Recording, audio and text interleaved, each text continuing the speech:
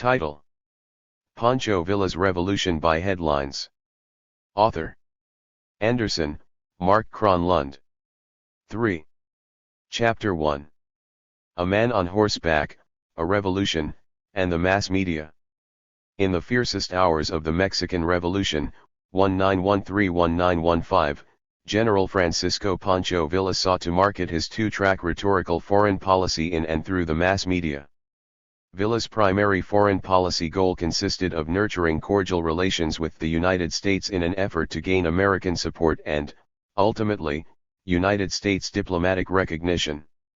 Secondarily, and partially to deflect hostile Mexican responses to his pro-United States actions and rhetoric, Villa also promoted himself in American and Mexican media as a Mexican nationalist. To accomplish these aims, Villa and his lieutenants implemented a comprehensive and nuanced propaganda effort to promote Villa's image in positive ways both in the United States and in Mexico. With customary bombast, he announced to a reporter for the Chicago Tribune in 1915, "I don't care what they write about me as long as it is the truth." 1. Villa galloped onto the international diplomatic stage in 1913 and remained there for 2 years. He rose from international obscurity to become a media sensation, from one revolutionist among many in early 1913 to Mexican revolutionary without equal 18 months later. So remarkable was his sudden visibility that in late 1914 he began to jockey for American diplomatic recognition of his movement. In early 1915 he attempted to seize the political 4. reins of the land by declaring himself in charge of the Mexican presidency, although he did not claim the presidency itself. Then, suddenly, in the spring of 1915, his fortunes plummeted, perhaps even faster than they had soared. A series of stunning military setbacks delivered by Villa's military nemesis, the Carrancista General Alvaro Obregón, signified the end for Villa. By the summer of 1915 his tenure as a viable national contender approached an unhappy conclusion. On October 19, 1915, Venustiano Carranza, Villa's erstwhile colleague and bitter rival, gained de facto American diplomatic recognition, effectively ending Villa's political struggle, though he continued to be with the national authority for several more years. In this book I examine the ways in which Villa and his two chief rivals in the Mexican Revolution, Carranza and the dictator Victoriano Huerta, each tried to sway the mass media's depiction of himself and his opponents, especially in the United States, and how those depictions were colored by Americans' long-held, belittling stereotypes of Mexicans. I begin in Chapter 2 by examining Villa's two-track foreign policy of plying friendly relations with the United States while publicly championing Mexican nationalism. The evidence shows that Villa conducted a rhetorically pro-American policy all the way, but he couched it in Mexican nationalistic terms. The overall pitch amounted to this: Villa's foreign policy was good for the United States and good for Mexico, too. Generally, Villa's policy actions reveal a cautiously choreographed sensitivity to American concerns, as Villa interpreted them, as well as to a domestic constituency that Villa feared might be alienated by over-obsequious, too friendly relations with the United States.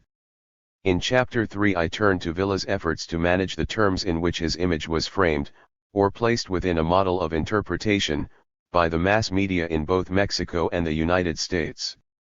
Villa explored a number of avenues to generate favorable coverage, including employing press agents in the United States, bribing 5.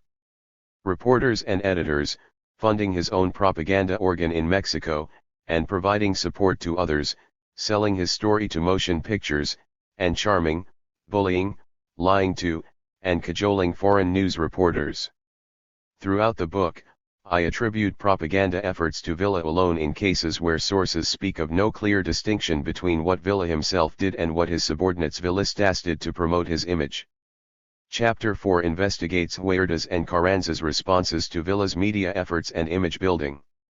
Huertista reaction to Villa's media posturing was highly charged, as Huertista officials expressed exasperation over their inability to have Huerta cast in a favorable light by American newspapers, despite energetic propaganda undertakings. Carrancistas, too, expressed consternation over an early lack of success in having Carranza portrayed favorably. Unlike the Huertistas media campaign, however, the Carrancistas propaganda efforts ultimately earned the desired rewards. In Chapter 5 I trace the historical evolution of American images of Mexico and Mexicans, as well as images cast of Mexico and Mexicans in the American press from 1913 to 1915.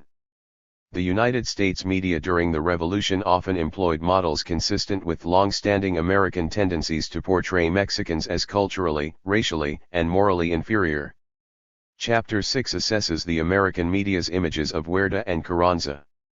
Both leaders were tainted and condemned by and for their Mexicanness, but for different reasons. The press framed Huerta as the archetypal Mexican savage and Carranza as the archetypal Mexican sneak. The American press's treatment of Villa is surveyed in Chapter 7.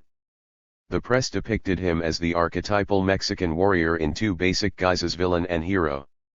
As warrior-villain, he was portrayed as less barbaric and depraved and more civilized than Huerta. As warrior-hero, the dominant framing, Villa very nearly emerged as fully Americanized, framed in a manner contrary to that of both Carranza and Huerta. 6. Finally, in Chapter 8 I assess how United States diplomatic correspondence treated Mexico and Mexicans, how it portrayed Villa, and how the press influenced the diplomatic record. Depictions of Mexico and Mexicans similar to those in the American press emerge in the diplomatic files. Villa was portrayed both favorably, as a Mexican warrior hero, and unfavorably, as a warrior savage, by representatives of the Woodrow Wilson administration. Bandit cum revolutionary. The Mexican Revolution, by the hand of Chihuahua's governor, Abraham Gonzales, adopted Villa in early October 1910. Villa had been a notorious bandit who first gained public prominence and sanction among the masses of north-central Mexico's poor through a long series of violent crimes committed against northern Mexico's hacendado class. At Gonzales's urging, Villa embraced the cause of Francisco I. Madero, the Coahuila hacendado challenging the 35-year presidency of strongman Porfirio Diaz. Villa rose to the rank of colonel in the insurgent army and played an active role in defeating federal forces at Ciudad Juarez in 1911. Not long after, the Revolutionary Front prevailed, forcing Diaz to resign and withdraw from Mexico, and Madero assumed the presidency. Meanwhile, in mid-May 1911, after quarreling with Madero, Villa retired to private life, operating a butcher shop in Chihuahua City. He rejoined the fray in the spring of 1912 after the revolutionary General Pascual Orozco rose against Madero, with whom Villa had reconciled. Villa was assigned to federal forces led by General Victoriano Huerta, who would later rebel successfully against Madero. As Orozco's rebellion was put down, Villa almost lost his life in a confrontation with Huerta, who leveled charges against him for insubordination. Only a last-minute intervention by Madero's brother, Raúl, saved Villa from death by firing squad. 7. Villa was incarcerated, however, in early June in Mexico City, where he awaited trial on the charges Huerta had brought against him. He took advantage of his time behind bars to become literate. I studied day and night there, and when I was given my freedom I could read and write well enough for ordinary purposes. A rifle sight was the only spelling book I knew until I was grown man, he told the Los Angeles Times. 2. But he was never given his freedom. He escaped the day after Christmas, 1912, and made his way north again. After crossing the international border on January 28, 1913, he quietly took up exile in El Paso, Texas. Yet again Villa rejoined the revolution when Huerta overthrew Madero and had both Madero and his vice president, José María Pino Suárez, killed on February 21, 1913. The common people of our country are the people who should reap the benefits of revolutionary change, Villa argued, outlining his philosophical opposition to the conservative Huerta. The grandees have enjoyed what prosperity there has been. The government's new land laws must allow them to own their own lands, and, above all else, own the profits. Agriculture, mining, and cattle raising must be encouraged instead of the make-believe variety which has been forced upon them for so many years. 3. Within 2 weeks of Madero's death, Villa and a small band of followers crossed the Rio Grande and took up arms against Huerta, who had proclaimed himself president. So began Villa's involvement in the next military phase of the Mexican Revolution. From bandit to media star to bandit. Villa's first foreign policy campaign to the mass media developed over the autumn of 1913 and early winter of 1914 in conjunction with several military victorious, the beginning of a series of highly charged events that marked turning points in Villa's revolutionary career and around which I have organized much of this book. 8. During this period Villa emerged as Mexico's most important revolutionary military commander. The cornerstone of his success was laid with the first taking of Turin. It was subsequently abandoned and recaptured, on October 1, 1913, after an intense 3-day battle. By late autumn he had captured the important centers of San Andres, Ciudad Juarez, and Chihuahua City in addition to Turin. By late January 1914 he had gained the whole state of Chihuahua, following through on his confident assertion, "We will strike a blow which the Huerta government will be unable to withstand." For at the same time, with blossoming intensity and to increasing interest, his story spilled across the front pages of the American popular press and even reached newsreel audiences at movie houses in the United States. The development of Villa's foreign policy paralleled his career as military commander and media darling. The political implications of his military emergence and the commensurate media presence he gained were intimately conjoined. His sudden and growing popularity in American mass media accounts should be seen first as a function of his burgeoning military prowess, second as a signature of his efforts to generate propaganda politically favorable to himself, and third as the reflection of American media notions about what constituted good copy. A second charged episode occurred in late February 1914, coincidentally at about the time Villa's media popularity veritably exploded in the United States.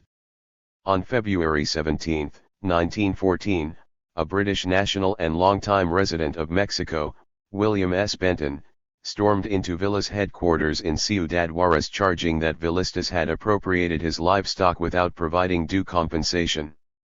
Benton was never seen alive again. In the ensuing weeks his fate became a diplomatic cause célèbre. Benton had been killed, it became apparent, either by Villa's order or by Villa's own hand. Because it supported Huerta, Great Britain demanded satisfaction both from Villa and, to a lesser extent, from the Wilson administration.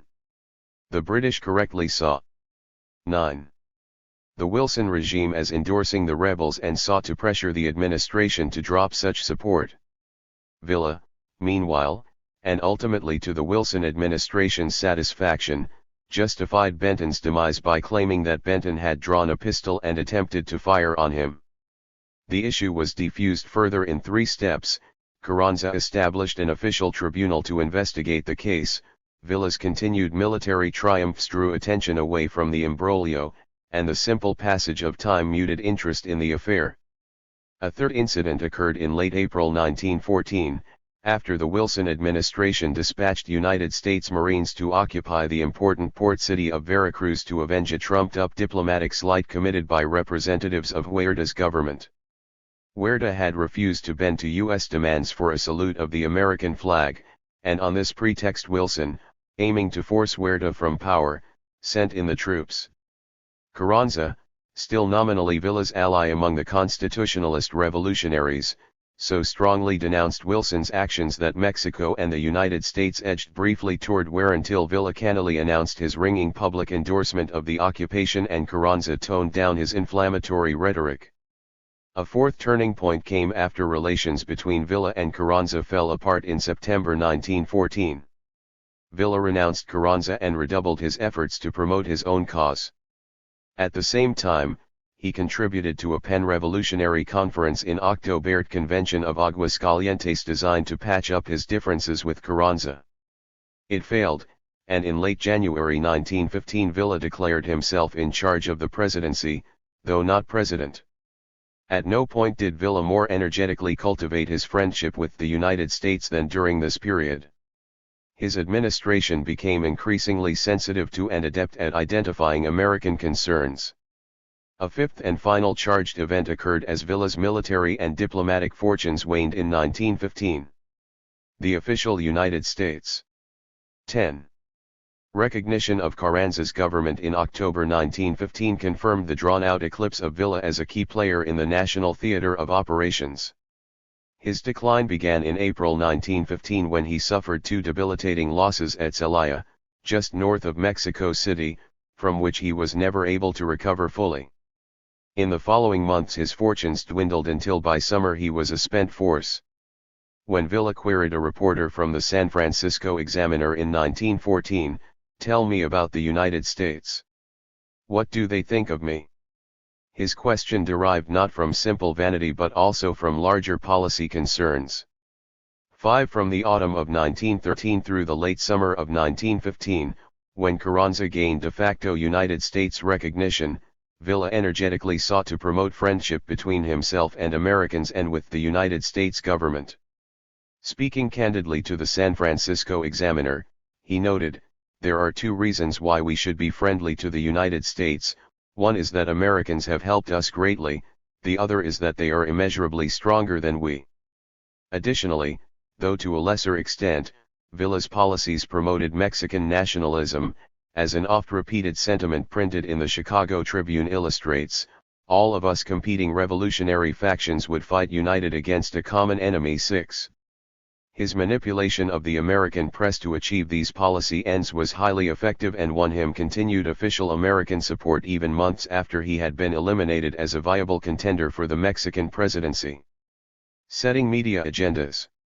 I focus in this book on three basic issues relating to the press in the Mexican Revolution. First, Villa's, as well as Carranza's and Huerta's, efforts to use the mass media as a foreign policy weapon to generate American support for himself and to blunt support for his rivals. Second, the depth and durability of American cultural 11.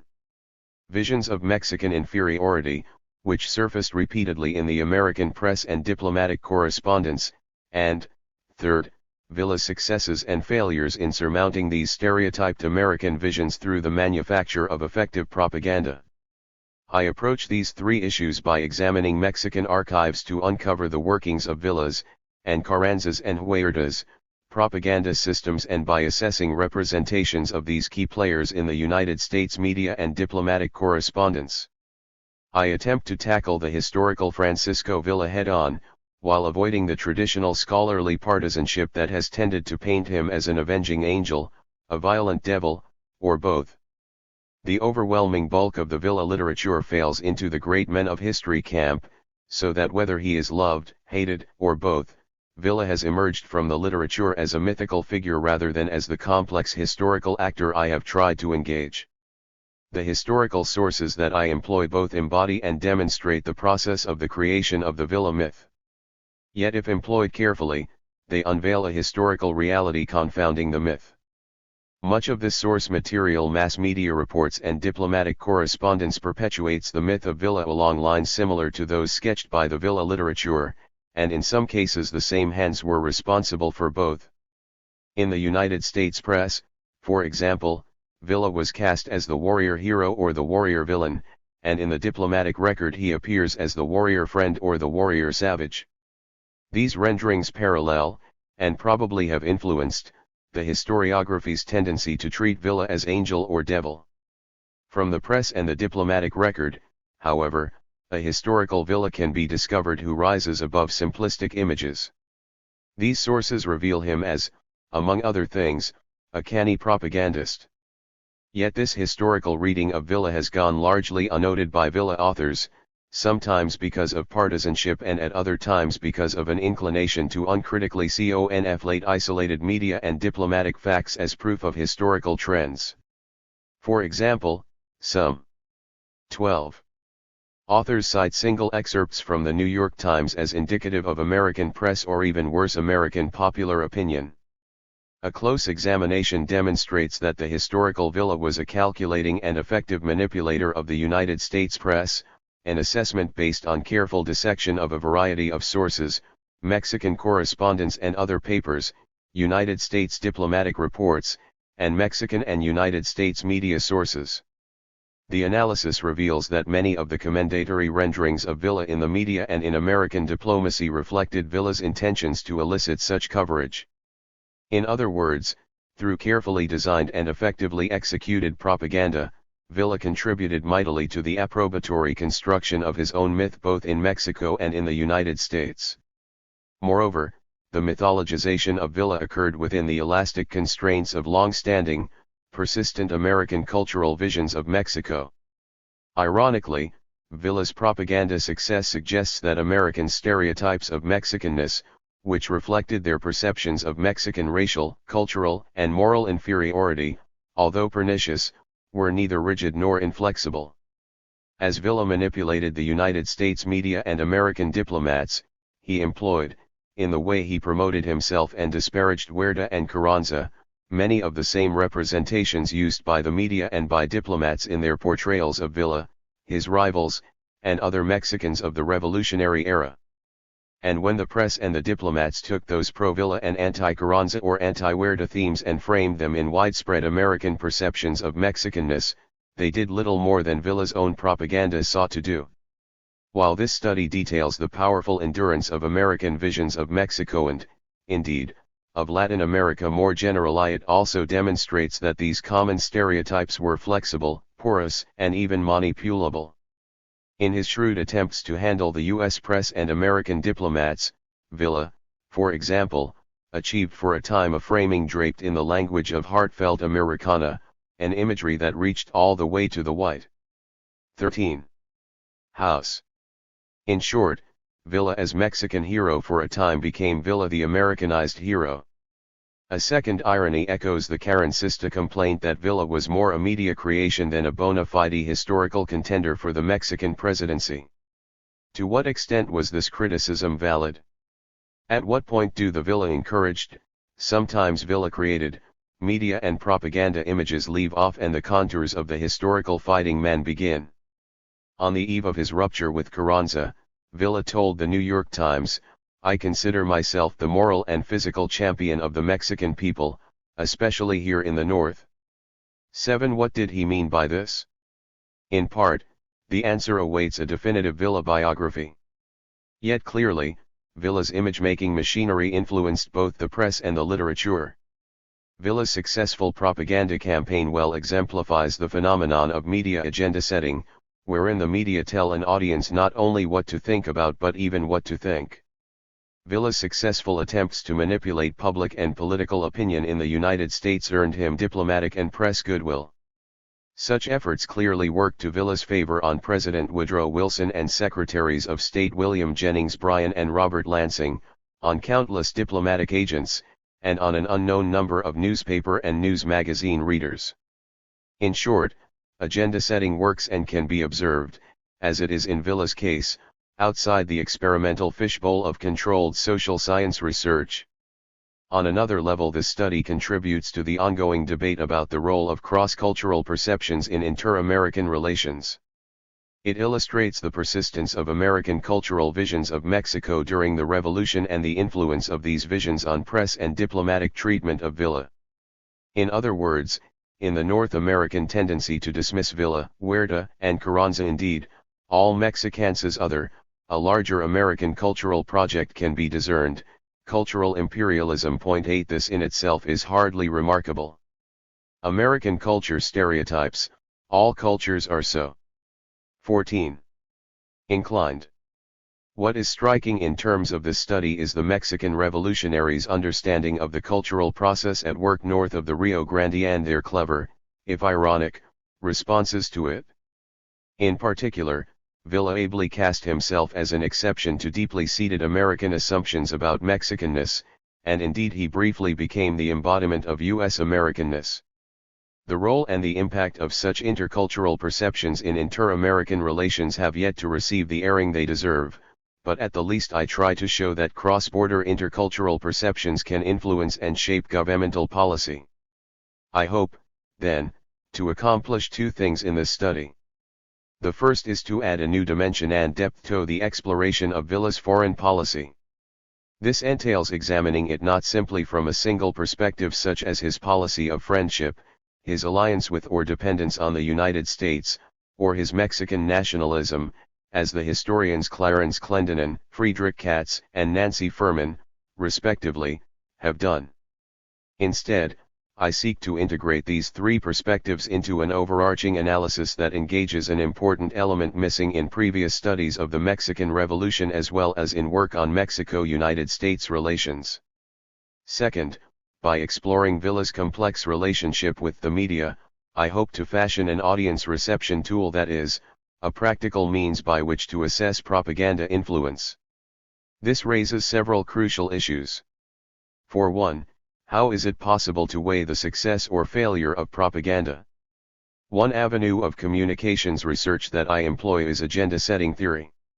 Its conclusions have been tested by a generation's worth of empirical study that relies on extensive public opinion polling. It assumes that if non-media influences can be factored out and if public opinion can be shown to have changed over time, then it has changed as a result of exposure to mass media. 10. Studying Villa's relationship with the press helps to confirm the premises of agenda-setting theory in a way that opens fresh possibilities for historical research. I analyze the contents of selected 15 newspapers and magazines, but how might I show that this media content influenced anybody? Obviously, I had no way to conduct an opinion poll, the standard method in traditional agenda-setting research. Instead, the answer lay in the American diplomatic record. By analyzing the contents of diplomatic dispatches, I was able to witness and assess the direct effects of media agenda setting on a particular reading audience, U.S. diplomats. A diplomatic paper trail loaded with media references and extracts and leading all the way to the White House confirmed that the United States media influenced American diplomatic opinion up to the highest levels of government. By helping to shape American media content, Villa's propaganda therefore also influenced American policymakers. In addition to using this media-conveyed influence, Villa also sought to manipulate American diplomatic agents directly, through personal contact. From this starting point I raise other queries. How did Villa and his rivals, Carranza and Huerta, attempt to use the press as a foreign policy weapon? To what extent were their efforts successful? Further, what sorts of images of each leader emerged in the press? And what were some of the influences, apart from propaganda, that shaped those images? Finally, how was Villa portrayed in United States diplomatic correspondence, and in what respects were such depictions similar to or different from press portrayals?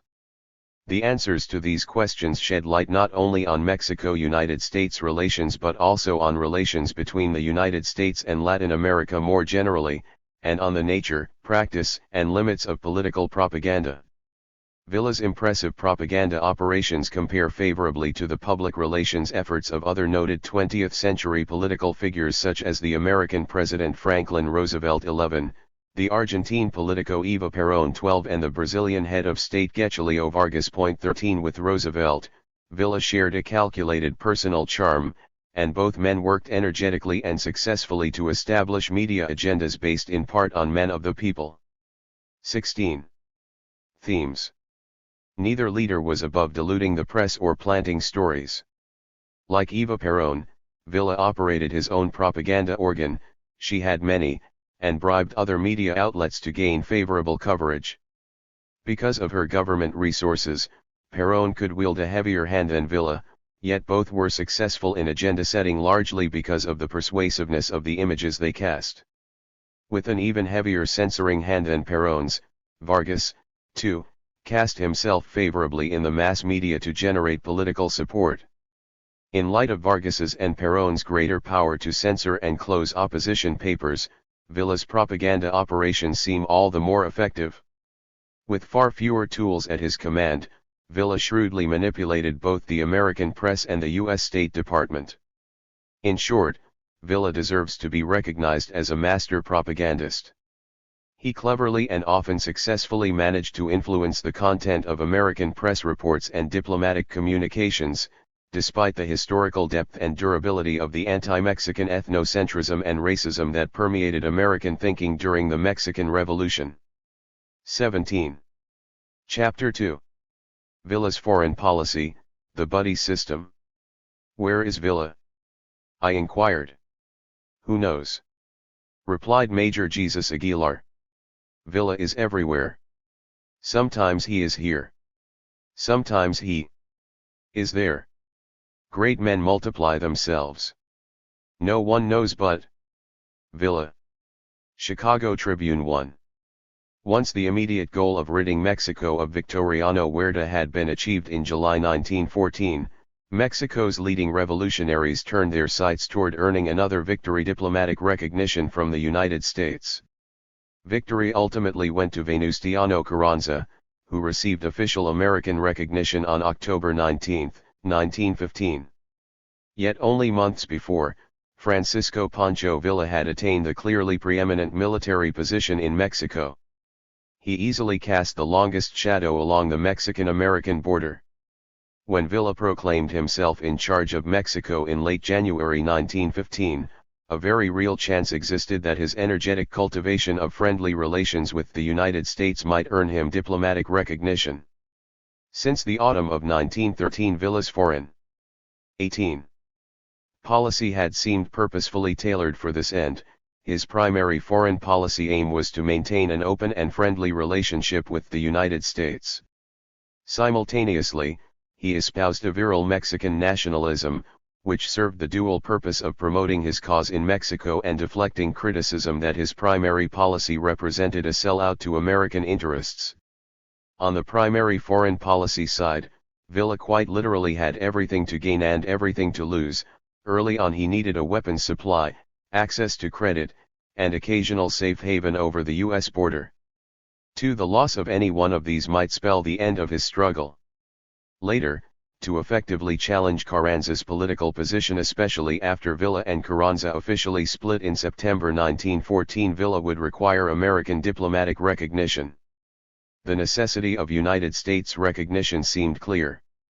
Without it, Huerta had been unable to survive. 3 And once Carranza had won it, the United States lent him material support that enhanced his military position relative to Villa's.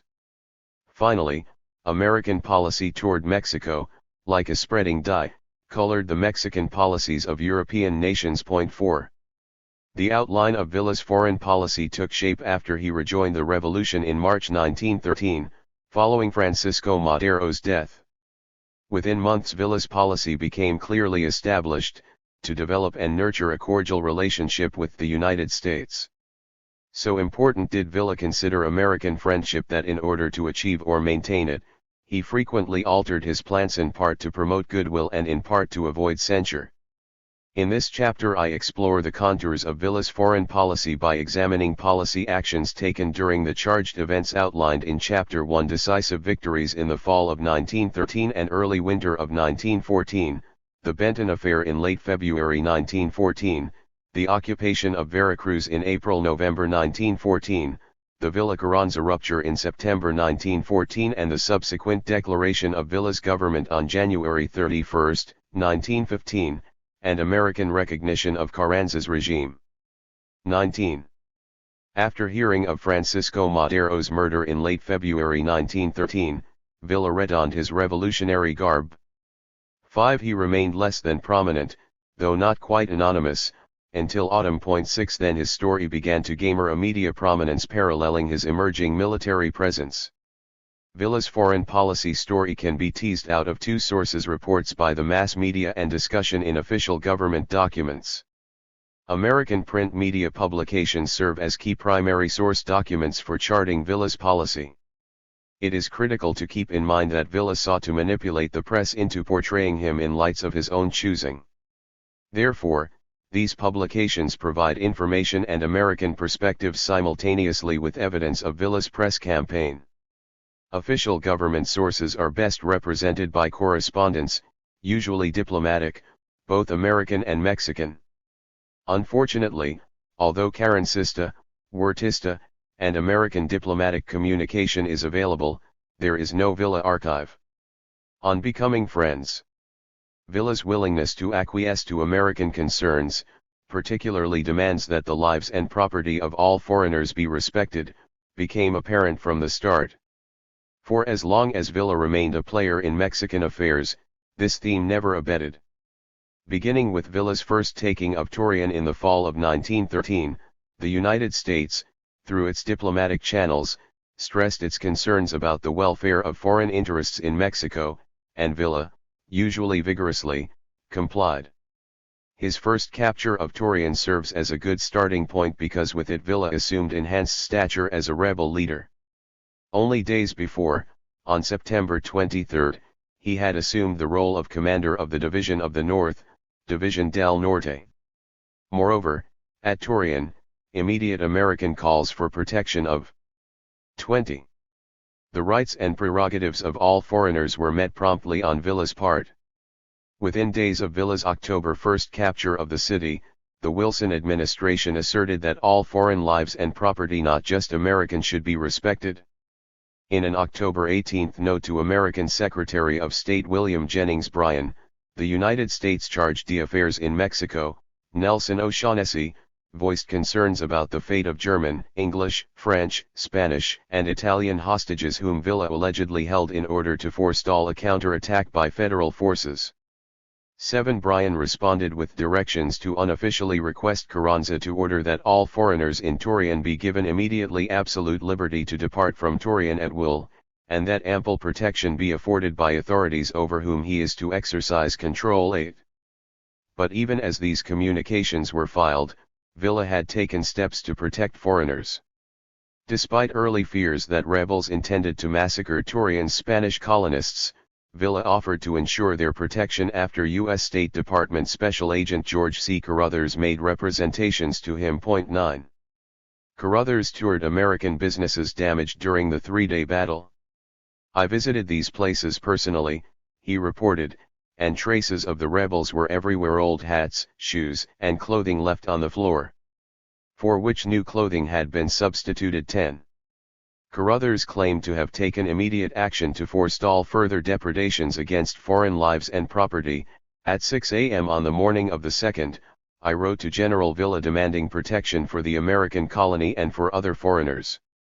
At 8:45 I received a reply from him stating that it was his intention to give absolute protection to the American colony and their interests, as well as to other foreigners and their properties, and that he was sending an officer with 25 men to me to act under my orders in protecting American property. 11.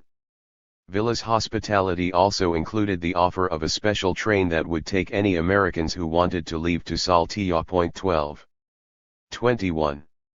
Additionally, Carruthers reported that Villa had informed him that it was his intention to favor Americans in every way possible, inasmuch as the United States had never recognized the Huerta government, and for that reason we deserved more consideration than any other nationality. 13. Villa's good intentions seemed to be compromised, however, when news surfaced that he planned to exact forced loans from all merchants and that he had issued a proclamation requiring all merchants to accept his fiat money at face value. Carruthers again took action, and again Villa proved amenable to American persuasion. Villa left enforcement of the loan extraction in the hands of one of his lieutenants, Lázaro de la Garza. And de la Garza, Carruthers noted, had already been made aware that Americans had been advised not to pay it. Carruthers considered any Villista reaction to non-payment most improbable. 14. The imposition of Villa's currency, meanwhile, proved not to be an issue of contention, because most companies agreed to accept it. 15. In short, from a Villista perspective, Villa's foreign policy actions at Torreon had succeeded fully. He not only placated United States interests but also positioned himself as being sensitive to them. Clearly, this served Villa's self-interest inasmuch as, first, he might hope to gain political mileage from his friendliness at a later date, and, second, he had identified and was fulfilling a sort of quid pro quo for the earlier American refusal to recognize Huerta's government. Yet Villa's protections at Torreon did not inspire across-the-board confidence on the part of American diplomatic agents in Mexico, nor did Villa offer blanket protection to all foreigners at all times.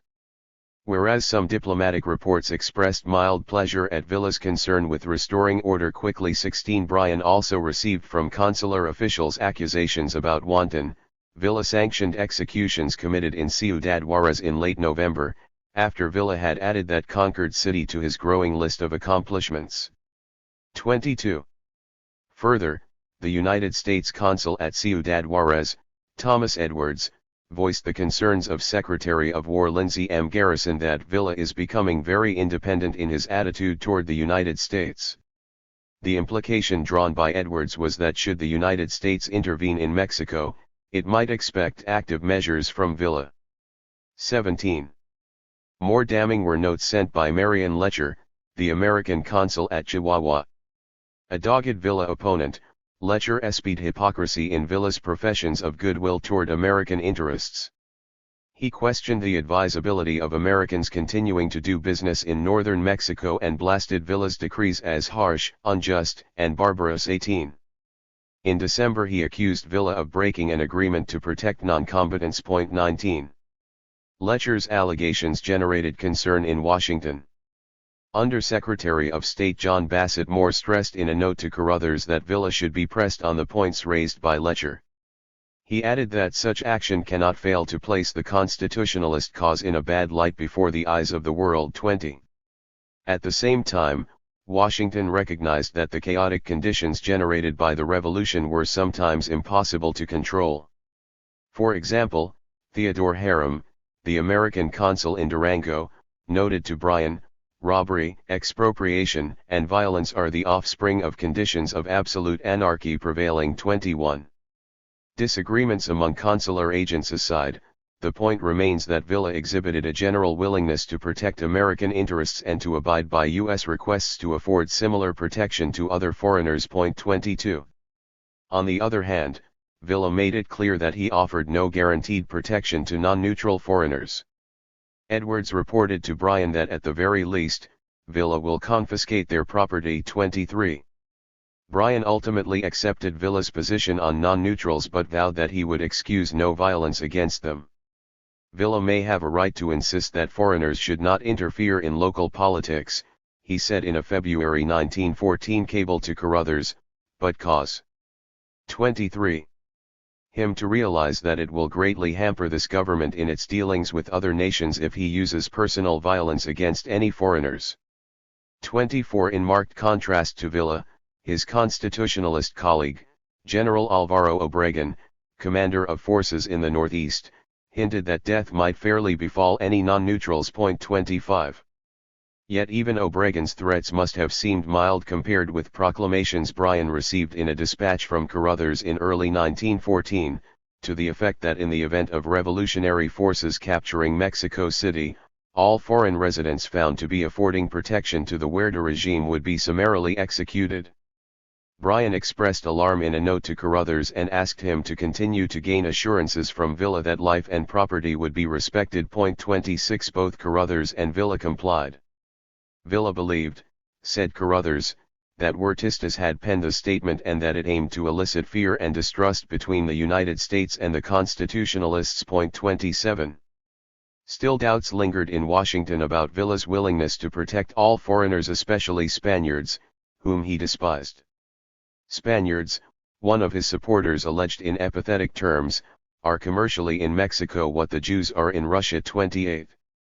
And while Villa had heeded American demands to respect Spanish rights, as he prepared for a second time to move on Torreon in February 1914, he also continued to receive reports from his own sources that Spaniards there were actively assisting in federal efforts to defend the city. 29. Nevertheless, Villa respected United States wishes and provided protection to the Spaniards at Torreon, despite the frustration expressed by Carruthers that the Spaniards remained ungrateful for the help. 30.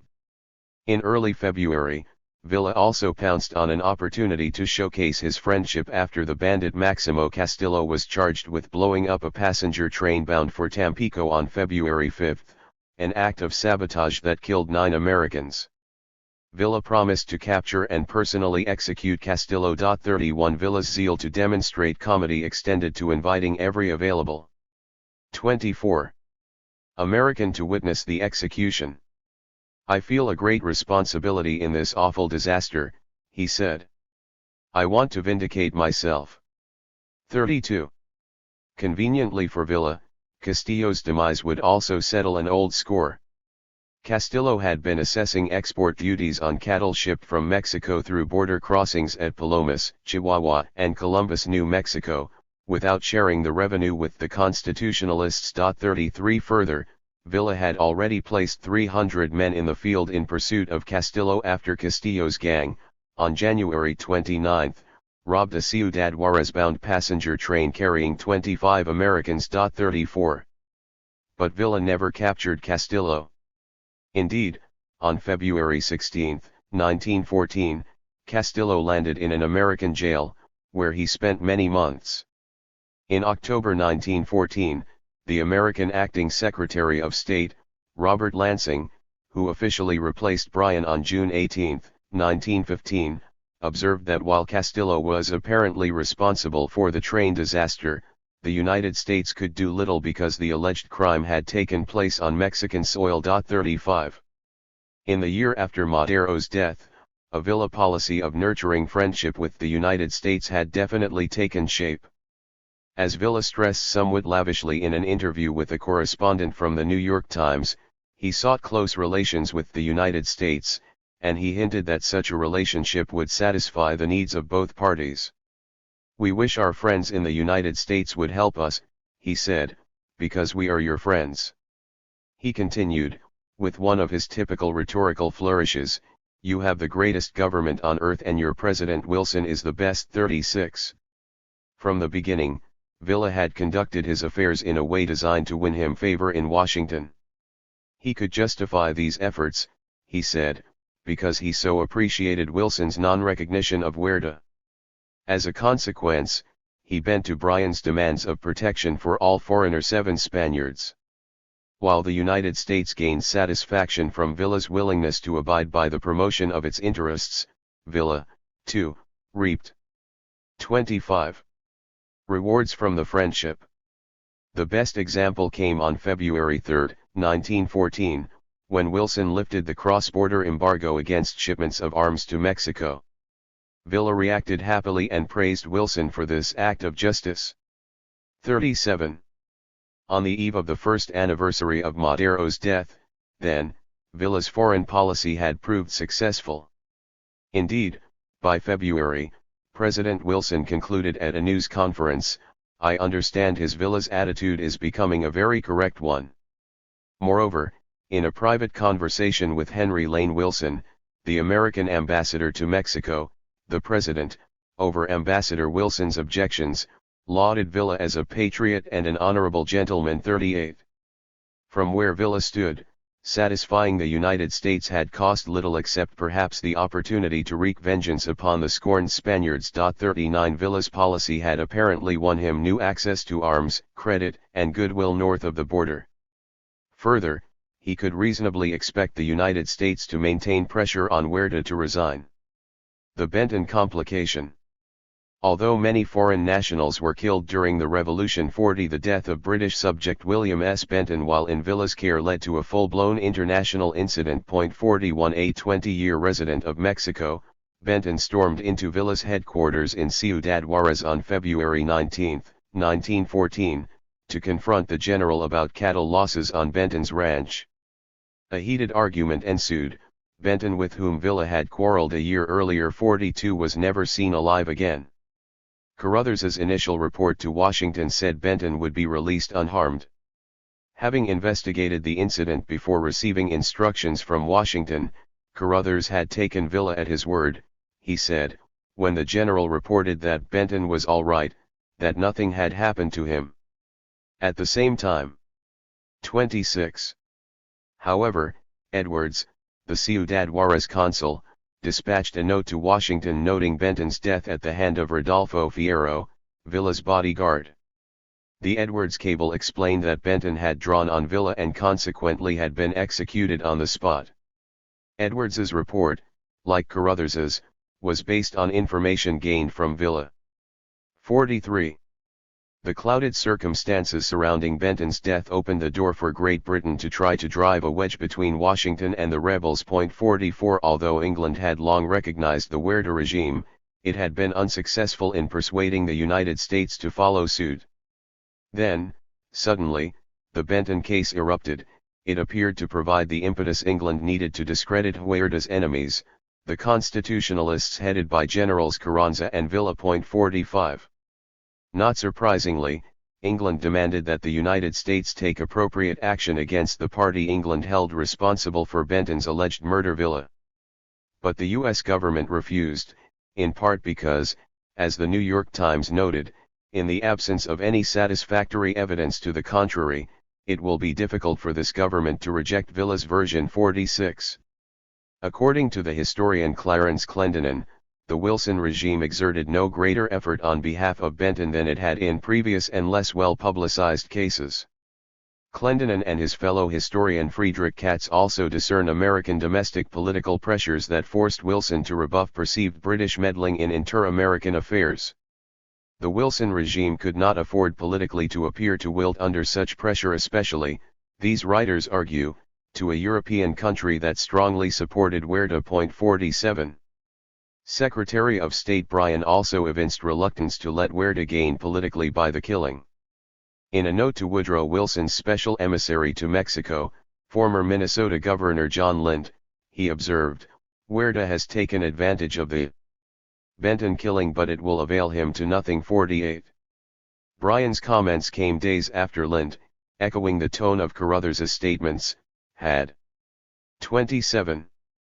Informed the secretary that Benton was a quarrelsome, domineering Englishman, very abusive at times. A man who knew him well, said he had abandoned his wife in England and lived with a Mexican woman. 49. From Chihuahua, Marion Letcher put a similar spin on events, writing that the Englishman addressed Villa menacingly and abusively, and the latter stepped behind him on the pretext of opening a door, felt for and discovered a pistol on Benton and then sprang upon him. 50. Then Villa had Benton shot without trial, the cable continued. Letcher concluded that Villa simply did not understand the seriousness of the case. 51. In subsequent cables, Carruthers claimed that Benton went to visit Villa seeking trouble, 52, and he stressed that Villa had witnesses to support his story. 53. Carruthers also opined that while such incidents as the Benton execution are lamentable, we may expect others to happen before the end of the struggle. 54. Villa, meanwhile, engaged in damage control. His final position, and the one he communicated to Carranza, claimed that Benton had been shot after a court-martial had found the Briton guilty of attempting to assassinate the general. 55. Villa explained that during the argument Benton had drawn a revolver and menaced him. But Villa was quick and summarily disarmed the Briton. Then Villa convened a military tribunal, which heard the case and sentenced Benton to death. 56. In keeping with this new story, one of Villa's publicly released statements read, "A court-martial sentenced Benton to death with complete justification, due to his crimes in having made an attempt on my life, as I am able to prove." 57. In short, according to Villa, Benton had threatened his life, and so killing him was only appropriate and entirely legal. 58. Cleverly, in a press release, Villa sought to justify the event by citing American Army regulations that would have pardoned a killing under similar circumstances in the United States. 59. In both the United States and England, the killing generated intense publicity, to which the constitutionalists reacted keenly. 60. 28. And the issue refused to die, in part because Villa's changing story suggested unreliability on his part. 61. After all, he had told several versions of it: that Benton was about to be released, that Benton had been gunned down by Fierro on the spot, and that Benton had been tried and executed for making an attempt on Villa's life. A final complication derived from Villa's initial reluctance to release the corpse, though he noted shortly, "When the time comes to do it, I will comply with my obligations." 62. Bryan believed that an autopsy by American experts would, at the least, have absolved Villa from charges that Benton had died under circumstances other than those Villa claimed.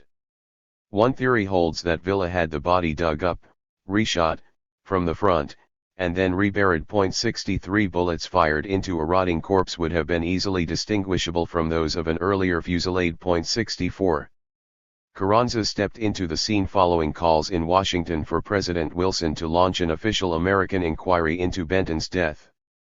Carranza expressed unconditional support for Villa and rejected the idea that any foreign board of inquiry had the right to meddle in what Carranza considered to be solely a Mexican matter. .65 Further, in a bold move aimed at forcing Great Britain either to back off or to grant the Constitutionalists de facto recognition, he issued instructions that forthwith his office alone would deal with foreign officials. .66 Under pressure, however, Carranza partially relented to bipartisan American calls for a commission to investigate the case by appointing his own board of inquiry. .67 But he made it clear that he considered the issue to be a matter for Mexico alone to judge. Bryan expressed relief at Carranza's apparent willingness to compromise, albeit slightly, and claimed that it would assist the constitutional cause. 68 By early March the issue began to fade under the glare of more pressing revolutionary concerns. Villa's preparatory moves for a second campaign against Torian drew media attention away from 29. The Benton affair. Similarly, Carranza had dampened interest in the incident by ordering an inquiry. Both available evidence and recent scholarship point to two explanations for Benton's death, neither of which supports Villa's official story. The first holds that Benton met his end at the edge of a shallow pit intended to be his grave. After the initial argument with Villa, according to this version, Fierro led Benton away and forced him to watch soldiers dig his grave. Then Fierro smashed Benton's skull with a shovel. Any release of Benton's body in such a condition would surely have worked against Villa's pro-American policy, because it would have suggested, first, that Villa did not seek to protect foreigners as he professed, and, second, that Villa had lied about the circumstances of Benton's death. 69. Another report comes from Villa's widow, Luz Corral de Villa, who claimed, according to one of Villa's many biographers, that she was bringing in a tray of lunch for the general just as Benton and Fierro both drew 70.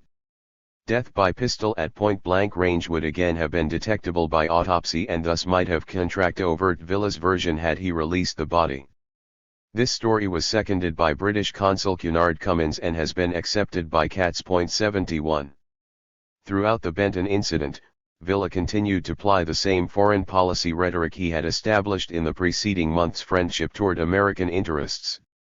He might well have concluded that his policy was succeeding, despite the heat generated by Benton's death. After all, the United States had rebuffed the British government over the affair, in favor of Villa. Further to Villa's good fortune, as alluded to by the Los Angeles Times, media interest in the Benton affair had all but disappeared by early March. 72. Villa had re-entered the revolutionary struggle a year earlier as a bandit and had fought his way to a measure of political and military respectability, and the leadership of a sizable army, through a series of convincing military engagements. Even if his 30. policy reputation had been tarred slightly by the Benton killing, the setback had been momentary. Now, with the Benton killing behind him, in April 1914 Villa's foreign policy became more sensitive to the detection of American concerns and correspondingly quicker to react to them. In March and April, as he led his forces successfully against the strategic center of Torian and, later, unsuccessfully against Tampico, Villa pledged to maintain his practice of providing protection to foreign interests. 73 Bryan responded gratefully. 74 There was a catch in Villa's pledge, however his animosity towards Spanish colonists seemed to remain undiminished. From Torian, Consul Ham identified a three-step Villa approach to dealing with foreign interests. First, Americans remain the most favored with absolutely no restrictions placed upon their business transaction.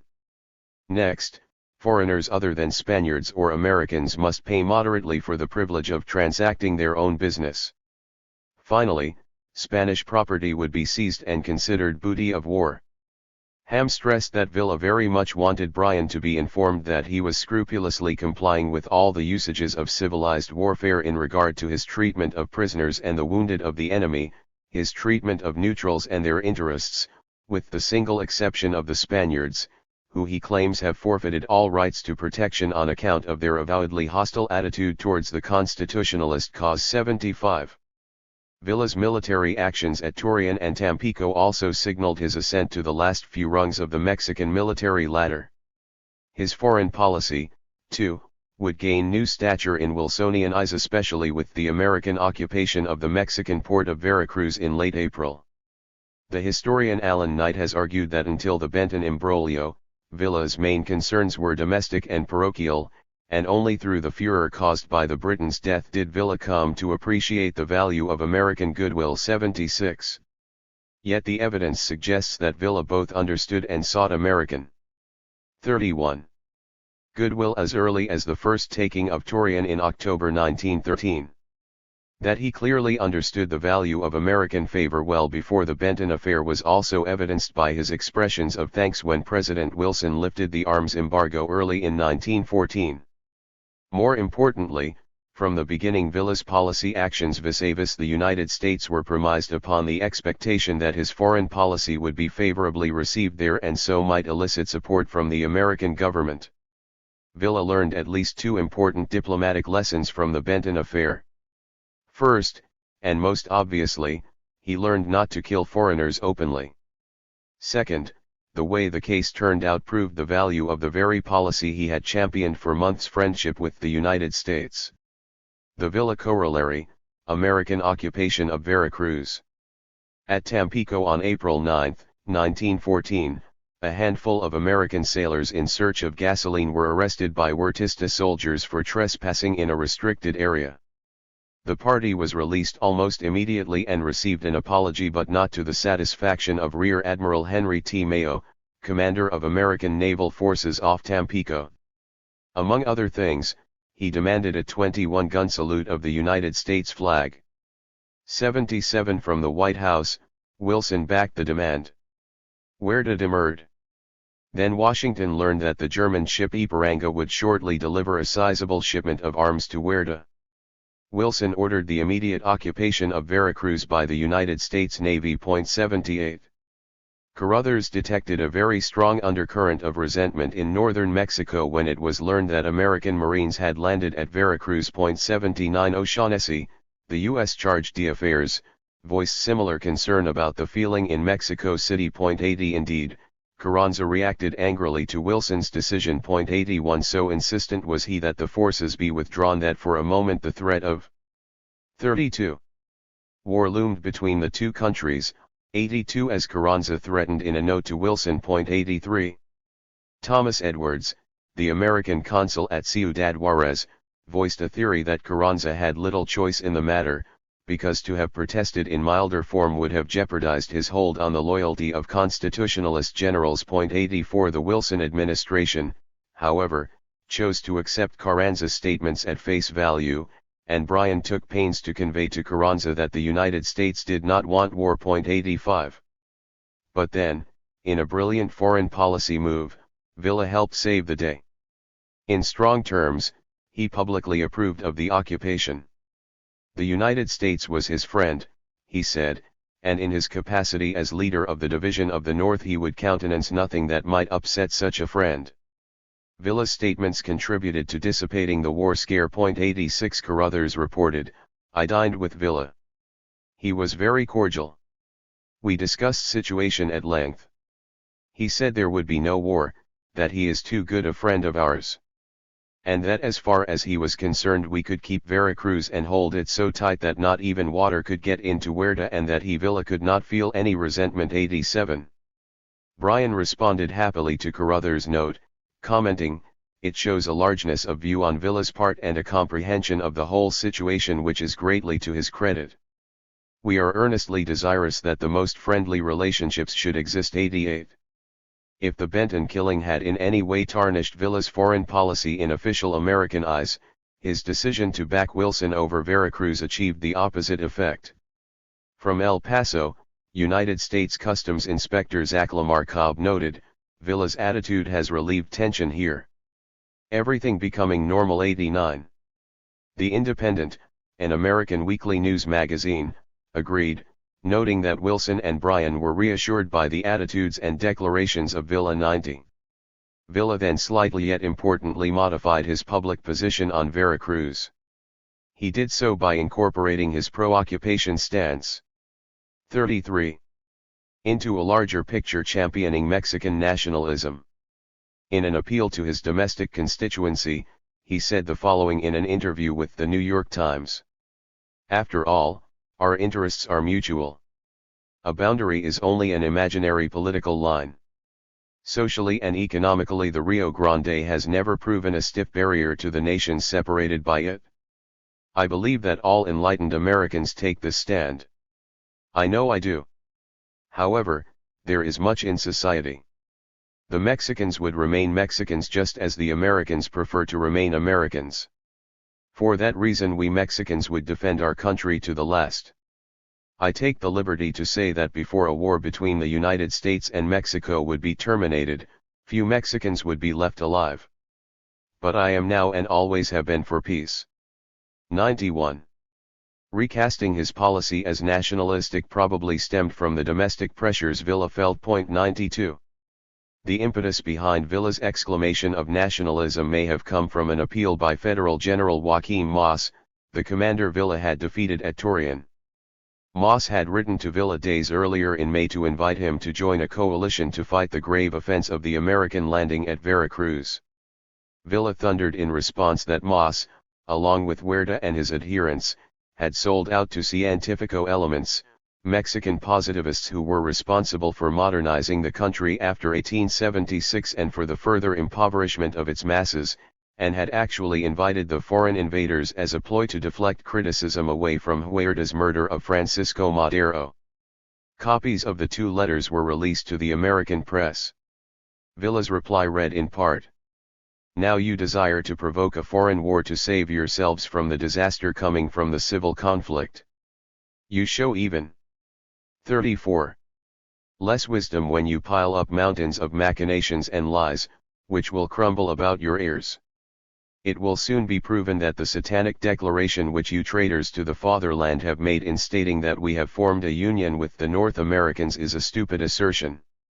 The constitutionalists have the desire to do all possible to avoid a foreign war, but if we are not able to avoid it we will face the two enemies, the powerful stranger and the depraved compatriot. 93. The Veracruz occupation, which lasted into November, gave Villa's primary foreign policy the opportunity to shine. This policy to placate American interests blended with Wilson's own policy hand in glove at Veracruz. In short order, Villa had taken advantage of an opportunity to express his friendship tangibly and to outmaneuver Carranza politically on the foreign policy front. Villa also wrote to Wilson, downplaying the worthy pride of Carranza as quite excusable, albeit misguided. Carranza did not really intend to convey hostility toward the United States, he stressed. 94. But Villa's unmistakable point was that Carranza had expressed hostility, whereas Villa had voiced just the opposite. Wilson seemed satisfied, too.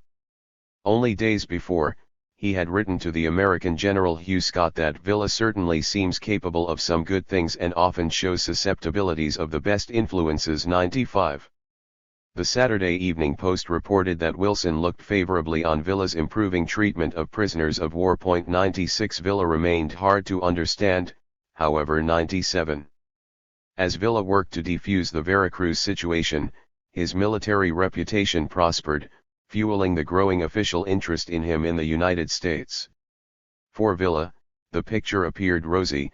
His foreign policy had generated expressions of friendship from the United States, whereas Carranza's policy, which championed nationalism first, earned a contrary reaction from Washington. At least for an 35.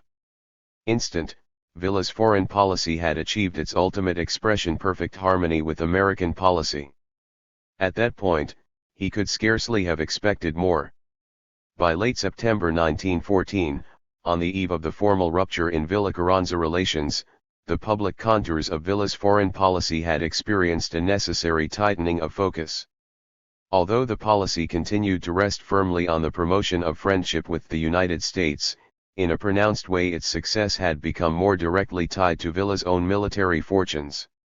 In the past, he had fought the rhetorical component of the battle against Huerta alongside other constitutionalists. But by November 1914, after the Convention of Aguascalientes had failed to bridge the differences between Villa and Carranza, he was on his own. Lack of success on the battlefield might now be translated in Washington as failed policy. Villa had to win militarily, on his own, to remain politically viable both in the United States and in Mexico, because without political viability in Mexico he would not be taken seriously by the United States. Over the top. The outbreak of World War I in Europe in August 1914 drew American interests across the Atlantic Ocean, far from Mexico's shores. Meanwhile, the Mexican Civil War raged on. During the months following the Veracruz landing, the Villa-Carranza Association collapsed. Huerta resigned and fled in mid-July, and by late September Villa had disavowed Carranza's constitutional authority. The conference held in October at Aguascalientes failed to patch up their differences, and by December Villa and Carranza were on a collision course. 98 By Christmas 1914, not only had Villa taken Mexico City but his armies stood poised to strike a final and crushing blow at Carranza's forces.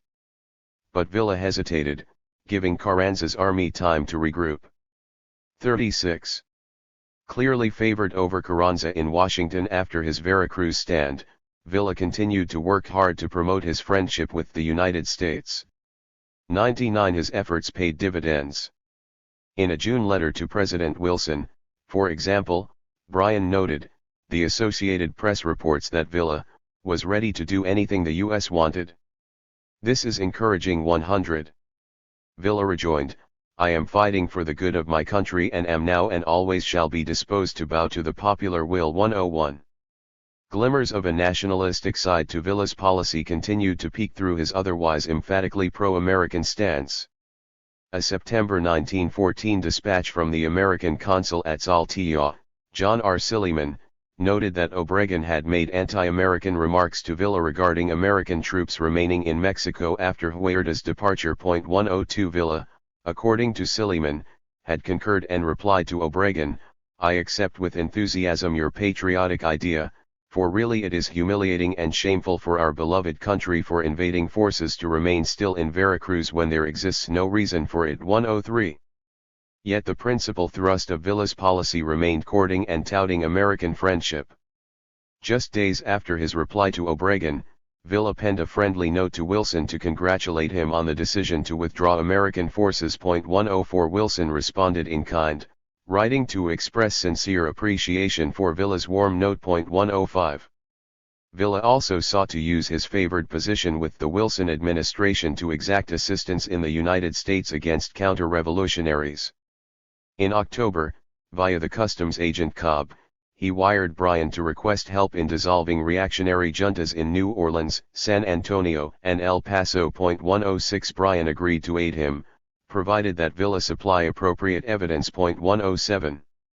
Meanwhile, the United States continued to press Villa to afford protection for foreign interests. The American diplomatic correspondence teems with reports of deplorable conditions for aliens in Mexico. Although many reports to Washington cite Villa's friendly rhetoric, others stress the State Department's desire that 37. Villa adhere to his policy of friendliness. 3 examples illustrate American concerns and Villa's responses to them. First, the anti-American attitude taken by Sonora Governor José M. Maturina, a Villa partisan, generated mild alarm in Washington. 108 Bryan made representation to Villa via Frederick Simpich, the Nogales consul, about curbing the anti-American and anti-Carrancista content of Maturina's controlled press, because it threatened to spoil the harmony that Bryan desired among the revolutionaries. Further, Bryan expressed concern about the random public violence committed by some of Maturina's adherents, which, again, imperiled Bryan's hope for a peaceful settlement of Villa-Carranza differences. A week later, Simpich reported that Villa had moved to fix the problems. 109 When they again flared up, Carruthers noted, Villa continued to take action to address American worries and reapplied pressure on Maturina, but Carruthers also pointed out that the anti-Carrancista propaganda reflected a joint Maturina-Villa endeavor. 110.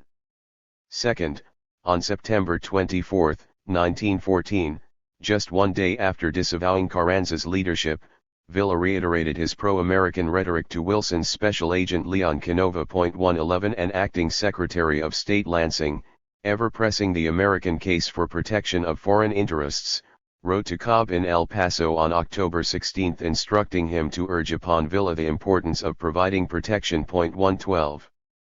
Third, Lansing cautioned Villa about the extreme importance of taking steps to prevent looting and general disorder as Villa stood poised to capture Mexico City in late November. 113 Carruthers answered, "There will be no disorders.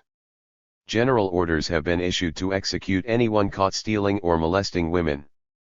Excellent order reigns in all cities that have been occupied by Villa's troops and citizens." Appear Content 114. Lansing was much disappointed and distressed to be informed that Villa was executing political prisoners in Mexico City. 115 The executions continued, but so did Villa's pro-American rhetoric.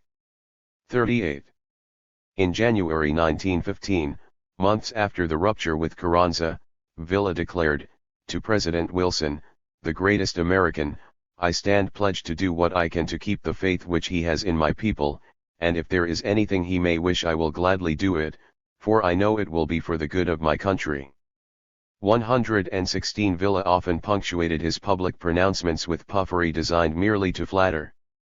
But the pressures of unremitting warfare in the winter of 1915 suggested that a new and possibly hostile reality for foreigners, including Americans, was on the horizon. Villa's easily gained war booty had been spent, and he increasingly found it necessary to tax foreign elements forcibly. Yet messages received in Washington did not paint a clear picture of his actions. In early February Cobb reported, "I am confident there will be no further exactions." 117 Yet. One day earlier State Department confidant José Manuel Cardoso de Oliveira, Brazil's minister to Mexico, suggested just the opposite, that exactions would continue and, because of the economic ravages of war, would probably increase in frequency. 118 Within 8 weeks Cobb fell in line with Oliveira's assessment, noting a tendency to confiscate any kind of property which might be readily turned into cash. 119. The public gloss on Villa's policy of rhetorical friendship did not tarnish in 1914, despite a pronounced second current to his policy, Mexican nationalism, that partially belied his publicly trumpeted adulation of the United States. Yet on at least 2 occasions, seen a pronouncement to the New York Times and in a note to Obregón, Villa expressed support for a Mexican nationalism that resented the Veracruz occupation. He suggested, moreover, that he would have little hesitation in fighting the United States in a war if conditions, unspecified, warranted. Villa's nationalistic policy current, which in the United States was publicly subordinated to his pro-American rhetoric, would continue well into 1915. Even during the early winter of 1915, when cracks in the foundations of his economic support made it 39. difficult for him to continue the policy without modification, Villa maintained his policy of friendship. Time and again he professed friendship to American diplomatic agents. On becoming dictator, Villa's fortunes endured sweeping change over the late winter and spring of 1915. Despite oft-repeated claims that he would never do so, on January 31, 1915, he declared himself in charge of the presidency. 120 He claimed to rule on behalf of the Democratic as it declared itself to be Convention of Aguascalientes. 121 In fact, he ruled as dictator, by decree. Further, because of the critical state of his pecuniary affairs, his decrees often generated tension with the letter and spirit of his pro-American policy. In early March, Villa's nationalism again poked through the veneer of his carefully scripted pro-American rhetoric. Asked by the Associated Press about reports that he would support American intervention provided he would be made commander of such a move, Villa hotly denied the charge. "There is nothing more grotesque and absurd than such an assertion, since I, as a true Mexican, have always insisted that all our troubles be settled solely among ourselves. Should, Unfortunately, some nation invade our territory, I would be ready to fight against it without measuring the danger or the number of invaders. All of us would unite against the common enemy. 122. A final decisive turn of events began in April after Obregon's forces soundly drubbed Villa's losses from which Villa would not recover. In a series of battles lasting through June, Obregon drove the final nails into Villa's military and political coffin. 123 But although financial and strategic considerations forced Villa to test the mettle of his pro-American policy rhetoric, during this period he plied his foreign policy more pointedly and sensitively than ever before. 40. A March 1915 report issued to Woodrow Wilson by Duval West, another of Wilson's special agents to Mexico, 124 typified the official assessment of Villa by American agents in the field. It stressed Villa's interest in receiving formal American diplomatic recognition. 125 At the same time, West outlined for Wilson his best estimation of Villa's main achievement: success in restoring and maintaining order while also pointing out his limitations, failure in the rule of fair and just law, and a tendency toward failure on moral grounds because of unsubstantiated rumors that he had forcibly taken several women. 126. Two early measures decreed by Villa in his capacity as dictator drew the ire of influential American interests in Mexico, to which Villa responded quickly. The first decree largely sought to return mining properties, mainly unutilized or underutilized, to the public domain. It allowed for forfeiture of properties in cases of voluntary cessation of work for 90 days or more, insufficient development of the property, or neglect to meet prescribed construction requirements. The State Department viewed it as harmful to American interests. 127 Rumors also circulated that Villa intended to proclaim a similar law for ranch properties. 128.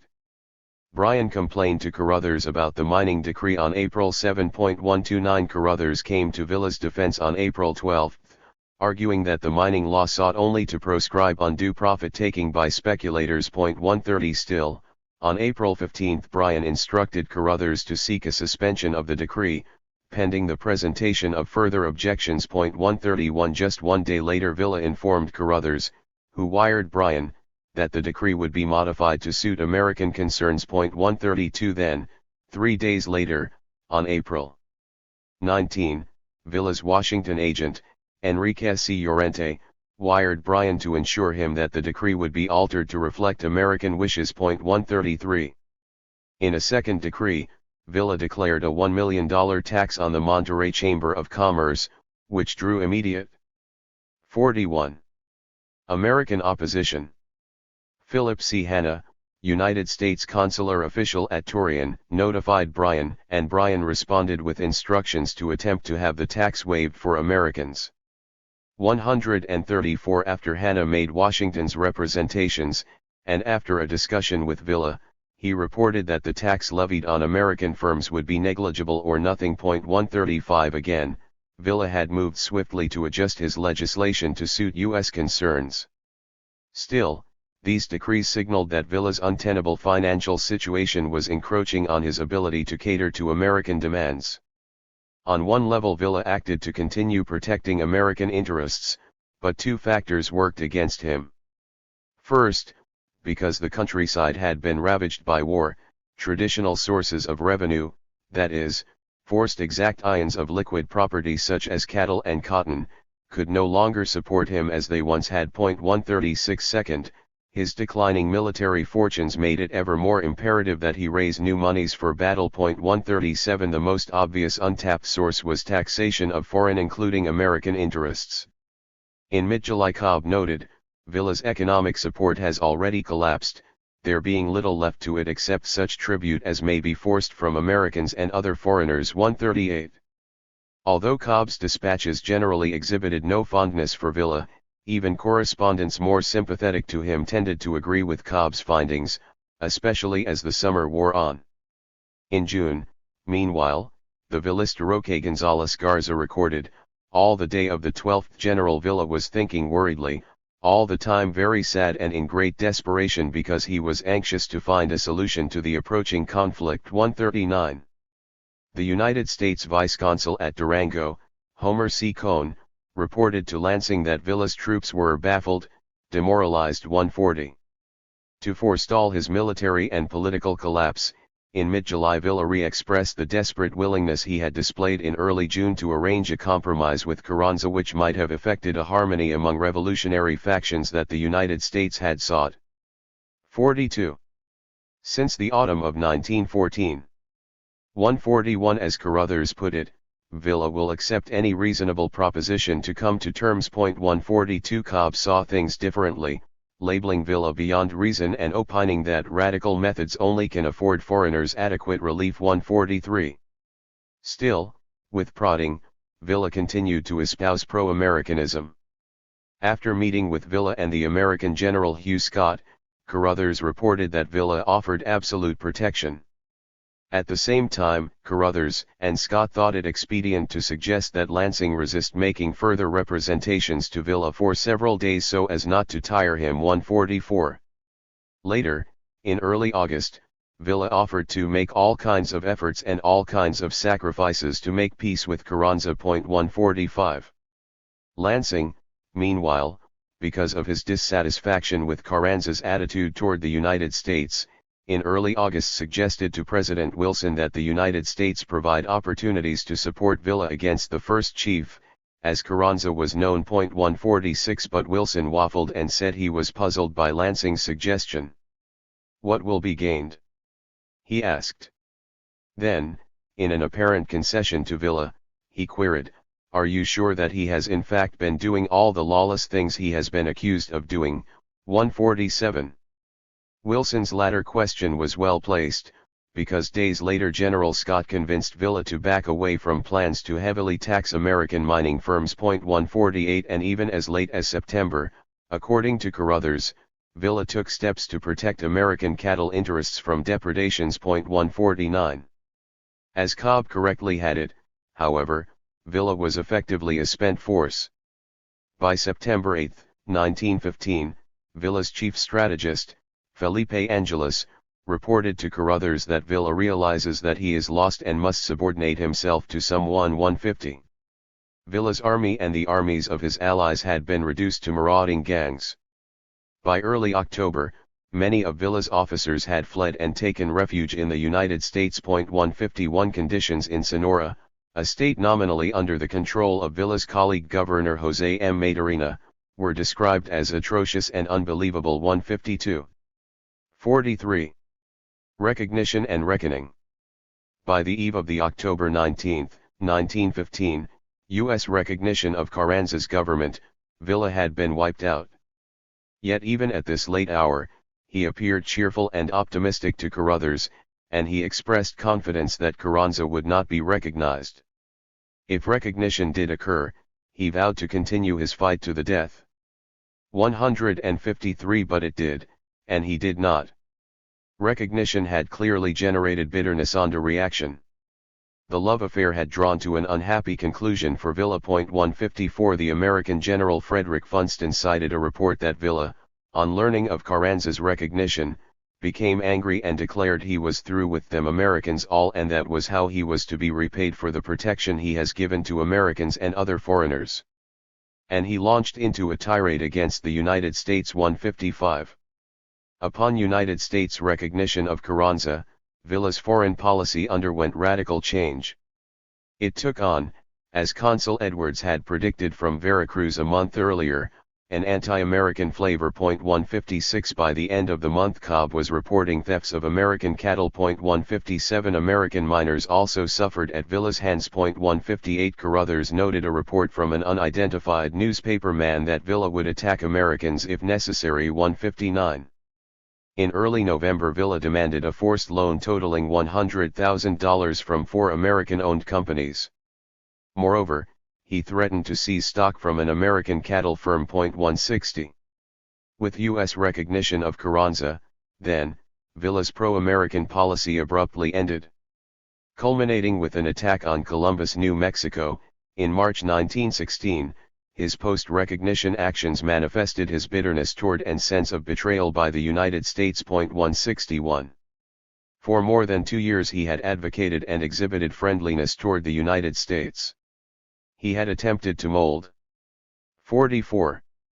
A policy rhetorically congruent with and amenable to American interests. His actions occasionally belied his words, as Villa's devolving story during the Benton affair illustrated. But he had learned from this imbroglio, as shown by the quickness he displayed in modifying his mining decrees in 1915. And when a misstep was made in predicting U.S. concerns, Villa showed no compunction about changing stories to meet perceived foreign policy needs, sounding and acting pro-Americanas. Again, the Benton affair showed.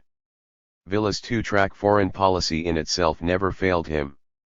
Indeed, Lansing's support for Villa in the late summer of 1915 suggests the contrary. That is, by being friendly to the United States, Villa gained American goodwill, as was demonstrated particularly by the mileage he gained from his Veracruz position. His friendliness probably contributed to his holding on longer as a political force in Mexico than his military position warranted, strictly speaking. Villa's ability to maintain American support months after his military power had been spent also reflected the success of his propaganda. At every step of his rise to power, Villa energetically promoted a public image designed to win him favor in the United States and to promote his foreign policy. So successful was Villa's propaganda that it prompted Karen Sistis to complain bitterly that Villa was more a creation of the mass media than he was a substantial revolutionary force. In any case, Villa's dual foreign policy of placating American interests while firmly espousing Mexican nationalism can be judged a ringing success. In its pro-American incarnation, Villa's policy promoted and gained what it sought: American goodwill and official United States government support. In its Mexican nationalist guise, the policy kept Villa's enemies in Mexico at bay, lest his effusions of friendship toward the United States engender bitterness, alienation, and loss of support for his movement. 45. Chapter 3. Cut and Paste Revolutionary. There is something fine for you to write your papers about. Villa to John Reed 1. A central pillar of Villa's attempt to ply his two-track foreign policy in and through the mass media was orchestrated self-promotion. To that end, he employed publicists in the United States, bribed reporters and editors there, funded his own propaganda organ in Mexico, provided financial support to other publications in both Mexico and the United States, sold his story to the motion pictures, and charmed, bullied, deceived, censored, and cajoled foreign news reporters into casting him in a favorable light. Point 2. Villa's propaganda strategies aimed to provide mass media consumers with ready-made perceptions of him and his struggle in terms of three fundamental issues: his morality, his and the United States mutual self-interest, and American pragmatism. In the first case, Villa labored to project an image of robust morality typified by honesty, altruism, and social justice for the downtrodden. Second, he attempted to project images in the media of a self-interest consonant with and closely allied to the interests of the 46. United States. Finally, Villa promoted an image of himself as a winner, with the implication that by supporting him, the United States would pragmatically end up on the winning team. Although Villa's propaganda machine served him well, the historical evidence necessary to reconstruct its workings remains scattered. There exists no Villa archive for good reason. When Villa lost his share of the revolution in the autumn of 1915, the victors had no compelling reason to preserve the sort of documentation, if it ever existed, that would enable a reconstruction of his propaganda structure and organization. 3. Still, evidence of the workings of Villa's propaganda can be found in a variety of locations: constitutionalist correspondence in the Carranza Archive, v.c., revolutionary correspondence preserved in other Mexican archives, such as the Foreign Relations Archive, Ezra, and the Roque Gonzalez Garza Archive, ARGG, personal memoirs or reminiscences, either published or in archives such as the Terrazas Collection, STC, American Diplomatic Correspondence Files, RDS, and media publications. From these sources, the content and shape of Villa's propaganda operation emerge. The content, that is, the Villa message, championed democracy, anti-authoritarianism, formal education, self-reliance, egalitarianism, and social justice for the poor. It decried dictatorship, which, in time, Villa sought to identify with Carranza, lauded Woodrow Wilson as the world's greatest leader, and repeatedly expressed warmth and friendship for Americans doing business in Mexico and for the American people and government more generally. Villa also sought to personify through his public statements, press releases, proclamations, and interviews, the ideals of rugged individuality, energetic organization, humble honesty, personal bravery, perseverance, and, in apparent contradiction to his expressed feelings for Wilson, antipathy for positions of authority. In sum, Villa's propaganda draped his rhetorical primary foreign policy aimed to nurture cordial relations with the United States. 47. In tropes that might generate positive images and elicit favorable responses in the United States. Over time, Villa changed his positions to meet propaganda ends, to project a more favorable image in the United States. For in this chapter I offer a chronological analysis of the rise and fall of Villa's propaganda machine. The comet is cited. Villa leapt onto America's front pages in the fall of 1913. His daring victories alone earned him the fascination of the American media. 5 But Villa also had agents in the field actively promoting his foreign policy. Consequently, the flood of American journalists southward in the fall of 1913 and winter of 1914 reflected a response both to Villa's bona fide military achievements and to the ability of Villa and his agents to package him and his foreign policy in alluring ways. 6. In the fall of 1913, the New York Times, the Hearst News Syndicate, for example, the San Francisco Examiner, the Los Angeles Times, and the Washington Times already had reporters stationed in Mexico. Villa's sudden public emergence had other newspapers and magazines clamoring to send reporters to the scene. 7 In time, publications such as the Chicago Tribune, Collier's, Everybody's, Fortnightly Review, Forum, Harper's, The Independent, McClure's, The Nation, the North American Review, the Saturday Evening Post, and World's Work also dispatched correspondents to a nerve center of media attention, Villa's camp. Some publications relied on the wire services for revolutionary news, and almost all American news publications relied on wire reports to some extent. 8. Villa treated his press entourage well, affording those he liked best accommodations in his private train, which included a rich drawing room, a salon car, luxurious sleepers, and a car housing a barbershop and a bathroom. 9 The private boxcar fitted up for the correspondents, photographers, and moving picture men. 48. Came third in the train, along with our bunks, our blankets, and Fong, our beloved Chinese cook, reported American journalist John Reed. 10 The sides of the car had the names of American news publications and news associations plastered over its sides. 11. Like Reed, journalist Timothy Turner recalled the car fondly. It was a work of art. It had been a grain car. After Villa gave it to the press, Mexican carpenters were employed and transformed it into a side-door Pullman deluxe. Rough bunks were built, there was a toilet, and a kitchen with a stove and smokestack through the roof. There was a long built-in table of planks on which we ate and on which the pride of the car, an old battered but faithful non-visible Remington typewriter. Saturday 12. Villa enjoyed being interviewed. 13 Especially in group settings, where he tended to deliver his statements bombastically. 14. Villa liked newspapermen, though it took him a while to warm up to those he had met only once or twice. One author has noted. 15 Reed perceived a different source for Villa's conduct toward the pressmen. The sight of us amused him profoundly. He could never take the correspondence seriously, anyway, and it seemed to him very droll that an American periodical would be willing to spend so much money just to get the news. 16. According to the Villa chronicler Louis Stevens, Villa realized, of course, that he must act generously with them foreign reporters, for they helped form, by the articles they wrote, American public sentiment. 17. Echoing the conclusions of a number of other investigators, one of Villa's many biographers has noted that Villa knew well the uses of publicity and propaganda and played to effective coverage of his campaigns. 18. Similarly, the historian Clarence Clendenin remarked that Villa understood well the part that newspapers could play in forming public opinion in the United States favorable to himself and his cause. 19. In early February 1914, the New York Times put it this way: "No great man in the public eye at present understands the value of publicity to greatness better than Francisco Villa." 20. 49.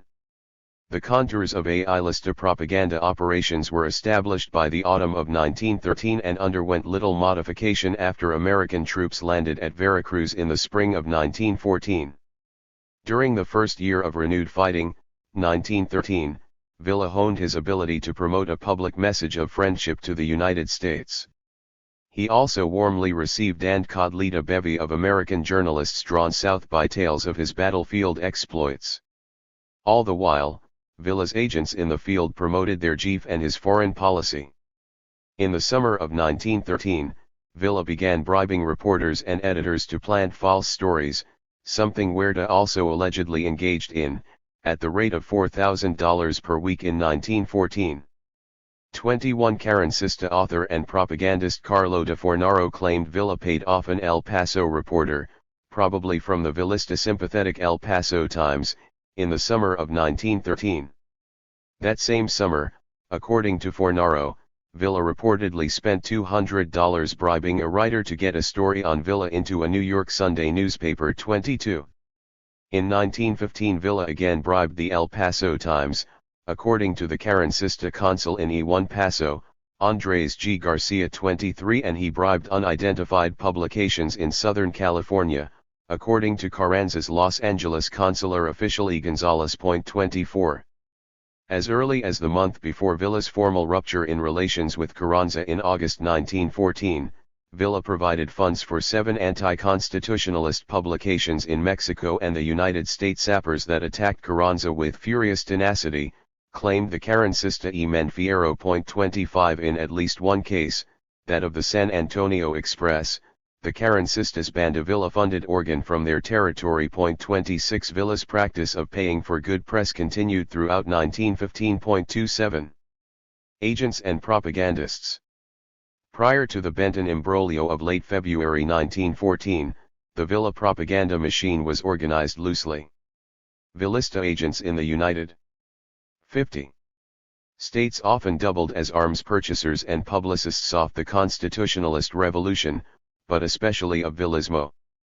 Felix Sommerfeld, a former Associated Press reporter, 28, served the revolution principally by expediting arms shipments out of El Paso, but he also sometimes promoted Villa in New York, the hub of American press activity. 29. Similarly, Sherburne Hopkins, an American lawyer and, like Sommerfeld, a former influential Madero advisor, 30, championed the constitutionalist cause in Washington as early as May 1913, before taking up the reins of promoting Villa exclusively in the autumn of 1914. 31. At one point, for unspecified services, Hopkins received $50,000. 32.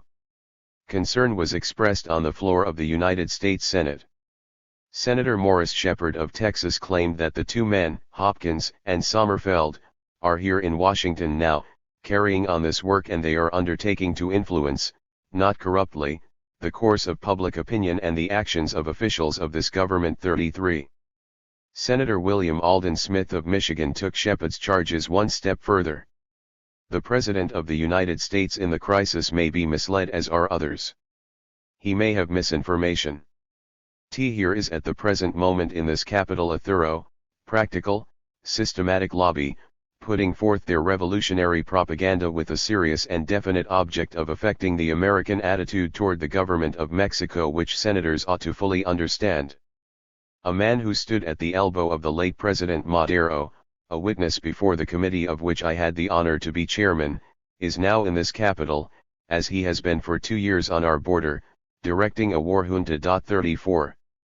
Silvestre Terrazas, editor of the constitutionalist organ El Correo de Chihuahua. 35, purchased arms in addition to promoting Villa in El Paso publications. 36, Huerta had El Correo shut down in the spring 51 of 1913, but Carranza provided the support necessary to re-establish it after Terrazas appealed for help.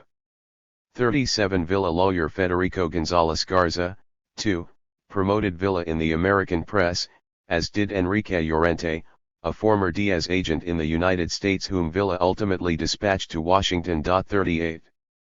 Mexican lawyer and Villa confidant Roque González Garza penned Villista news releases from Mexico. 39 John W. Roberts, a former reporter for the pro-Villa El Paso Times and for the Hearst Syndicate 40 also served as Villa media intimate and press agent, giving him as much publicity as possible. 41. Other arms purchasers moonlighting as press agents included Alberto Madero, brother of the slain president, and a certain Julio Muller. 42. Despite nominal constitutionalist ties, Sommerfeld, Hopkins, the two González Garzas, and Llorente had primarily Villista sympathies. In their roles as publicists, the five later opted in favor of Villa months before his break with Carranza. For instance, jump ahead in the story Slight Libby. The time Villa's relations with the first chief began to sour during the summer of 1914, Hopkins allegedly had already championed Villismo in the press at the expense of Carrancismo. 43 Indeed, by the summer of 1914 a prominent Carrancista, Rafael Zubaran Capmany, charged that a mechanism, which remained unexplained, to promote Villismo at the expense of constitutionalism linked operatives in San Francisco, Chicago, and border cities such as El Paso, even though Villa did not formally establish consuls in the United States until October 1914, when offices were opened in New York and New Orleans. 44 Hopkins and Llorente served as the key New York operatives, E. A. Navarro ran the Chicago office, and Santiago S. Winfield operated out of New Orleans. 45. Still, in January and February 1914, Villa remained nominally allied to Carranza. Moreover, the Benton case appeared to strengthen that tie when Villa took refuge behind Carranza's public support for him and declarations that all foreign representations be made to Carranza's offices. If the heat generated by Benton's death 52. Singed Villa politically, then his propaganda machine, working with Carrancistas Luis Cabrera, Eliseo Arredondo, and Robert V. Pesqueira, energetically sought to cool the fire. Making the news. In its early stages, Villa's media campaign focused on promoting Villa as an American friend, as a heroic character, and as someone who could deliver on his promises. For example, citing rebel couriers in late October 1913, the New York Times reported Villa's plan to move on Chihuahua. 46 In reality, the couriers, unidentified by name, were Villa's first press agents, albeit unpolished ones.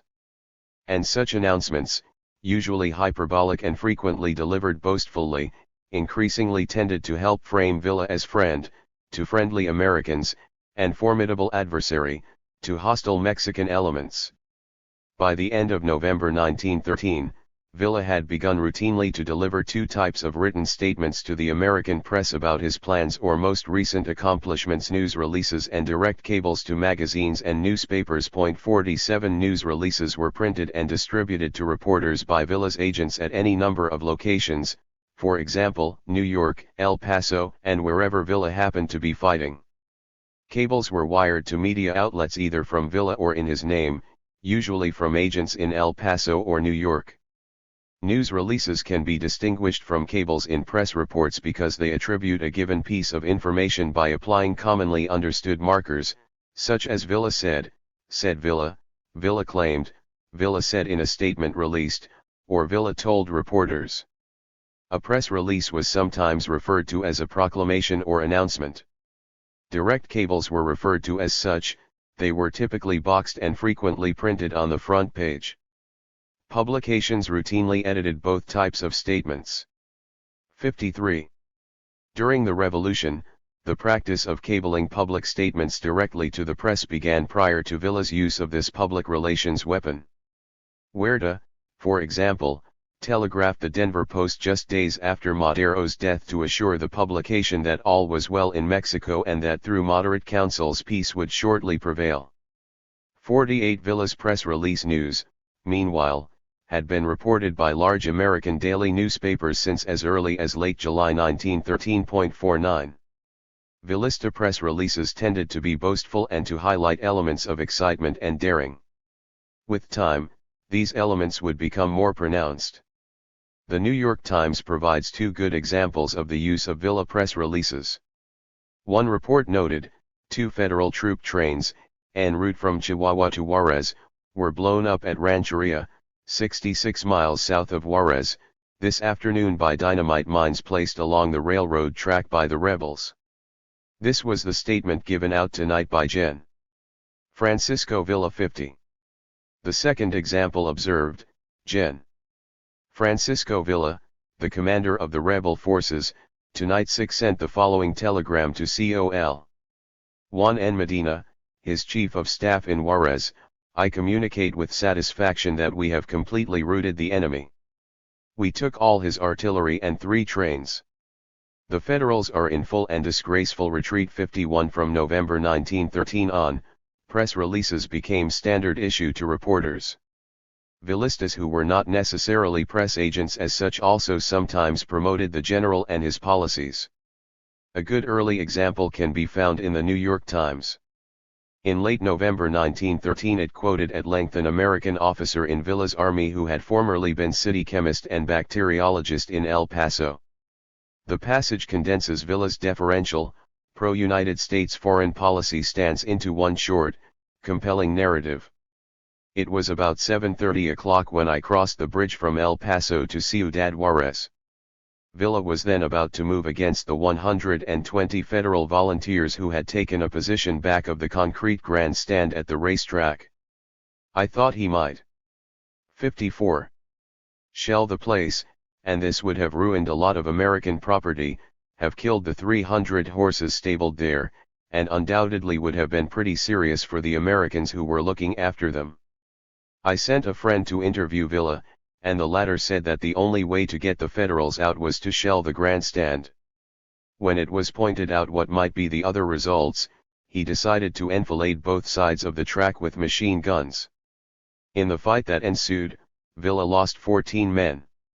Had he shelled the place as he originally intended, he would have got off without the loss of a man. The one American killed in Juarez during the fight was the driver of a public automobile. Villa sent $500 to the widow and gave his guarantee that when the Constitutionalists got in she would get damages. 52. Probably the most effective propaganda tool Villa had at his disposal was the personal interview, which he enjoyed.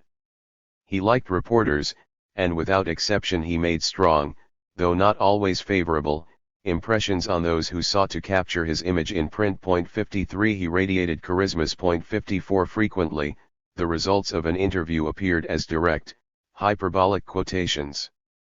And Villa's quoted utterings, if limited somewhat by editor and reporter selectivity, tended to be loosely framed and presented as strictly factual. The New York Times inserted the following direct quotation into the middle of a story headlined "Villa to attack Chihuahua: I will leave to attack Chihuahua just as soon as I can get my trains loaded with provisions and my troops, which will probably be tomorrow night." 55. This passage suggests that Villa was 1. Organized, 2. Well equipped, 3. Forthright, and 4.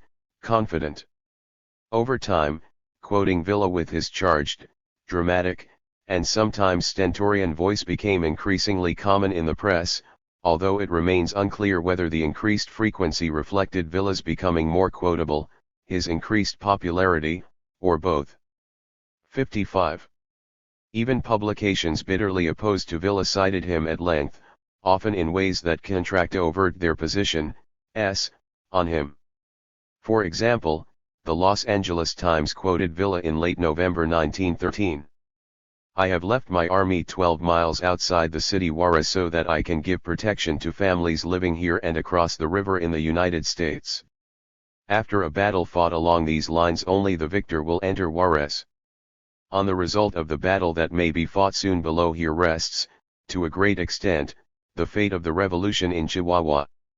If the Federals win, they will have to fight us again, but if we win, and here Villa's eyes sparkled, we will leave them in such shape that they will not be able to recuperate. 56. Curiously, the San Francisco Examiner, another publication hostile to the revolution, reported almost verbatim the same tale with an interesting addition. After the second sentence the Examiner inserted the words, "If the Federals enter Juarez it will only be over my dead body." 57. It is unclear from the two reports which quotation is the more accurate.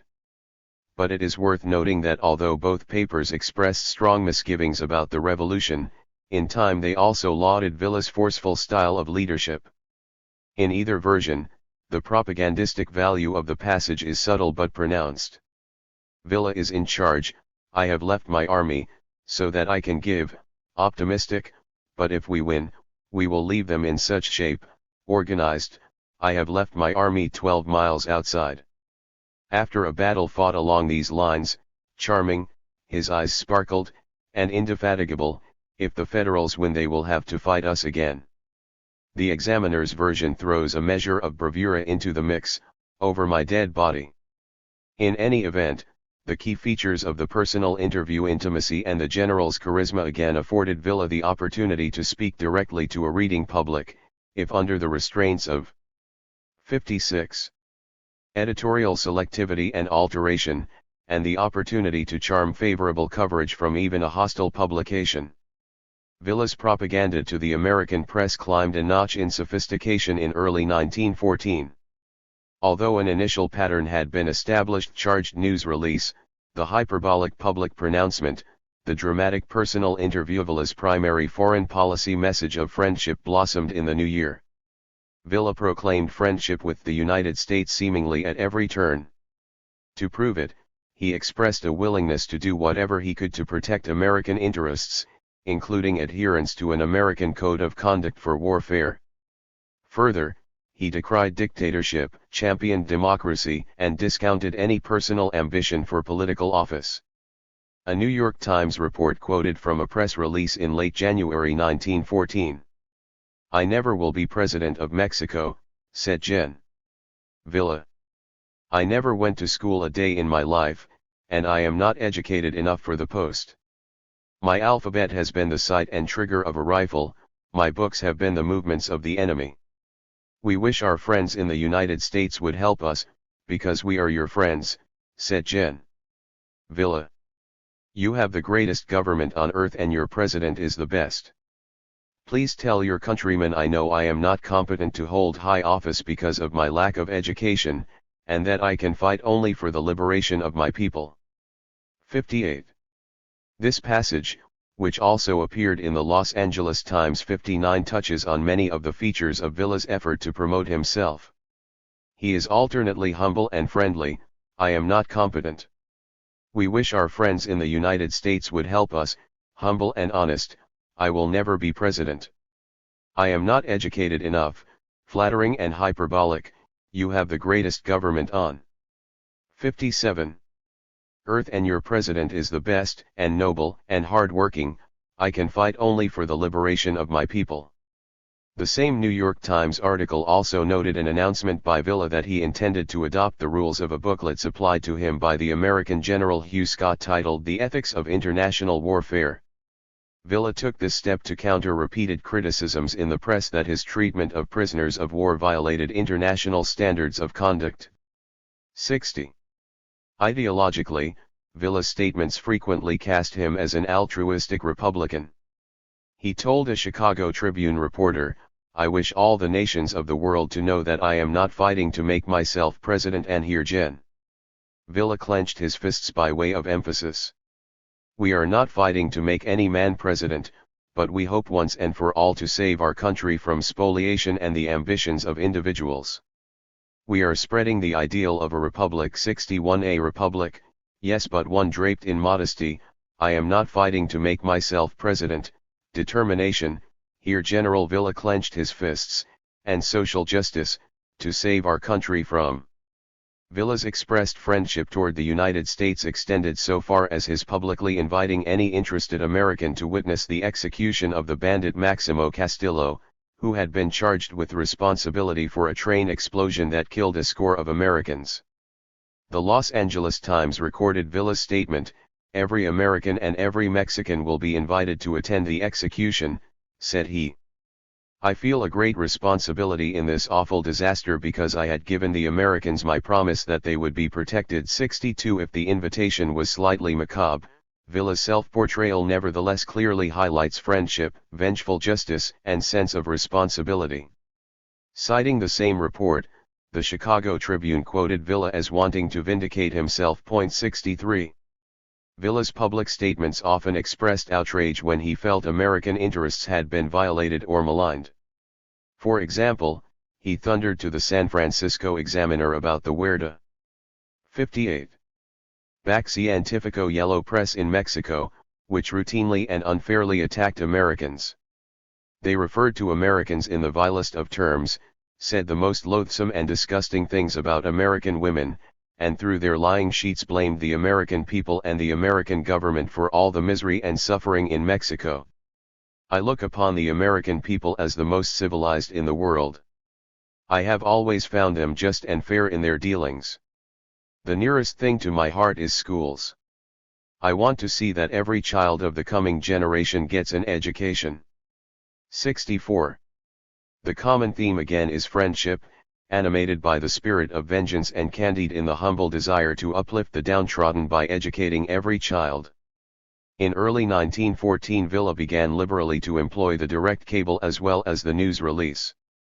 For example, after Wilson lifted the arms embargo in early February, Villa wired the New York Times in a message reeking of friendliness, raising the embargo on arms is an act of justice on the part of the American government toward the people of Mexico, and signifies the prompt pacification of the Republic. Within 3 months the war will have ended. 65. Here Villa again engages in the language of friendship, flattery, an act of justice, and personal modesty, toward the people of Mexico, and he garnishes it all with a boast, within 3 months the war will have ended. 66. Villa elaborated on these comments in a cable to Hearst's International News Service. The San Francisco Examiner quoted him, "I fully appreciate what the American government has done for my country by President Wilson's action of today, and that action has done much to establish friendship between the Mexican people and the people of the United States, which on my part I appreciate to the fullest and hope to be able to give abundant." 59. Evidence of my appreciation in a material way in the very near future. 67 Again, the theme is friendship. And Villa promises to deliver a material quid pro quo for the action taken to lift the arms embargo. On the same day, the Chicago Tribune added to the Examiner's report. It observed, in this connection, Gen. Villa said, "Let me say that Americans may have no fear. I regard the high dignity with which Americans have conducted themselves during the Revolution as a friendly act toward our cause. I feel the deepest friendship toward the United States. All American property will be protected." 68 Clearly, by the winter of 1914, Villa had made a case through the media for his friendship with the United States. In the movies. Over the winter of 1914, prior to the Benton affair, Villa pulled one more propaganda ace from his sleeve. He signed on, as the New York Times put it, to war for movies. For $25,000. 69 Villa, through his lawyer Gunther Lessing, struck a deal with the Mutual Film Corporation of New York to cooperate in the filming of scenes depicting his efforts to rid Mexico of Huerta. 70 Mutual shot film during the fighting at Ojinaga, early January 1914, Gomez Palacio, early March 1914, and Torreon, late March 1914. 71. Mutual's plans called for newsreel footage of the fighting to be released in Mexico, the United States, and Canada on a weekly basis until Huerta fell. 72 Mutual also sold still frames taken from its film to newspapers for reproduction. The stills showed up in the New York World, the New York Sun, Metropolitan Magazine, the San Antonio Express, and other publications. 73 Additionally, Mutual Film planned to shoot a feature-length film about Villa, with Villa playing himself. Profits were to be divided evenly. 74. Villa reportedly went so far as to delay an attack on Ojinaga in order for cameramen to arrive and film the assault, and he agreed. 60. To fight during daylight hours, a practice he had formerly eschewed for tactical reasons. 75 Further, if the photographers proved unable to capture good footage, Villa reportedly agreed to stage a mock battle for the benefit of mutual film cameras. 76. A first screening of uncut footage took place on January 22, 1914, before a private New York audience that included Francisco Matero's father and son. 77 Using this and other footage, much of it shot by Mutual's chief cameraman, Herbert Dean. 78 The American director William Christie Caban produced a film titled The Life of Villa, which aired publicly on May 9, 1914, at New York's Lyric Theater. 79. Mutual Film additionally contributed to Villa's propaganda by advertising the film in newspapers. A flyer proclaimed, "Newspapers throughout the world are printing pages of matter about this wherein the amazing contract of the Mutual Film Corporation with Gen.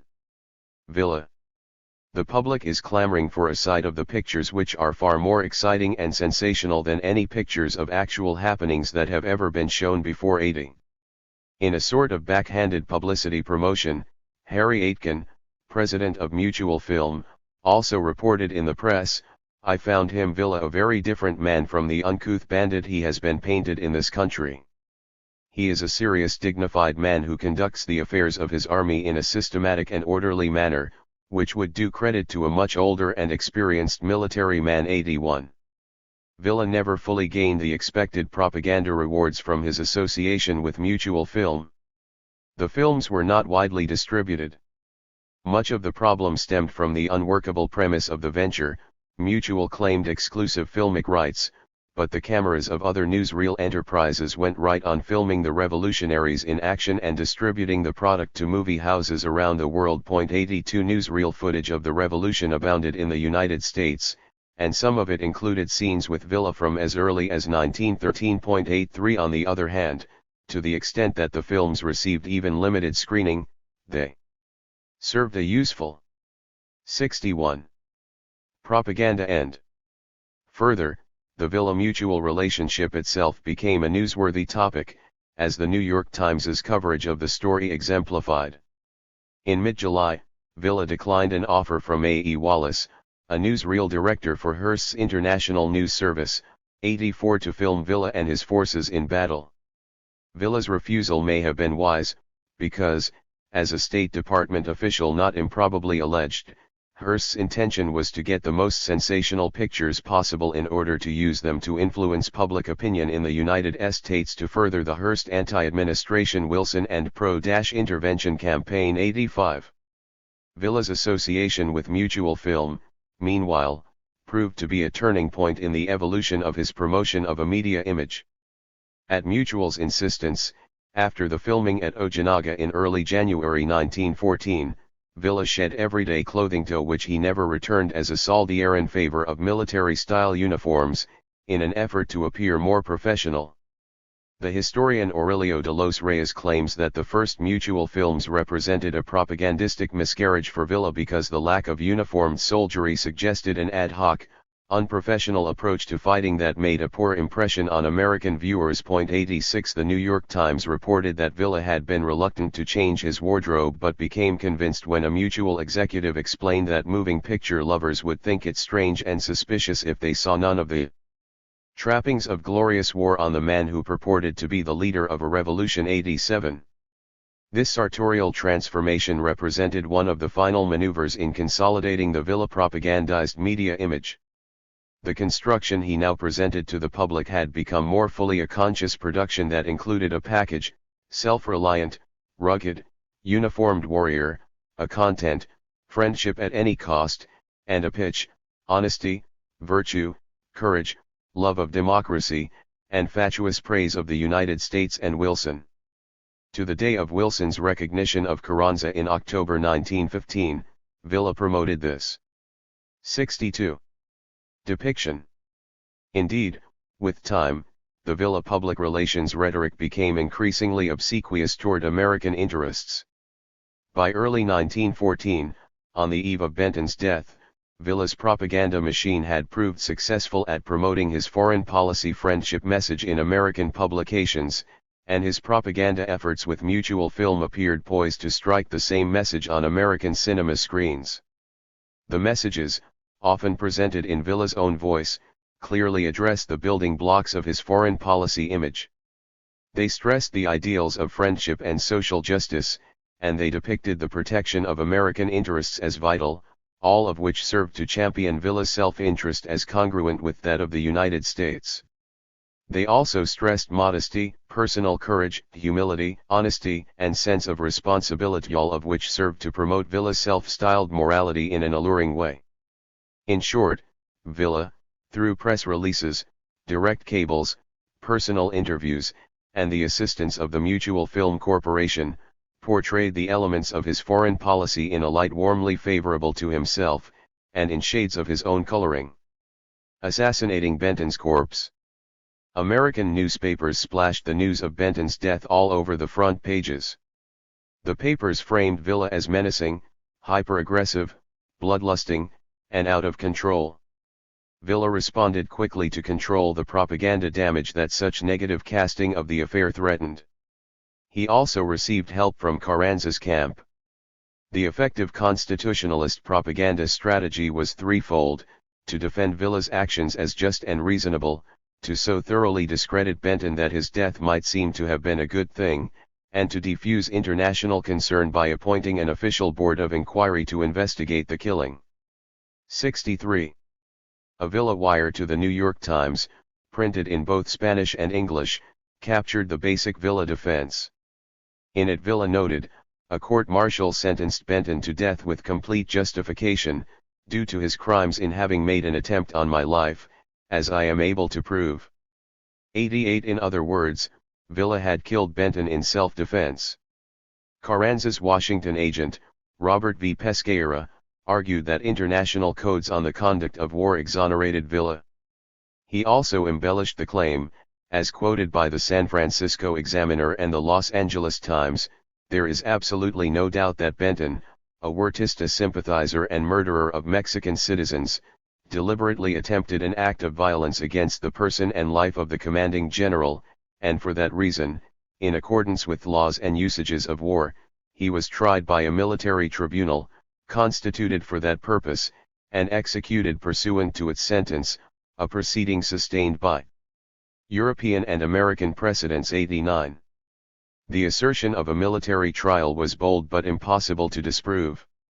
In a statement reported by the San Francisco Examiner, Villa agent and lawyer Federico González Garza reiterated the point: Benton's case was tried before a military court, and he was found guilty of drawing a pistol, provoking the general and insulting him. 90.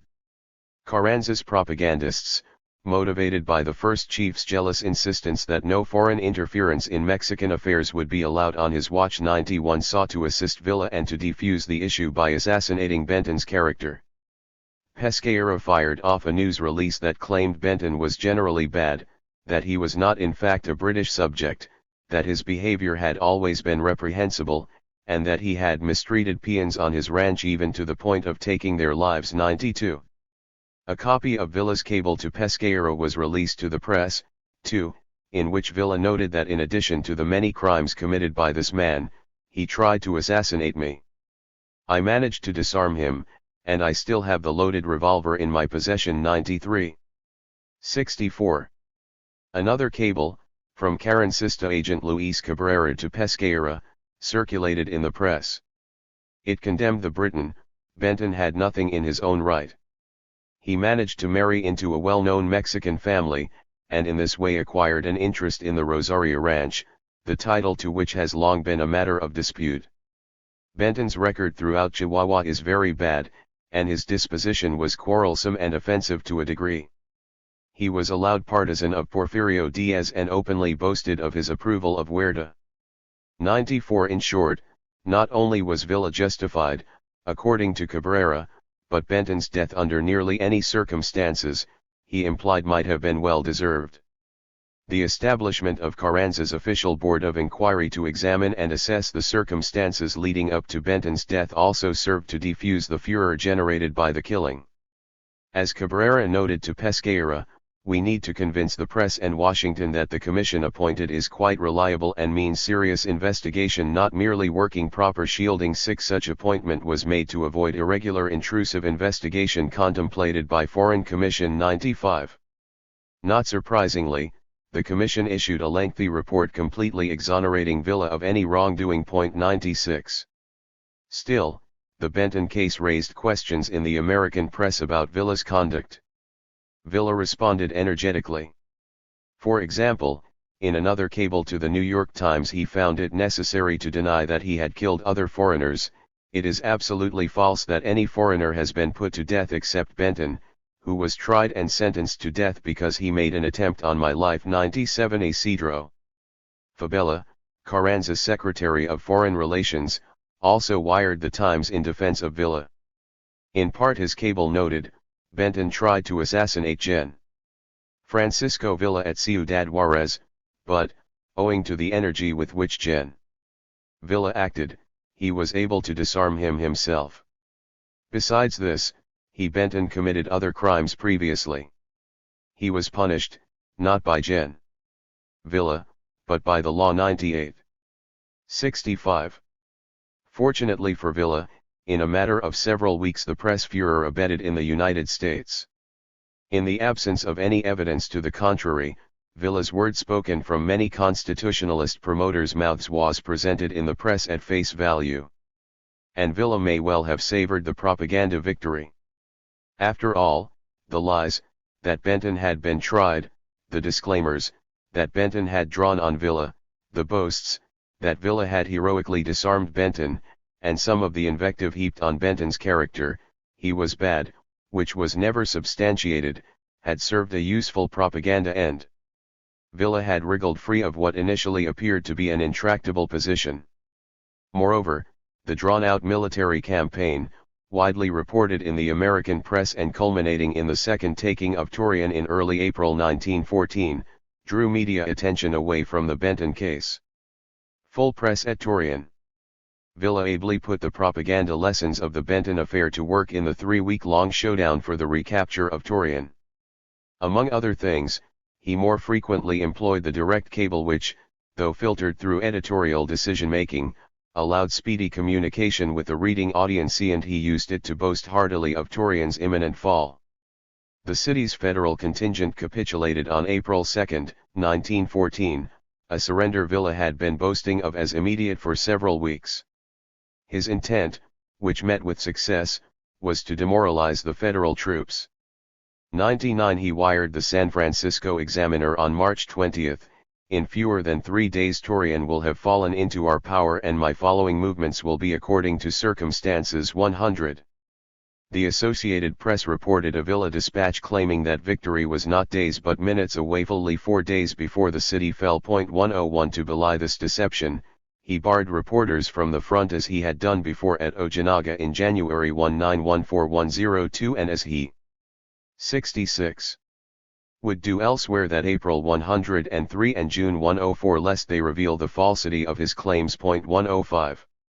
Villa also employed strict censorship over the wires during his second Torreon campaign. 106. According to the historian Larry D. Hill, he also limited Carruthers's dispatches to brief accounts lest the State Department, by publicly releasing the content of Carruthers's cables, unwittingly undermine the intended demoralizing effect of Villista propaganda. 107. He denied reporters access to the telegraph until April 9. 108. Not one word could be sent out, Associated Press correspondent Timothy Turner recalled.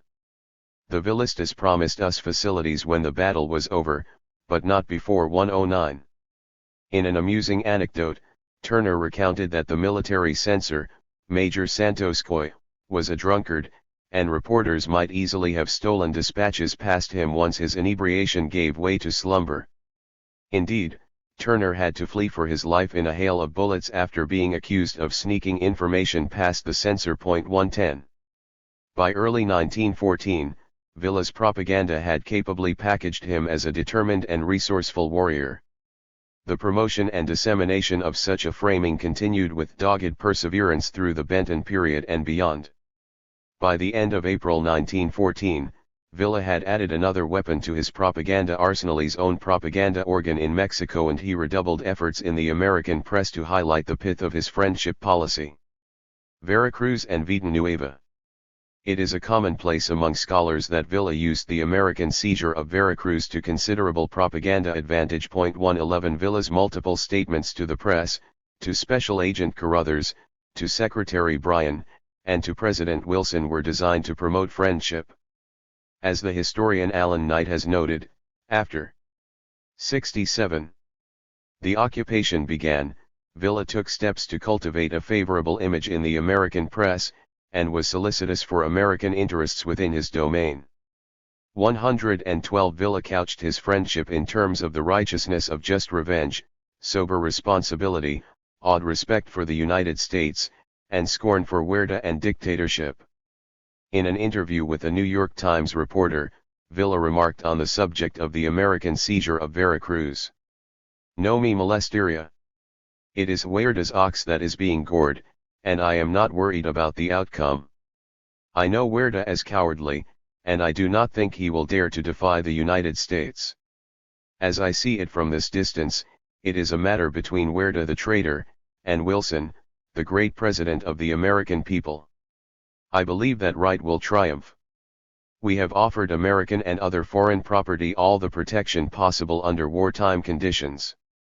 Should the act of a drunkard and murderer be construed as an act of war, and should war result, I can assure all Americans living within the bounds of the constitutionalist territory that they will be protected, for such a war would be with a civilized nation, and the rules that were given to me by my good friend Gen. Scott will be observed by me. 113. Additional Villa comments reported in the San Francisco Examiner colorfully punctuated the Times's note. The Examiner quoted Villa this way: "Honest," said the rebel general, between mouthfuls, "I hope the Americans bottle up Veracruz so tight they can't even get water into it." 114. Days later, the Chicago Tribune printed a Villa statement issued for general release. "We do not want a war with the United States," he said, "or with any other foreign nation. Mexico has troubles of its own. 68. And can settle them if it is given a little time. Personally, I believe they are on the point of settlement now. I came to Juarez to meet with my good American friends, to extend to them a hand of friendship and to thank them for the great interest they have taken in the efforts to restore peace to my country. You may rest assured I will do all in my power to see that there is no change in our relationship." "Why," he smiled, as he threw an arm about the broad shoulders of the government representative Carruthers, "all Europe would laugh at us if we went to war with you. They would say that little drunkard, Huerta, has drawn them into a tangle at last. Why does the United States want to pay any attention to that old drunken ass, anyway?" 115. The promotion of Villa's foreign policy in the United States media ran on several tracks prior to the breakdown in relations with Carranza. At the outset, agents in the field promoted Villa.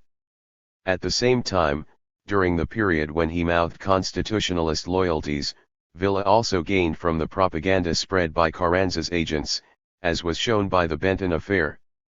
In a general public relations sense, then, prior to the autumn 1914 rupture in relations, what was good for Carranza and the constitutionalists in the United States proved to be good for Villa. The same held true in Mexico, although the establishment of Villa's own propaganda newspaper, Villanueva, predated the official Villa-Carranza rupture by 5 months. Censorship and ownership of publications by politicians was traditional and widespread in Mexico when Villa established Villanueva in April 1914. 116 The publication's full title, Villanueva, Diario Político y de Información, Documentos para la Historia de la Revolución Constitucionalista, periódico oficial de Chihuahua, implied constitutionalist control, but the paper was firmly Villista. Funding came directly through the offices of the government of the state of Chihuahua, which Villa controlled. 117. 69. Villanueva was not the only newspaper Villa funded after his break with Carranza, but it was unique in that it was organized and run by Villistas specifically for the promotion of Villismo. 118 In Mexico, El Combate, published at Aguascalientes, and El Monitor of Mexico City reflected Villista sympathies, as La Convención of Aguascalientes 119 sometimes did. 120 in the United States, in addition to the El Paso Times, Villa allegedly funded 7 other newspapers in Texas, from among which San Antonio's La Prensa stood out for the boldness of its pro-Villa rhetoric. 121. Even before the Villa Carranza rupture, Villa considered Vida Nueva as our newspaper, designed to offset Carranza's propaganda, according to one of his biographers. 122 On the day of its first issue, a front-page editorial read, Vida Nueva promotes a new life for the nation, in these transcendent moments in which the people wage a moral struggle to conquer their enemies. 123 Manuel Bosch Alcalde, the publication's first editor, asserted that Vida Nueva could be instrumental in combating rival propaganda. 124 For example, the organ regularly published Villa's pronouncements such as his disavowing of Carranza's leadership on September 23, 1914. 125 It also printed bald lies such as a charge that Obregon had disavowed the leadership of Carranza in mid-June 1915. 126 Not surprisingly, Villa also used the paper to attack Huerta, and, after its recognition of Carranza, the United States. 127 In time, Vida Nueva portrayals reduced Carranza to the status of pirate. 128 Revolutionary impostor. 129 and rebel/traitor. 130 They ultimately referred to him as the ex-first chief. 131 A front-page editorial cartoon from March 1915 cleverly portrayed Carranza as an S, figure 1. Villa established Vida Nueva with a 70,000 peso grant. 132 And in 1914 the publication's average monthly costs totaled 2,800 pesos. 133 The paper claimed a readership of 40,000 in April 1915. 134 The initial issues tended simply to glorify Villa and attack Huerta, echoing the content of Villa's propaganda in the United States. 135 For example. 70. Figure 1. Caricatura Ingeniosa. Reproduced from Vida Nueva, March 11, 1915. 71. The paper's presentation of Villa's stand on Veracruz suggests a well-choreographed similarity with his statements reported in the American press. This is somewhat surprising. After all, one might expect the Mexican nationalism component of his propaganda, which operated on a secondary track in the United States, to have received greater emphasis in Mexico. But with one exception it did not gain such treatment in Vida Nueva. On the matter of the Veracruz occupation, Villa noted in the organ that, first, he did not believe the occupation constituted an act of war against Mexico, second, all Americans would be protected in the event that the Huerta-Wilson standoff escalated into a wider conflict, and third, the occupation was a matter to be resolved between Huerta and Wilson. 136. Vida Nueva did, however, publish an article headlined "The Intervention is Unjustified." 137. It rationalized Villa's support for the occupation by reiterating his general assertion that the matter had been brought on not by American jingoism but by Huerta's folly. Villa expressed similar sentiments to Obregon in September 1914. Vida Nueva expressed predominantly pro-American sentiments through 1914 and 1915, right up until Carranza received recognition. By the autumn of 1914, it began to heap scorn upon Carranza. In short, it echoed Villista propaganda in the United States. Carranza as other. As Villa's relations with Carranza deteriorated over the spring and summer of 1914 in the press, ultimately, to the level of a street fight, Villa employed a media strategy against Carranza similar to the one he used versus Huerta. First, Villista propagandists issued inexorably positive characterizations of Villa so that Carranza might pale in comparison, and he did, see Chapter 6. Next, they insistently portrayed Carranza as other, as embodying traits 72. Opposite to the Hale virtues personified by Villa. If the two were opposites, the reasoning behind this construction held, then if Villa was America's friend, Carranza could not be. When relations between the two leaders broke down irrevocably in the fall, diplomatic recognition became Villa's ultimate foreign policy aspiration. To win it, From a public relations perspective, it made good sense to attempt to portray Carranza as the reverse of Villa, not just as unfriendly but as dishonest, immodest, immoral, and dictatorial. Villista publicist John Roberts captured this sentiment precisely in a report published by the San Francisco Examiner just days after Villa's public disavowal of Carranza.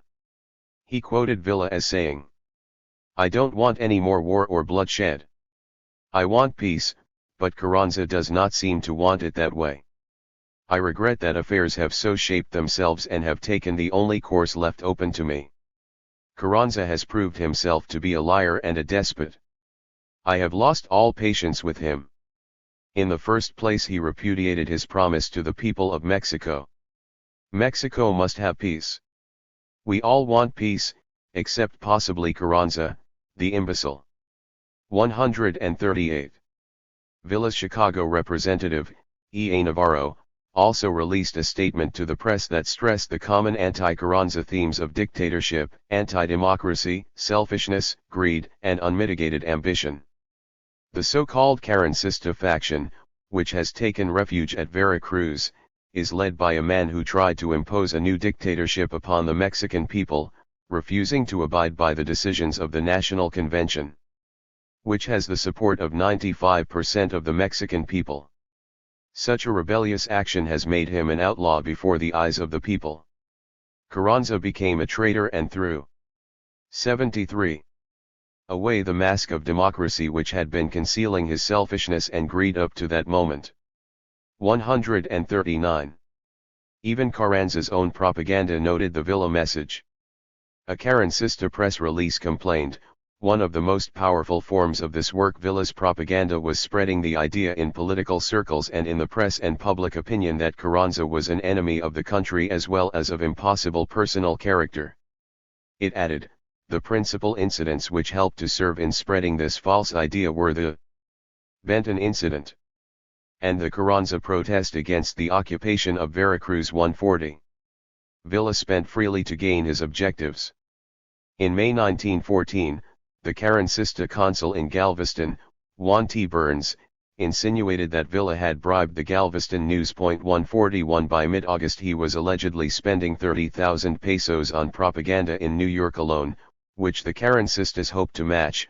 142 At about the same time, in a note to Carranza, Manuel Carbajal noted seditious Villismo propaganda aimed at undermining the constitutionalist banner. 143.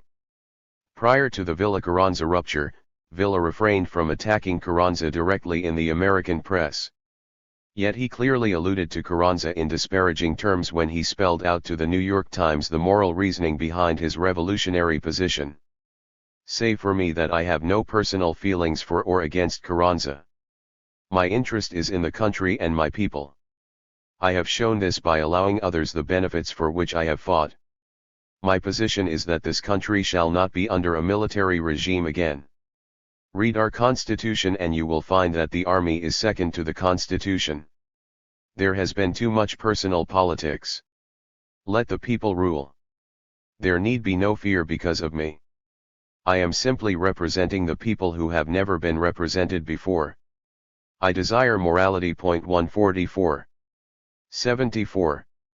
The concerted propaganda effort against Carranza began with Villa's public denunciation of the first chief on September 23, 1914. His declaration was reported widely in the United States press, in view of the attitude of Venustiano Carranza, which has been the cause of great injuries to our country, and since he could never govern a republic nor make happy a country which aspires to a real democracy, a country which wants to have a government emanating from the people subject to an interpretation of the national feelings, we have been obliged to renounce him. We are not in favor of personalism, but we are defenders of principles. 145. The anti-Carranza campaign gathered steam as the two camps squabbled through the Convention of Aguascalientes in October. It again spilled into the open in November when a convention government was established, an arrangement to which Carranza refused to agree. Villa's propaganda sketched clear battle lines. Carranza threatened Mexico with tyranny and despotism while Villa offered democracy and freedom. 146 As a result, the logic ran, Villa sought Carranza's ouster, in favor of hyperbolically, almost anyone else. 147 Further, Villa championed democratic elections while downplaying his own ambitions as anything other than bringing peace to Mexico without, if possible, further bloodshed. 148. In December 1914, as Villa prepared to co-occupy Mexico City with the Merlense revolutionary Emiliano Zapata, he also maintained strict censorship over cables emanating from the capital region. 149 At about the same time, from Gaston Schmerz, the United States consul at Aguascalientes, came a report: no newspapers have been allowed here from Mexico City for the past 4 days, presumably because they are favorable to Carranza. 150. And the Villa agitator and Mexican lawyer Roque Gonzalez Garza expressed satisfaction with the results of the anti-Carranza media campaign. These declarations have caused a very good effect, he wrote. 151. With the dawning of 1915, the anti-Carranza element of Villa's propaganda began to take a backseat to the more standard Villa message of effusive praise for things American. The cause behind. 75. This shift remains uncertain, though it may have stemmed from 3 sources. First, Villa may have believed, as the American press seemed to, that Carranza was largely a spent force. Second, the American press's premature conclusion that Villa was the winner and Carranza the loser may have prompted editorial decisions that downplayed the anti-Carranza element of Villista propaganda. Third, Villa may have redirected the focus of his propaganda to offset potential American hostility toward his taking charge of the presidency. The New York Times printed a good example of the new propaganda emphasis in mid-January. Before I leave the border for the battle line, I wish to say just one thing to the American press. That one parting message is that as long as I have anything to do with the affairs in Mexico, there will be no further friction between my country and my friend's country of the North. To President Wilson, the greatest American, I stand pledged to do what I can to keep the faith he has in my people, and if there is anything he may wish, I will gladly do it, for I know it will be for the good of my country. 152. When Villa officially claimed a share of the leadership of Mexico on January 31, 1915, and declared himself in charge of the presidency, his explanatory rhetoric was carefully tailored to suit his long-standing outspoken opposition to dictatorship, though he governed as a dictator. He would rule, he claimed, as a caretaker of sorts, in charge of the presidency but not president. 153 One of his public statements read: on account of communications having been cut between the convention government and the division under my command, and as public service cannot be interrupted in the extensive zone which I control, I have found myself compelled to assume the political authority, creating 3 administrative 76 departments, the Foreign Affairs and Justice Department in charge of Attorney M. Diaz Lombardo, State and Communications, Don Luis de la Garza Cardenas, Treasury and Industry, Attorney Francisco Escudero. 154. This statement clearly meant to suggest that altruistic motives inspired the measure. I have found myself compelled. Villa implied that the assumption of authority he was careful not to claim the presidency itself was to be temporary, communications having been cut. In the meantime, well-reasoned organization and the rule of law would prevail, public service cannot be interrupted, creating 3 departments. 155 Censorship, 2, was again strictly enforced behind Villista lines. 156. As a positive omen, peace and prosperity reigned where Villa governed temporarily. According to the Chicago agent, Navarro, I would call attention to the reign of peace and prosperity initiated all over the territory controlled by the Provisional Government of Mexico with Gen. Villa as its temporary head, while in the small sections controlled by the Carranzistas there is nothing but anarchy, hunger and riots, and the stubbornness of their chief, Carranza, is causing everlasting trouble to the American government and all foreigners. 157. Villa's expressions of Mexican nationalism, in addition to trying to sell his dictatorship as temporary, and somehow democratic, again leaked through his pro-American rhetoric. Villa had been asked about reports that he would support American intervention if he were made commander of such a move. 158. Villa refuted the allegation and told the Associated Press that he would join even with his Mexican enemies to forge a common front to combat any foreign aggressors. 159. On another occasion he noted to the Chicago Tribune, "I manifest that my desires have always been that the Mexican people arrange all their troubles by themselves." Yet with the same breath he reaffirmed his support for the American occupation of Veracruz. 77. Although couching it in more practical terms than simple pro-Americanism, he advocated that the American forces do not depart from the port of Veracruz, thus leaving it to the Carranza forces. 160. Villa's fortunes flagged steadily and swiftly after the losses at Celaya in April 1915, but his propaganda labored to disguise it. Still, evidence of a weakened Villa on the defensive can be read between the lines. Although over the winter of 1915 Villa invariably claimed victory in any and all engagements, his proclamations that he had routed Obregon at Celaya had an uncharacteristically muted ring. Under the auspices of the Mexican Conventionist Agency, Villa reported, "The fighting at Celaya is progressing favorably to us. The enemy had tried to break the circle I have around him, but has failed in every effort. The decisive battle is not fought yet." News from Carranza about Obregon victory untrue. 161. In an outright lie, days later Villa reported, "The recent engagements with General Alvaro Obregon's column at Celaya have resulted disastrously for the enemy, who have suffered enormous losses in killed.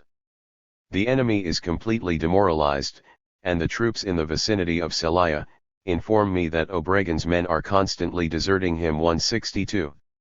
In fact the results were quite different. Villa had been crushed and his own troops demoralized. 163.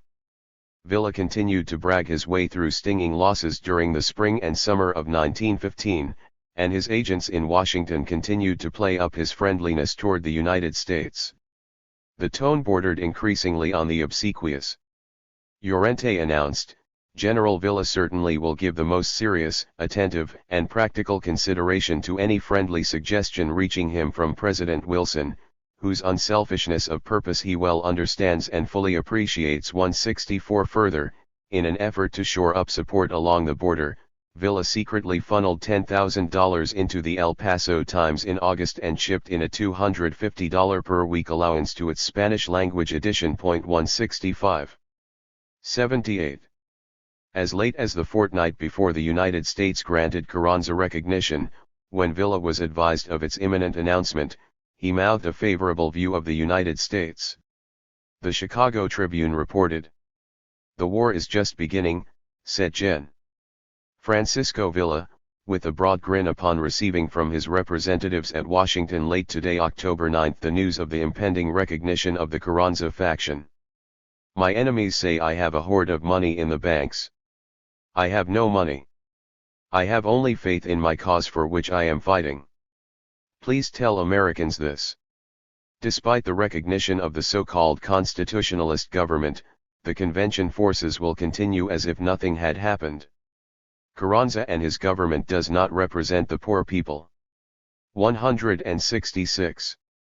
Even as Villa prepared to enter his most desperate hours, he plied the message of friendship with the United States cloaked in the polite and humble finery of common man democracy. Conclusion. Villa's self-promotion in the media predated any strong tie to Carranza. His operatives in the United States championed him actively in the summer of 1913. Moreover, the tone and content of his media rhetoric during the period in which he swore allegiance to Carranza suggest that his loyalty was at best lukewarm and, further, contingent upon Carranza's willingness and ability to strive for the common man theme Villa espoused.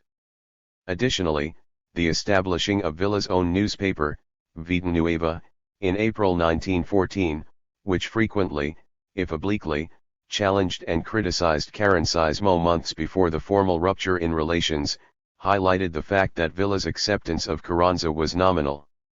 79. Indeed, Vida Nueva's very existence probably represented a threat to Carranza because it stood as a political counterpoint to strict constitutionalism. From the fall of 1913, the key to selling Villa's morality in and through the media rested on portraying him as a virtuous character, humble, honest, self-reliant, clever, friendly, democratic, brave, and fierce.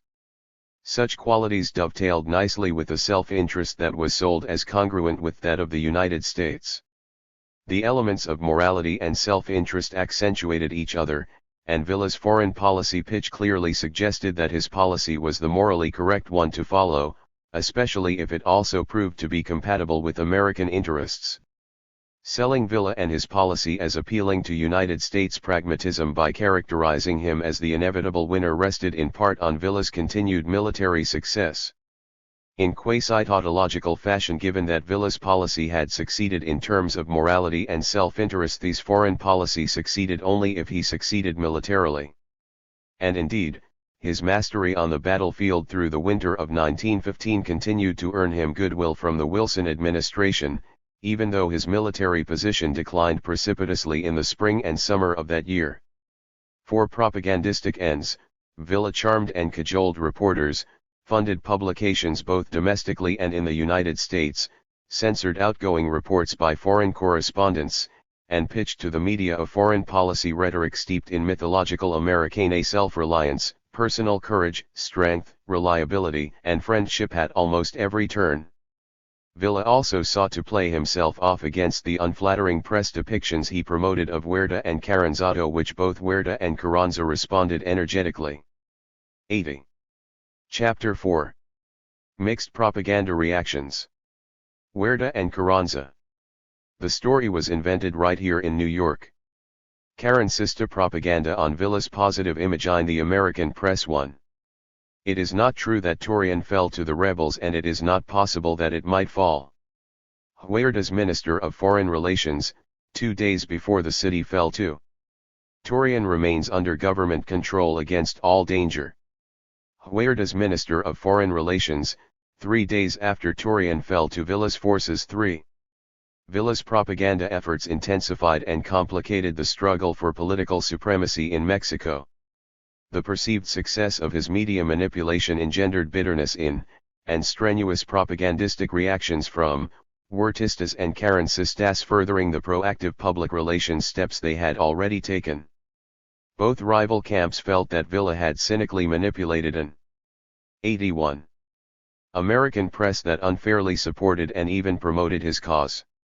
Huertistas and Carrancistas implicated the Wilson administration, albeit often imprecise lie, in the alleged bid to promote a favorably persuasive Villa image in the press. To Huerta and Carranza, the White House's evident support for Villa seemed to lend direction to Villa's propaganda as well as to be swayed by it. In this chapter I examine first the efforts undertaken by Huerta and then those undertaken by Carranza to engage and defeat Villa on the propaganda battlefield. Huerta propaganda, Part 1, the medium proves not to be the message. After Madero's death in February 1913, Huerta enacted a media strategy that included most of the elements of Villa's own tactics, with certain qualitative differences. Like Villa, Huerta bullied and censored Mexican publications and American news outlets in Mexico, and he closed down some Mexican publications. He funded and bribed others, both in Mexico and the United States. He also wired American publications directly in an effort to promote his case. And he attempted, though with little success, to charm and coddle American news correspondents. Controlling Mexico City afforded Huerta the means to intimidate, censor, and shut down opposition newspapers in the capital region to suit his ends, and in time he did, as the rebel threat in the north grew more serious. Like all effective dictators, Huerta fully appreciated the value of a controlled press. The Huerta scholar Michael Meyer has observed. 5. Mexico's largest and most important dailies generally threw their support behind Huerta. The Mexico City list included the partially subsidized El Diario 6 and El Imparcial 7, as well as El País 8, El Noticioso Mexicana, the Mexican Herald, El Universal, La Nación, La Tribuna, and El Independiente. 9. Occasionally, a critical anti-Huerta 82. Article appeared even among these publications. In such cases, the Secretary of Gobernation stepped in and replaced the author or editor with a more obsequious employee. 10. In other cities, such as Guadalajara and Veracruz. 11 offending papers' directors were arrested. Still other publications such as La Opinion, Veracruz, La Union, Veracruz, La Voz de Juarez, Ciudad Juarez, and El Dictamen, Veracruz, were forced to close their doors. 12 On at least one occasion Huertistas in Veracruz seized copies of the New York Times and refused to allow them to circulate. 13 Huerta also funded El Eco de la Frontera, Ciudad Juarez, El Paso, and La Nueva Era, Nogales, in an attempt to offset constitutionalist 14 propaganda organs in the United States border region. 15 Blatant misrepresentation of factual information made up a final element in the management of the pro-Huerta papers. Huertista victories in the field were exaggerated, whereas military setbacks were downplayed or ignored. 16 For example, a United States Navy officer noted that Guaymas, a federal town, is naturally strongly partisan, and not much reliance can be placed in the war news given by it. Federal defeats are suppressed, victories exaggerated, and operations magnified. 17 Woodrow Wilson's personal emissary, John Lind, noted Huerta's success in taking American diplomatic efforts aimed at pressing Huerta to withdraw and making them appear to be threats aimed not merely at Huerta but at the whole nation. The effects, Lind claimed, were outpourings of Mexican nationalism and increased support for Huerta, at least in the capital region. 18 It was precisely the sort of public relations tactic in Mexico telling readers what to think, according to Lind, that Huertista propaganda sought to duplicate in the United States. Huerta stubbornly pursued the construction of a favorable press image north of the border, and he kept a close eye on the sort of coverage he received in the American press. 19 He allegedly bribed 83 American reporters and editors in 1914 to the tune of $4,000 a week to plant false stories. 20 He also attempted to woo the foreign, especially American, press. 21 On one occasion he invited American periodicals to send correspondents to report from and about his regime. 22 He also sought to foster a favorable press image in other foreign capitals, and he kept a close eye on news reports from abroad. 23 Despite dogged perseverance, Huerta's propaganda efforts in the United States largely failed. Press portrayals of the dictator tended to be unflattering and unforgiving. The Washington Times, for example, repeatedly condemned Huerta for his butchery. 24 The San Francisco Examiner blasted Huerta for his lack of respect for the United States. 25 The Chicago Tribune presented him as a deplorable drunkard. 26 With particular vehemence, the American press condemned Huerta for responsibility in the deaths of Madero and his vice president, Pino Suarez, in February 1913. The Chicago Tribune denounced him as a savage, 27 a butcher, and a renegade, labeling him Judas Iscariot. 28 The San Francisco Examiner intoned that under Huerta, all Mexico is weltering in murder and rapine. 29 The Denver Post accused Huerta and his adherents of committing on Madero before his death atrocities that cannot be printed. 30 And the Post saw in Huerta's actions evidence for his ultimate demise, because his regime was beyond the pale of civilization. According to all the rules of international morality, his Mexican government is an outlaw. 31 The press also censured Huerta for his defiance of the United States during the Tampico incident that led to the occupation of Veracruz, behavior that was portrayed as brazen and contemptible. 32 Notably, the Los Angeles Times deviated from the media tendency to condemn Huerta. Instead, this daily adamantly supported him, arguing that he had been unfairly maligned. 33 84 Huerta Propaganda, Part 2, Enemy. What enemy? Huertistas identified several sources for the unflattering image the American press cast of Huerta and Villa was implicated in nearly all of them. Generally, Huertistas were convinced from mid-1913 on that constitutionalists, and Villa in particular, were largely to blame for the negative media framing Huerta received in the United States. Part of the Huertistas' problem stemmed from Villa's early seizure of the propaganda initiative. They were forced to play catch-up and were unsuccessful, though they struggled gamely. In late December 1913, The Nation put it this way. Huerta's generals have taken a leaf out of the book by Pancho Villa, by enlisting the services of a propagandist. The constitutionalist commander has always given notice of his strategic moves several days ahead. It is true that he has usually followed up his advance notice by attacking in quite a different place from the one designated and in a manner not outlined in his release copy. This is poor newspaper ethics. The efficacy of the method is undeniable, however, and is acknowledged by the other side, the Huertistas. 34. A certain segment of the American press, Huertistas further believed, simply and without good reason harbored animosity toward Huerta. Consequently, Villa's propaganda in a sense played to a softened audience, already predisposed to support him. Add to this mix, Huertistas complained, Villa's apparent star quality and his willingness to foment anti-Huerta propaganda, and the results easily led to a misrepresentation of the truth, from which Villa emerged lionized and Huerta vilified. In the public relations arena, then, the Huertista challenge was to overcome Villista propaganda on several fronts. 85. The Huertistas, however, suffered from two serious handicaps. First, Huerta's image had been effectively hamstrung from the beginning by the murder of President Madero and Vice President Pino Suarez.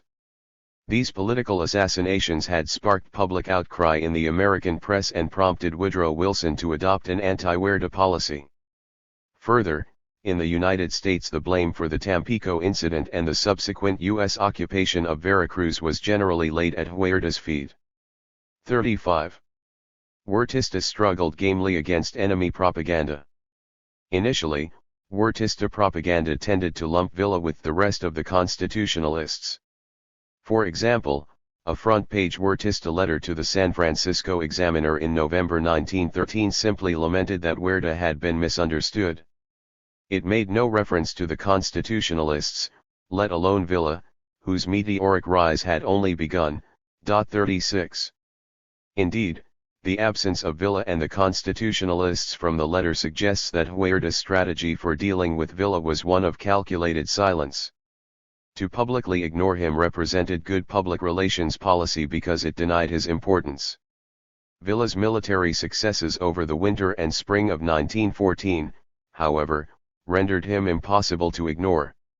The Huertistas' alarmed reaction to Villista propaganda waged during Villa's second struggle for Torreon in March and early April 1914 stands as probably their most strenuous and vocal response to any of Villa's propaganda campaigns.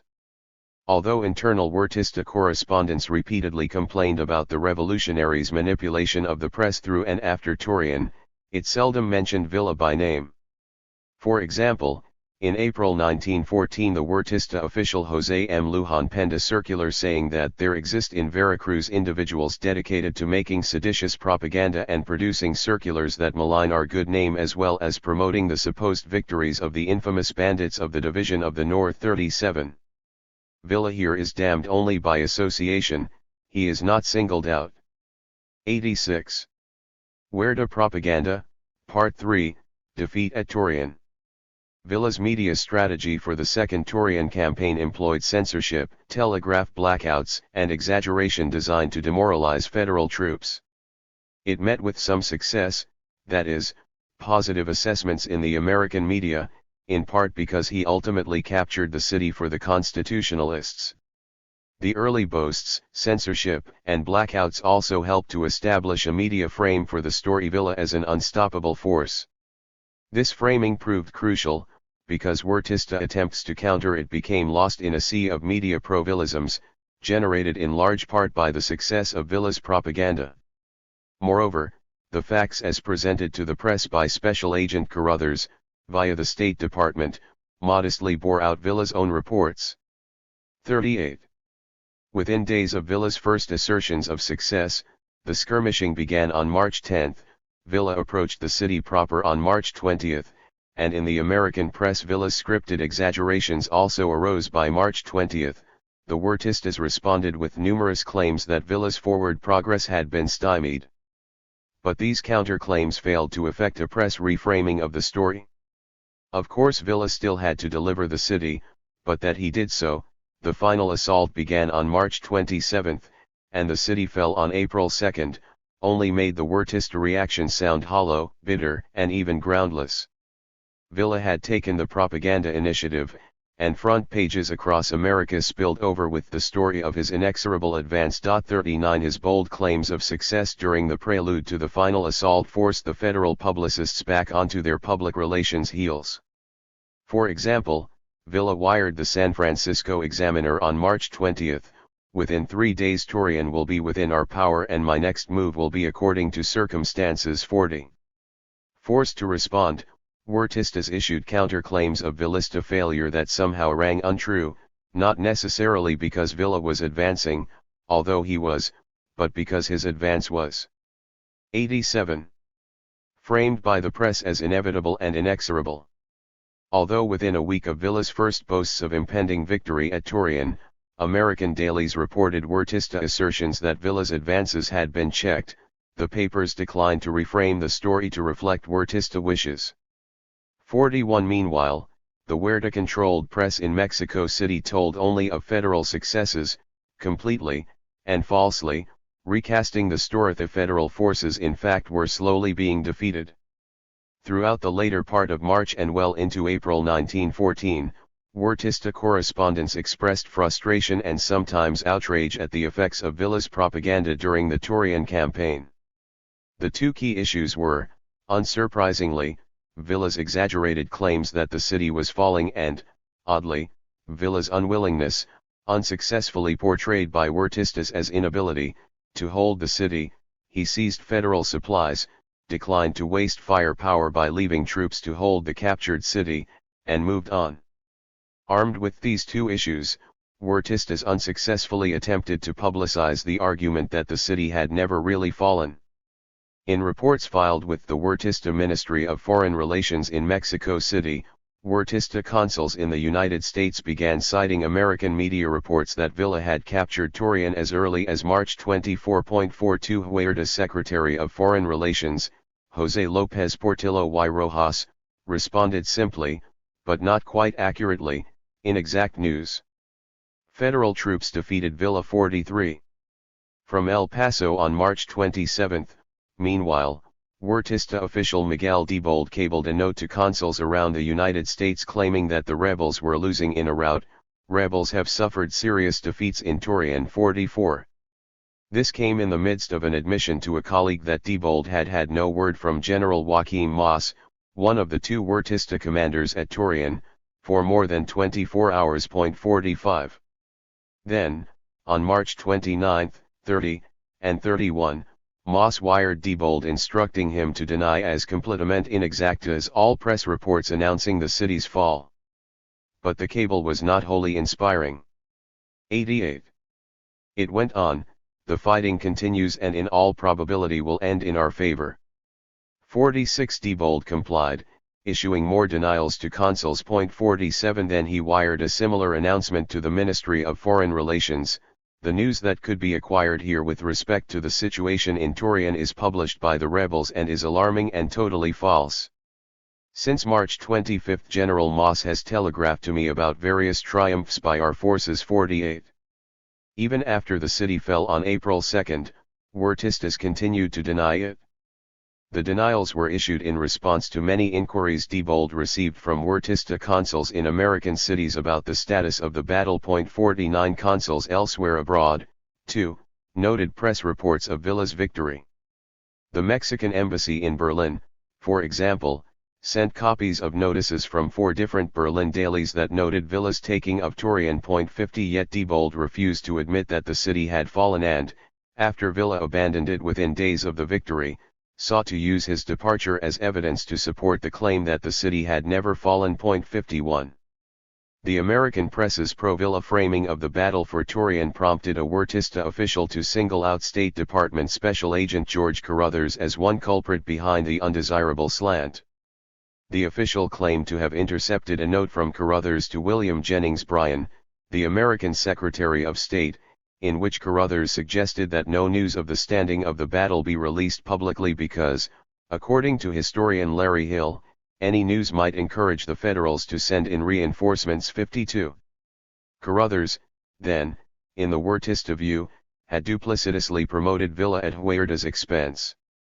Huerta subsequently declared Carruthers persona non grata in Mexico 53, yet Hill explains that the Huertista official had misinterpreted the dispatch and unfairly blamed Carruthers for writing the offending portion of it. In fact, the American Customs Inspector at El Paso, Zach Cobb, had added the clause in question and had done so at the request of local constitutional officials. 54 Hill writes, they the constitutionalists pointed out to him. 89. Cobb that they allowed Carruthers' dispatches to come out of Mexico on their telegraph lines as a courtesy. Now they requested that the State Department refrain from releasing their contents to the press, because the battle was at a critical stage. 55 Bryan complied. 2. The constitutionalists had used their influence with Cobb to decided propaganda advantage.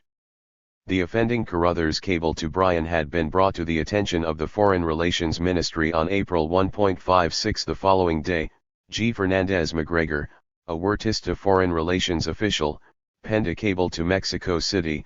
It has been discovered that Carruthers sent Bryan a message that Villistas had taken Torreon. I urge you to undertake a press campaign in order to publicize that Torreon has not fallen and will not fall, and that Villa's defeat has been fully confirmed. 57. Huertista consuls around the world reacted indignantly to the news of Carruthers's cable, because they apparently believed the dispatches they had already received, and continued to receive, which held, in contradistinction to reality, that the city had not fallen. 58. In one of many examples, R.S. Bravo, the Huertista consul at Laredo, filed a perplexed report complaining about the falsity of American press accounts of Torreon's capture. 59 Lopez Portillo responded, urging Bravo to deny such reports locally and noting that this government knows they Villistas are giving instructions to their agents to falsely promote them. 60. Lopez Portillo also alleged that he had proof that foreign correspondents had filed false reports favoring the rebel cause. 61 Although Diebold agreed, he also stressed the rebel source of much of the press disinformation. 62 A few days later Diebold was still identifying rude attacks by the American press against the Huerta government. 63 This Huertista anti-press invective continued through the middle of April. 64. On April 4, however, an official from the Foreign Relations Office noted the American press's news that Torreon had in fact fallen and cited a Villa telegram to Carranza to such effect. 65 Despite this, 90. Lopez Portillo advised Huertista consuls that the city remained in federal hands. 66 And yet again, foreign Huertista consuls received the news warmly. 67. Huertista propaganda after April 4 continued to meet with little success against Villa's media campaign. On April 8, for example, the Huertista consul in Chicago, Cesar Canseco, issued a press release to 9 Chicago area dailies. It read in part, "The rebel forces have begun to run away from our soldiers, but the division is trying to catch Villa in his retreat." Canseco complained that only one of the 9 papers responded. 68 This was typical.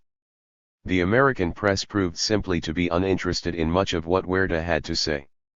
Moreover, within days, the Tampico incident filled the American press and all but suffocated Huertista propaganda. When Huerta resigned in mid-July 1914, he left the media field wide open to only 2 serious contenders, Villa and Carranza. Their media struggle, like their struggle in the Civil War itself, was waged on many fields and with an array of weapons. The Carranza machine, Step 1, identifying the enemy. From the summer of 1913 through the fall of 1915, Carrancistas fretted mightily over Villa's propaganda and strove to overcome it. Although Francisco Madero's death in February 1913 and the renewed fighting it gave rise to in Mexico attracted increased U.S. news interest in Mexican affairs in the spring of 1913, 69 Villa's military emergence in its own right drew many additional American reporters southward. Louis Stevens claimed that Carranza actually hated Villa for all his media popularity because it was around Villa and not Carranza that American newspapermen clustered. 70. Carrancistas kept a close eye on American press reports, especially those emanating from New York. 71 Indeed, they were. 91. sensitive to the content and tone of American news reports as early as weeks before Madero's death. 72. They complained bitterly about the report's content at the same time they sometimes relied upon the American press as a dependable source of accurate information. For example, within days of Madero's death, Carranza received a report from Los Angeles. Press here reports uprising discovered in Mexico. Consequently, I believe it is urgent to establish our government in Chihuahua. 73. The Carrancistas' worries stemmed from three basic sources: Villa's propaganda efforts versus those of the first chief, American governmental sympathy for Villa, which, Carrancistas felt, reflected at least in part the success of Villista propaganda, and the sensationalist and yellow segment of the American press, which sometimes was manipulated by Villa, sometimes desired exciting news, and sometimes promoted hidden agendas such as, allegedly, the protection of publishers' business interests in Mexico. The image effects of Villa's propaganda, in the Carrancista view, created unflattering portrayals of Carranza while misrepresenting Villa in an unduly favorable light. 74. And so Carranza lost on both counts. Carranza received negative press framing on several fronts. First, by association with revolutionary violence, he was implicated as a sneak and a thug. 75. The Los Angeles Times put it this way: the aggregation of bandits and murderers who comprise the forces of Carranza and Villa have stolen everything they could. 76. The San Francisco Examiner was more pointed in a condemnation that asserted, Carranza and his general Villa are all tarred with the same stick. They are simply organized brigands. 77. Second, Carranza was depicted as vain and excessively opinionated. 78. To the New York Times, he was hopelessly incompetent. 79. Weak, vain, and opinionated. 80. And impossible. 81. Third, he was dictatorial. 82. Both the San Francisco Examiner and the Los Angeles Times charged, for example, that Carranza might use Villa's hard-earned territorial gains as the basis upon which to 92.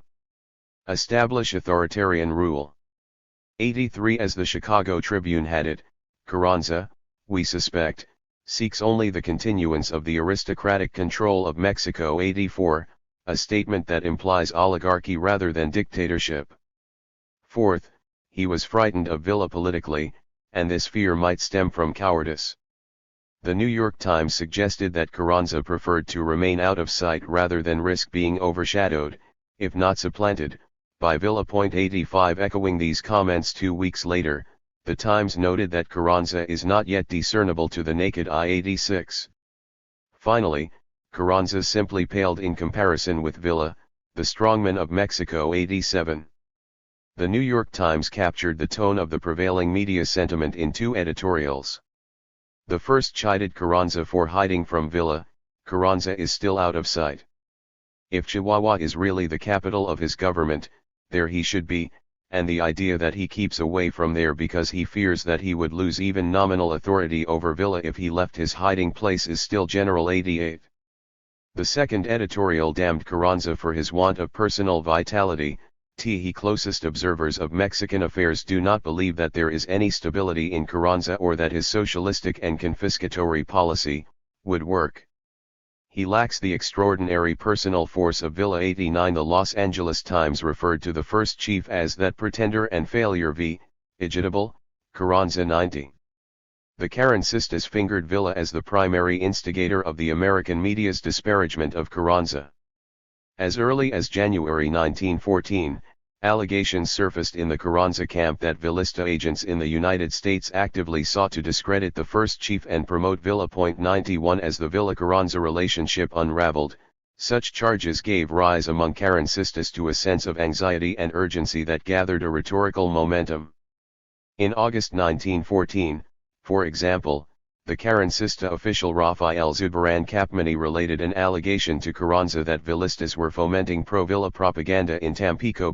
92. The cable insinuated that if 93. Press copy promoted Villa, then somehow it denigrated Carranza by comparison. A more serious example can be seen in a September 1914 telegram to Carranza from Zubaran that charged Villa with bribing New York reporters and, with open arms, receiving support from Científico elements as part of a campaign to discredit Carranza. 93 such charges, unsurprisingly, traversed a two-way street. In August 1914, Villa complained bitterly to Carranza about the tone and content taken toward him by an article published in the Carrancista paper El Progreso. 94. The unflattering image of Carranza in the American press and hence, it was held, in the minds of the American public, other ignorant people, 95 and politicians 96 made the first chief appear, foremost, to be anti-American. Further, Villa's policy of friendship with the United States itself warranted condemnation for being based on opportunism and not on principle, or so it was publicly argued. During the summer of 1915, Villa's most desperate hour, the Carrancista consul in El Paso, Andrés G. Garcia, expressed the sentiment precisely.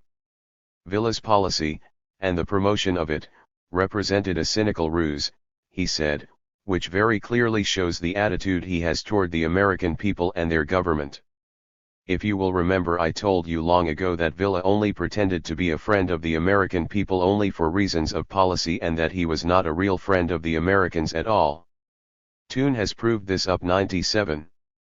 Carranza's Veracruz stand, too, had made him an easy American media target and fueled the portrayal of him as anti-American.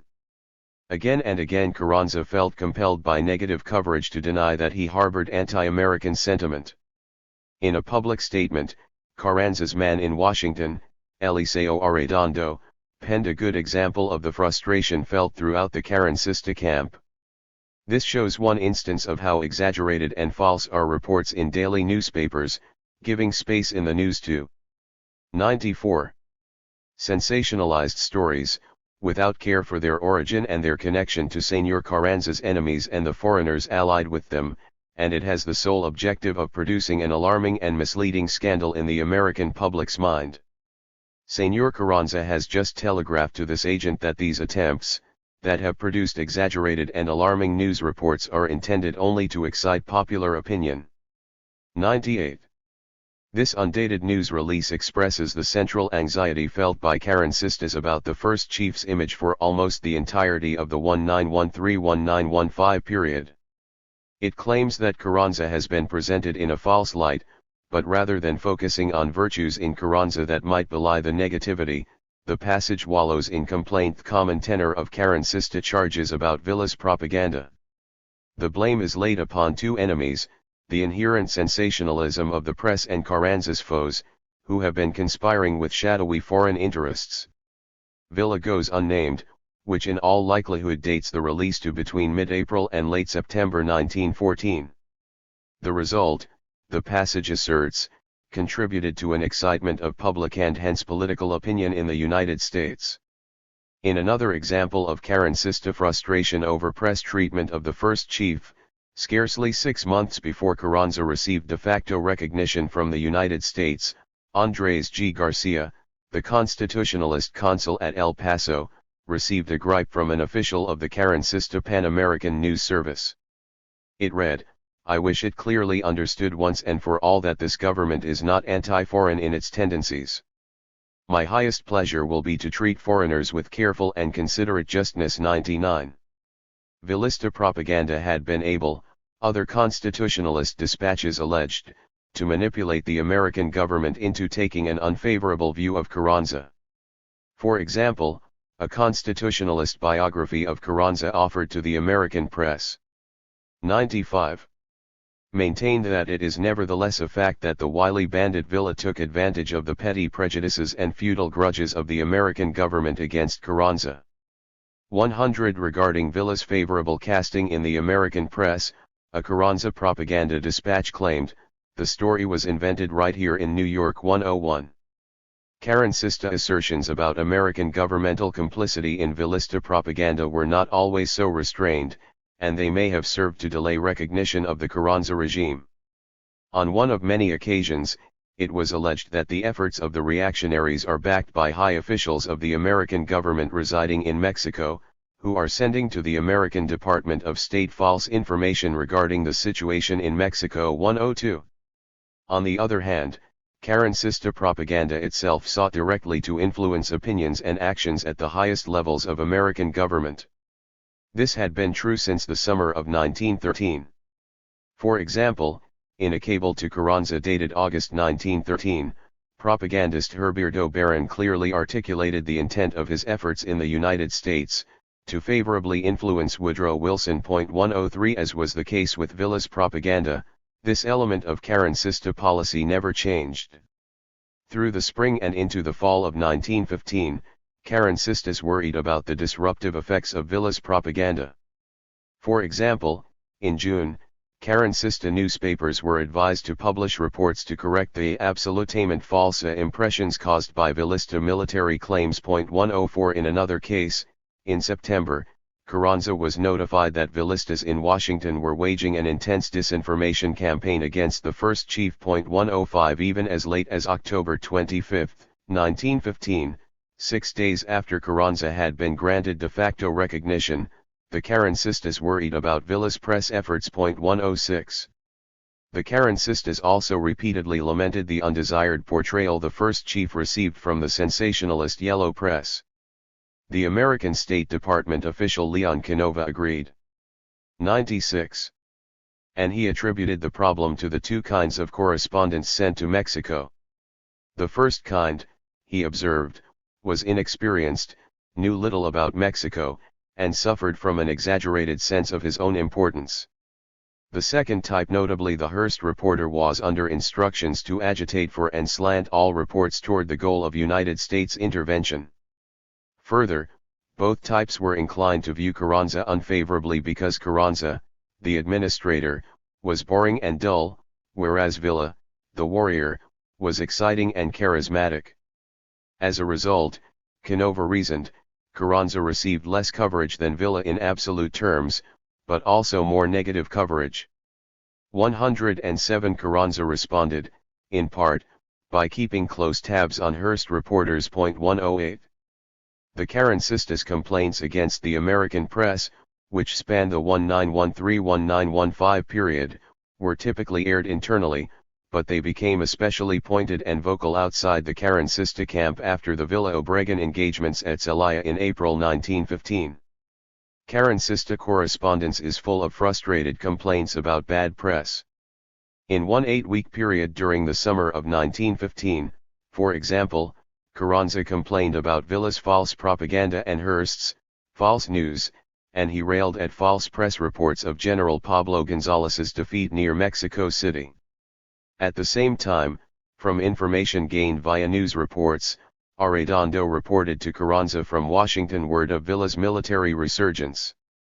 He also cited press reports as indicative of official Wilson administration policy moves, and he concluded that the American government was formulating policy following the lead of a group of reactionaries and traitors. 109. Over the summer and early fall of 1915, the Karansistas engaged in a letter-writing campaign to American newspapers in Washington, D.C., and New York, and to officials highly placed in the United States government, in an effort to undo the perceived pro-Villa bias in the American press. In a September letter to Robert Lansing, by then the acting American Secretary of State, Arredondo took aim at the collusion between the sensationalist and 97. Insidious press and Carranza's enemies, who sought to portray Carranza falsely as anti-American. 110 Propagandist Herberto Barron, meanwhile, wrote to Wilson to argue that Villa's cause was lost. He cited an article in the New York Sun to support the claim. 111 The implication Barron drew from the Sun report was that Carranza merited official American support as a consequence of Villa's diminished fortunes. Curiously, 5 days later, providing no evidence, Barron declared to Carranza that he had succeeded in influencing Wilson. 112 At about the same time, Barron outlined for Carranza his own letter-writing campaign to New York City dailies. 113. Karansistas also attempted to tap personal connections to lend weight to the argument that Villa had cynically managed to capture Wilson's ear. 114 For example, George F. Weeks, a former American correspondent who would later become a part of the official constitutionalist propaganda operation out of New York. 115 wrote to his old friend Franklin Lane, United States Secretary of the Interior, to press the Carrancista case at the White House. He accused Villa of having engineered Carranza's unseemly depiction in the American press. 116 Lane dutifully passed the note he received to Lansing with one important addition. The complaint now had the sanction of an important figure in government. Lane wrote, "Here is a note from a man I have known for some 25 years. He is a newspaper man with whom I formerly worked, and who I have always thought is a very level-headed fellow." 117. Villa was not the only adversary that Carrancista propaganda had to overcome. The American media were also considered to be enemies. For example, some press portrayals of Carranza were seen to be slanted because certain American publishers maintained large estates in Mexico and consequently felt threatened by the revolution. Publisher opposition typically translated into editorial opposition and therefore into unfavorable framing. The reaction from the Carrancista side was predictable. William Randolph Hearst, owner of publications such as the San Francisco 98 Examiner and the New York American, as well his information agency, the International News Service, gained the most virulent denunciation. His publications were excoriated for wallowing in sensationalism, and an American official, who declined to provide a signature, for obvious reasons, told Carranza that he believed Hearst provided the major rhetorical and financial support Villa relied upon in the United States. 118 Other dispatches labeled Hearst the Constitutionalists' most irritating enemy. 119 And his publications, thoroughly yellow, Amarillo. 120 Carranza agreed. 121 Harrison Gray Otis, owner and publisher of the Los Angeles Times and owner of vast land holdings in Mexico, some of which were protected by heavily armed and well-provisioned employees. 122 Also earned the enmity of constitutionalists. 123 The Los Angeles Times supported Huerta and, like the Examiner, called for United States military intervention in Mexico.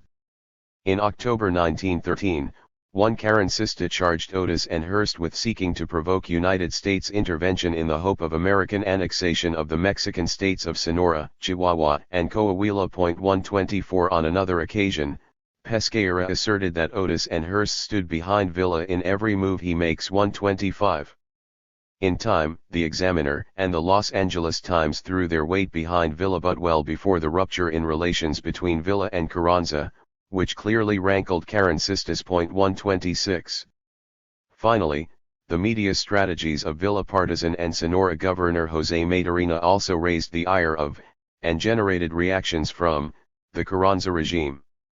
By mid-spring 1914 they precipitated a vitriolic newspaper fight. Maturina had allegedly paid an El Paso newspaper, probably the El Paso Times, to attack Pesqueira and Obregon. 127 And Maturina's official personal propaganda organ, La Voz de Sonora, repeatedly attacked Carranza. 128 Equally damning were charges that he was destroying opposition, that is, Carrancista, newspapers in Sonora, accepting anti-revolutionary Cientofico support, and buying up newspapers and using them to promote Villismo at the expense of Carrancismo. 129 99 In part, according to Louis Hostetter, the American consul at Hermosillo, Maturina was simply responding in kind to scurrilous attacks against his character leveled by Carrancista press organs. 130 The Carranza Machine, Step 2, Organizing the Anger. The Carranza camp found it necessary to establish a propaganda machine from the ground up, in part because of the perceived depth of Villa's propaganda success and the perceived hostility of the American press to Carranza. 131 In some ways its activities simply mirrored those of the Villa propaganda machine. For example, Carrancista consuls dispersed thousands of dollars to support and bribe news publications in Mexico and the United States. 132 On the other hand, and this represents one of the two key differences between Carranza's and Villa's propaganda operations, Carranza's superior organization, encompassing news bureaus, wire services, and many propaganda organs, considerably surpassed Villa's, which tended to operate ad hoc, without a news bureau or wire service and with relatively fewer propaganda organs at its disposal. The second crucial difference between the two propaganda machines lay in the content of the packaged product. Villa provided a more exciting, saleable, and likable product. Carrancistas considered American wire services and newspapers hostile and unreliable, even while sometimes employing them as sources of valid information. 133 Partly as a consequence, Carranza dispatched lobbyists and press agents to the United States to generate favorable publicity for himself and his constitutionalist cause. This step benefited Villa so long as Villa remained a constitutionalist, but it and subsequent constitutionalist media actions aimed first to promote Carranza. 134. 100. Sherburne Hopkins served as the first key constitutionalist man in Washington in 1913. At the same time, Adrian Aguirre Benavides, who employed the services of two co-religionists, fomented constitutionalist propaganda in New York in the spring of 1913. 135 Felix Sommerfeld, too, promoted the cause in 1913, but the depth of his loyalty to Carranza was thought, accurately, as it turned out, to be suspect. 136 Carrancista agents began to monitor his behavior in early July 1914 and extended the surveillance to include apparently all members of the constitutionalist contingent in New York. 137. Like Sommerfeld, Hopkins and Benavides jumped ship and sided with Villa in September 1914. Others stood ready to take their places. These included Robert V. Pesqueira and Modesto Roland, who launched competing news agencies to promote the constitutionalist movement. Charles A. Douglas, a Washington lawyer. 138 replaced Hopkins as legal advisor. 139 While Elizet Arando stepped in as Carranza's confidential agent in the American capital. 140 The American lawyer Richard Cole also promoted Carrancismo from cities around the United States. 141 Samuel Belden served as a key propagandist in the United States, especially in the transborder region. 142 Roland worked with Carlo de Fornaro to co-found the Mexican Bureau of Information in August 1914. Free of charge, the Bureau provided English-language press copy, that is, propaganda, to more than 500 publications.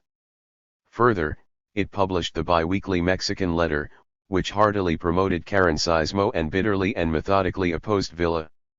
The Bureau also sent propagandistic communiques to politicians, including President Wilson, and other public officials. 143. Pesqueira, meanwhile, established the Pan American News Service, PANS, ostensibly an unbiased international wire service. In fact, it served Carrancismo in much the same way and tenor as did the local-level dispatches of the Mexican Bureau of Information. Pesqueira sought to link all consulate cities through PANS. 144. 101. In Mexico, G. H. Velázquez founded the Oficina Central de Información y Propaganda Revolucionaria, the agency responsible for formulating and circulating propaganda within the constitutionalist organization. 145 In 1915 it circulated bulletins throughout Carrancista territory promoting Carranza and decrying his enemies. 146 The tone of the circulars suggests that they served both as founts of information and as morale boosters.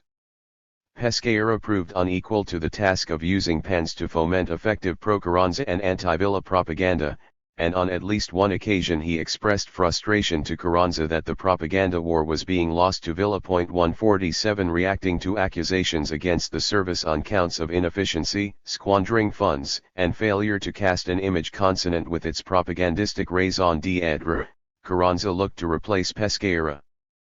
Pesqueira's most glaring error had been an inability to dissociate the service publicly from the Carranza movement. A newly revamped PANS, designed to maintain an appearance of absolute independence, was to be headed by the New Orleans journalist and Villa propaganda neutralizer Joseph Brañas. 148 But it failed to get off the ground when Brañas died unexpectedly. 149 Still, despite the limited success gained under Pesqueira's directorship, the PANS anti-Villa message had at least been consistent. PANS had attacked Villa without let-up on many fronts and lauded Carranza as the opposite of all the evil represented by Villa. 150. During the summer of 1915 a Carranza aide recruited Timothy Turner, the former El Paso Times and Associated Press reporter, to reorganize and head the Mexican Bureau of Information, which would include PANS. Turner, who had funneled information to the Constitutionalists since as early as May 1914, 151 put together a plan to professionalize the Bureau by staffing it with former newspapermen and distancing itself, at least ostensibly, from the Karansista movement. Somewhat hyperbolically, Turner claimed, the function of the Bureau would be to create through constructive channels of publicity a true understanding of Mexican 102 affairs. The New York director and his assistants would work in similar corporation. The key to establishing effective propaganda, Turner asserted, was the appearance of disinterest. The news thus given out as official statements would be more eagerly received by the American press and lack entirely the appearance of artificial propaganda. 152. Turner's goal of appearing disinterested met with failure. For example, a February 1915 attempt to disguise Karansista propaganda offered to the American Press Association of New York stirred the association's president, Hartland Smith, to write to Secretary Bryan inquiring about the legality and ethicality of using such material. The material itself as effusive in its praise of Carranza as it was dismissive of Villa came free of charge and camera ready to print from the so-called Western Newspaper Union of Chicago. In addition to situating the Union, a Karansista creation, far from the hubs of revolutionary propaganda, New York and El Paso, Karansistas attempted to cast it as quintessentially American by tombstoning in its letterhead lists of Midwestern American cities subscribing to its services. Yet the propaganda clearly failed to sway Hartland Smith, who noted to Bryan that the association had also received requests from other factions in Mexico to distribute and print propaganda. Bryan responded by acknowledging the Karansistas' legal right to circulate such information, and he suggested to Smith that publications inclined to print it be advised to inform readers of the source. 153. Meanwhile, the revamped PANS Bureau began operations quickly and energetically. Other Karansistas spoke highly of it. Alfredo Brecida, who had served as Carranza's private secretary, lauded Turner's work, and also charged that Arredondo's press agents were a waste of money and that Pesqueira was incompetent. 154. By August 1915, the Bureau was handling virtually all serious news releases just in time to celebrate Carranza's recognition in October. 155. 103. Like Villa, Carranza funded and bribed news publications. While Villa personally had Villanueva, Chihuahua City, and received positive coverage from El Combate, Aguascalientes, El Monitor, Mexico City, La Convención, Aguascalientes, and the El Paso Times, Carranza maintained his own stable of propaganda organs. These included El Constitucionalista, published in Ciudad Juárez, Chihuahua City, Saltillo, and Monterrey, founded in 1913, 156 El Democrata, Mexico City, Piedras Negras, San Luis Potosí, and Monterrey, 1913, 157 El Diario Oficial, Chihuahua City, 1913, El Dictamen, Veracruz, 1914, El Pueblo, Veracruz, 1914, 158 La Opinion, Veracruz, Mexico City, 1914, 159 El Liberal, Mexico City, 1914, 160 La Justicia, 1914, Los Sucesos, 1914, El Legalista, 1914, 161 Churubusco, 1914, El Libertador. Querétaro, 1915, 162 La Revolución, 1915, 163, and El Nacional, Mexico City, 1915, 164. It is worth remembering, too, that prior to the rupture in Villa-Carranza relations, all constitutionalist organs, at least ostensibly, promoted Villa as well as Carranza. Their resources and pre-revolutionary, anti-Huerta messages overlapped. For example, Herberto Barron proudly noted to Carranza in May 1914 that the pro-Villa El Paso Times was printing articles he had written to promote the more general constitutionalist cause. 165 At the same time, and suggestive of how unbridgeable the Villa-Carranza schism would later become, From El Paso, Andrés G. Garcia sought either increased funding for El Paso del Norte or funds to establish a new organ to combat Vilista propaganda in the El Paso Times. 166. Carranza also funded and bribed media in the United States.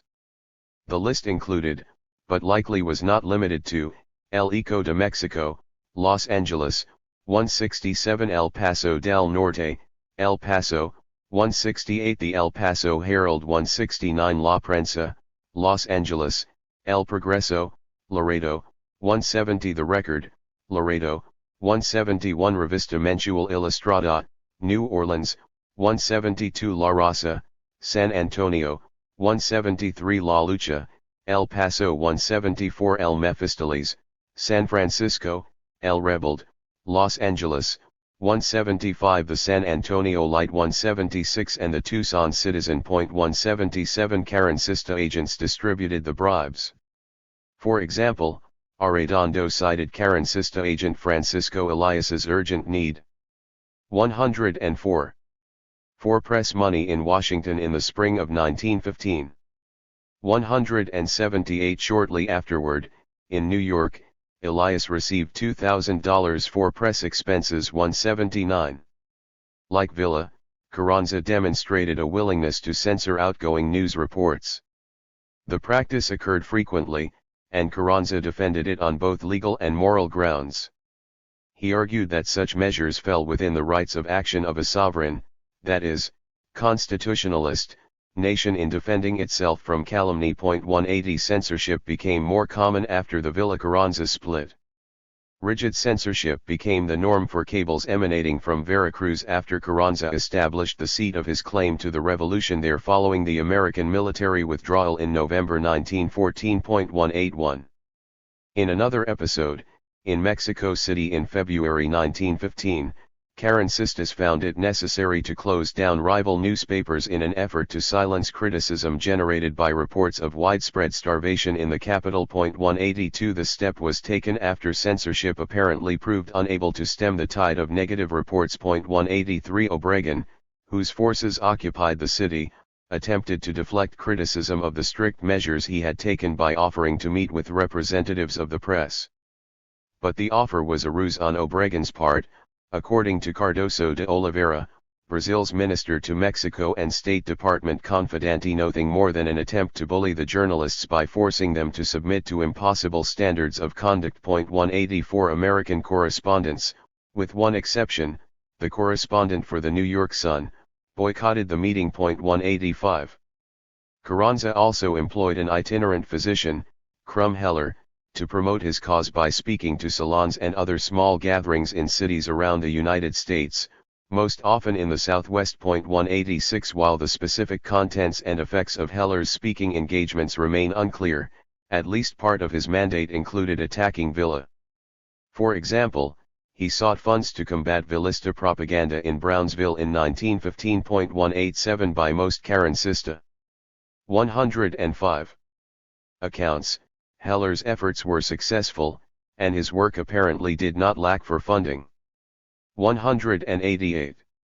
Finally, one avenue of propaganda not explored by the Carrancistas with the interest shown by Villa was the moving picture. Although Villa's efforts with the Mutual Film Corporation did not deliver the expected dividends, the film still received modest screenings in New York, and photographs taken from newsreel stills got wide circulation. Further, newsreel footage shot by several American and Mexican enterprises and shown around the world, though primarily in the United States, generated modest publicity for Villa and Carranza alike. 189 In March 1914, Carranza granted to unnamed cameramen the rights to film the Constitutionalists in action. 190. The Carranza Machine, Step 3, Getting Even. The key goal of Carranza's propaganda, indeed, probably of most political propaganda, was to generate public and hence political support. Carrancistas clearly predicated their U.S. media strategy upon the assumption that they could influence the American media's agenda vis-a-vis the revolution. 191 The American public and American politicians would then, ideally, fall in line. Carrancistas fashioned an organization designed to serve these ends. But two major roadblocks stood in the way. The relatively favorable, sometimes glowing, media image of Villa, achieved in some measure by Villista propaganda, and the relatively unflattering media image of Carranza, also fostered in no small part by Villa propaganda. An examination of the contents of Carrancista propaganda illustrates the perceived importance of overcoming the Villa image. The Mexican letter, which was sent to more than 500 media publications free of charge, provides probably the best. 106. Example of Carranza's anti-Villa propaganda. 192. The publication itself was organized loosely. Typically 2 or 3 typed pages in length, each issue might touch on 3 or 4 topics that would be separated by asterisks and supplied with appropriate headlines. Bylines identifying the author appeared occasionally. The Mexican letter painted Villa with strokes quite similar to those used by Villistas to portray Carranza. Villa was maniacally dictatorial, obsessed by presidential ambitions, unyielding in a mad and violent opposition to democracy, and bitterly anti-American in a duplicitous guise. Where Villa propaganda played up Villa's humble, man of the people origins, the letter cast him as an ignorant, uneducated, dangerous buffoon, unfit for public office. Early copies of the letter frequently rebuked the United States government for undue Villista sympathies. Reflecting Carranza's eagerness for the occupying American troops to withdraw from Veracruz, in September 1914, for example, the letter charged President Wilson with unconsciously playing into the hands of the reactionary elements of Mexico. 193. Although Villa went unnamed, in part because the official rupture in relations was still a week away, the Barb implicated him, too, albeit elusively. The letter also pounded Villa indirectly by attacking his association with other Carranza enemies, notably Maderenistas and Huertistas. For example, in October 1914, in the midst of the attempted Villa-Carranza rapprochement at Aguascalientes, the letter called on Villa to curb Maderina's wanton disregard for the international border separating Mexico and the United States. 194. In more measured tones, the same release also accused Villa of bad faith at Aguascalientes. I call your attention to the fact that press reports emanating from El Paso contain many false reports relative to the personnel of the Constitutionalists, many of these containing bitter personal attacks directed at our first chief and also at our Constitutionalist army. So it might be well for General Villa to have his agents desist. 195. 107. The tenor of the anti-Villa contents of the letter became increasingly bitter as it became ever more apparent that the Villa-Carranza rupture might prove irreconcilable. In mid-November the letter published a Carranza statement to the convention. I am now of the conviction that the true cause of the difficulties which the country is now encountering is the natural reaction which follows the triumph of every revolution. It is, reactionary elements that always endeavor to exert their influence upon some one of the most conspicuous revolutionary chiefs, exciting his personal ambitions of command in order to rally around him and thus secure his protection. There is greater ambition than that of being President of the Republic, and that is to preserve such a military omnipotence as will permit a man to control all the powers of the country. The insistence of General Villa in preserving the command of a military division considered to be omnipotent, which at the same time pretends to re-establish a constitutional government under the basis of the old regime and to designate a civilian for the presidency of the Republic, clearly indicates that it is the dream of this chief to constitute himself arbiter of the destinies of Mexico. 196. A later edition of the publication dismissed the convention as a blind to deceive the American press. 197. The mid-November issue of Mexican Letter also leveled a variety of other barbs. One was aimed squarely at convention president Eulalio Gutierrez, who was portrayed as both a man of great honor and a Villa puppet. 198. It also lashed out at Washington Jingoes for portraying Carranza in the United States press as anti-American. In fact, the letter claimed, it has always been Carranza's aim to establish closer and friendly relations with the United States. 199. 108. Not only was Gutierrez condemned for being Villa's lackey, but Villa, too, earned censure for being little more than the agent of the Mexican-American junta in New York. Moreover, Villa has to obey orders or he won't get any money to buy arms and ammunition. 200. Framed in this way, Villa is at once dominatingly manipulative with regard to the convention authorities yet childishly dependent on pseudo-foreign interests. A December 1914 copy of the letter stressed that a lack of substance belied Villa's propaganda claims. The publication cynically noted Villa's picturesque quality but tarred him as having become an unconscious tool within the hands of the enemies of Mexico. He has allied himself with the reactionaries and the cientificos. Ironically, considering the letter's point of origin, that is, penned largely by Americans in New York, it also attempted to smear Villa by commenting that the promotion of his policy-making savors of press agency 201. A colorfully worded, if slightly oblique, assertion in another issue echoed this last point but also suggested that Americans' gullibility contributed to Villa's popularity. Barnum said that the American people like to be humbugged. In the case of Mexico, the Americans are being humbugged, but it is doubtful if they like it. 202. Yet again in January 1915, Villa and the American press came under attack. The press campaign in favor of Villa, as the ipse sic facto ruler of Mexico, is only a continuation of the press campaign carried on during Huerta's regime in his favor. The Villa publicity campaign has made Pancho Villa the most interesting figure in Mexico for American readers. However, Villa's fame is essentially a manufactured American. Article 203. But the Carrancistas, too, attempted to ply the American press with messages like those found in the letter. Though initially less successful than the Villistas in promoting public relations material as news, in time the Carrancistas achieved their goal. For example, echoing the increasingly bitter tone of the letter, a statement by Rafael Zubaran Capmany printed in the New York Times claimed. 109. We have every reason to believe the accredited report that the American agent, George C. Carruthers, has sold out to Francisco Villa, alias Doroteo Arango. This is his true name. He has assumed the name of Francisco Villa for reasons known to himself, and history alone will tell what crimes his true name of Doroteo Arango may hide.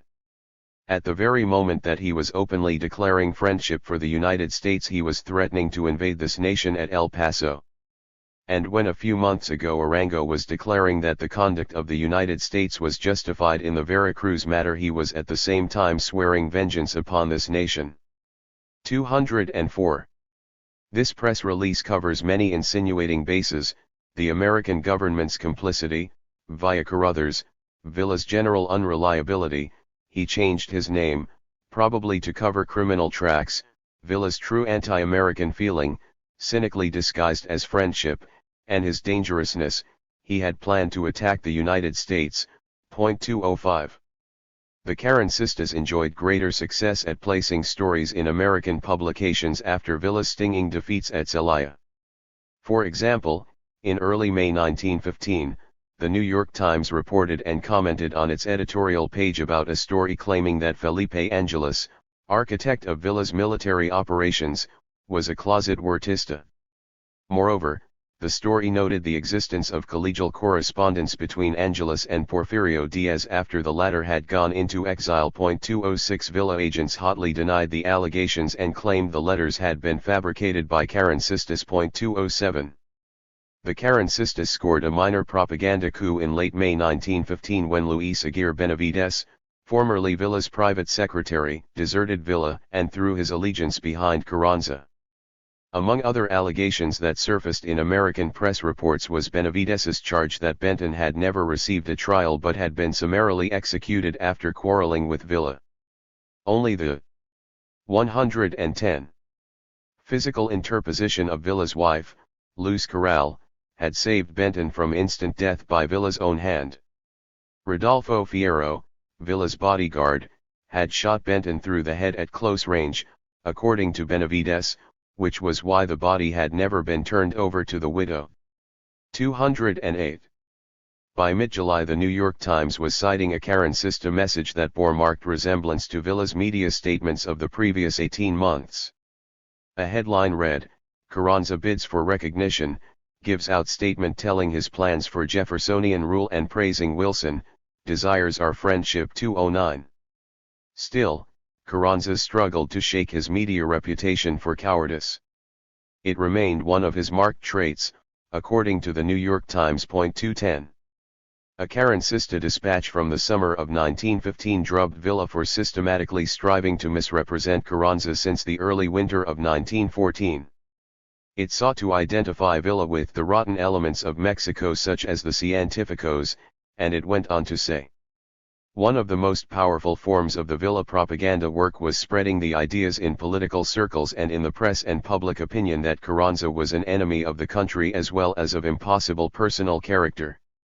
The principal incidents which helped to serve in spreading this false idea were, the Benton incident and the Carranza protest against the occupation of Veracruz, and in a minor degree all the international exchanges have served for the purpose of presenting him in a color not in keeping with his true character. 211.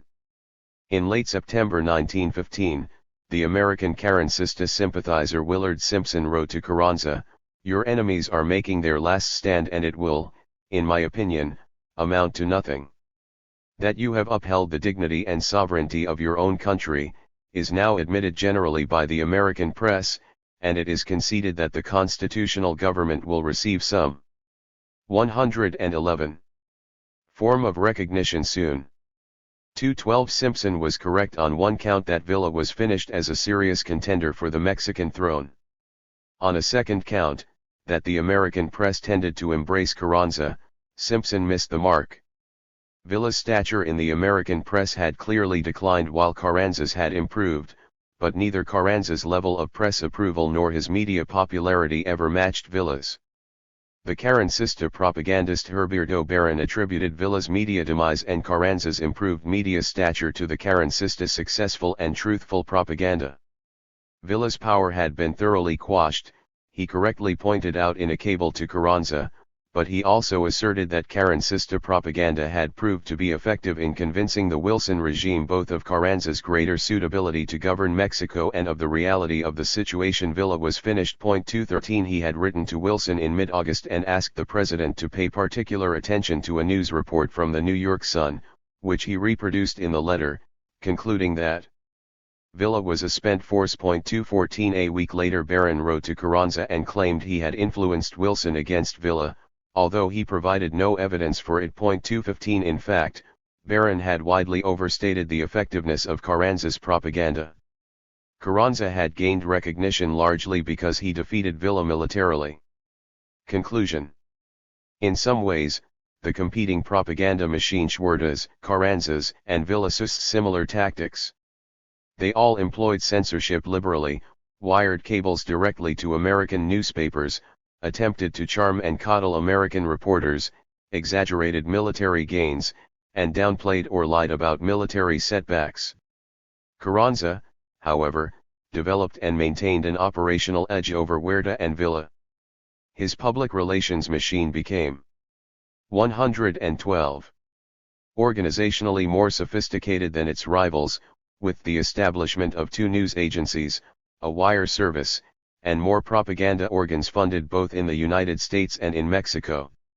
Carranza also had greater financial resources at his command than did Villa, a gap that grew more pronounced with time. Yet, on balance, Villa's propaganda operations must be judged far more effective than Huerta's or Carranza's. Why? The first major reason is that Villa had seized the propaganda initiative by the fall of 1913 and held fast to it. Because Villa spread his messages first and effectively, Carrancista propagandists fought an uphill battle through 1915. Even during his military collapse, Villa maintained higher levels of support from and popularity in the American press. Indeed, newspapers such as the Los Angeles Times and the San Francisco Examiner preferred to agitate for United States military intervention in Mexico after Villa's eclipse than to throw support to Carranza. Both had initially been anti-Villa, anti-revolutionary, and, in the Times case, pro-Huerta. The second major reason for Villa's propaganda predominance derives from the content of Villa's messages, which, for the sake of comparison with Huerta's and Carranza's media efforts, can be broken down into 7 themes: friendship with the United States, congruent self-interest, the pragmatism of supporting a winner, Villa's morality, his common man image, his physical attractiveness, and his adherence to democracy. In these areas Villa promoted himself with far greater facility than did Carranza or Huerta, while portraying his two rivals as virtual opposites of what he claimed to represent. Villa repeated his message of friendship for the United States seemingly at every opportunity, whereas Carranza and Huerta, to different degrees, did far less to promote a theme of friendship. There was, indeed, little that Huerta could do to overcome the disastrous public relations effect with which the murders of Madero and Pino Suarez saddled him. His 1913 propaganda messages were intermittently friendly. For example, he offered olive 113 branches to American business interests but also defiant. And the actions he took with regard to the Tampico incident in April 1914, which contributed to the American occupation of Veracruz, were clearly and intentionally hostile. Carranza's friendship became a staple of his propaganda message increasingly in 1915. Yet it won him few rewards in the United States press, although it probably contributed to feelings of reduced anxiety in Washington as Villa, Washington's favored revolutionary, faced military collapse over the spring and summer. Carranza's problem stemmed from the pith of his earlier propaganda message, which had championed Mexican nationalism, often at the expense of friendliness.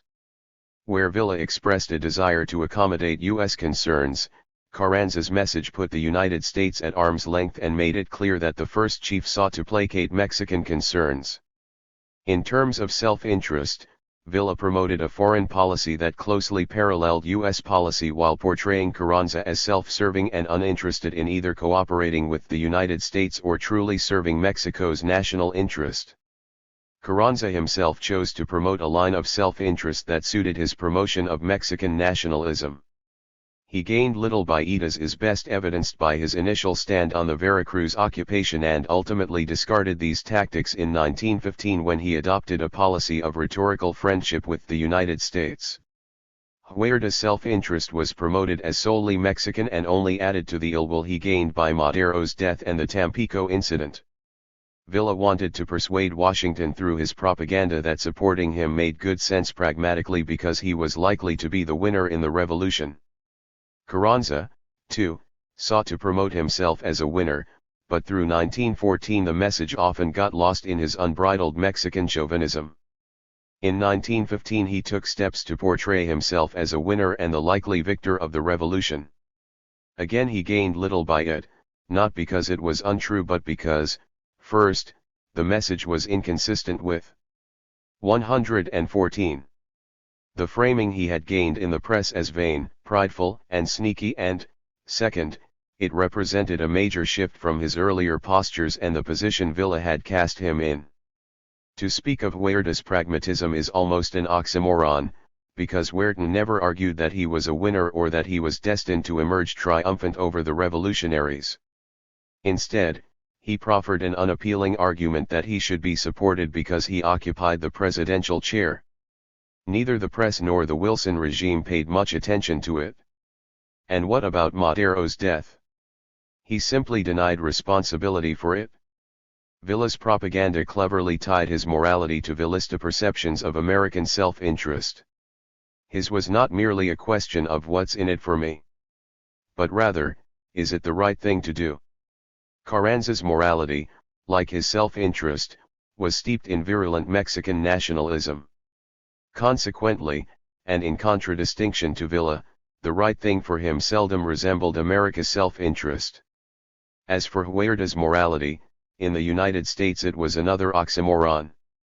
He was a cold-blooded murderer of Mexicans and hostile to the United States.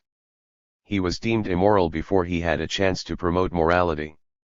The theme of the common man provided much of the glue that held the elements of Villa's message together.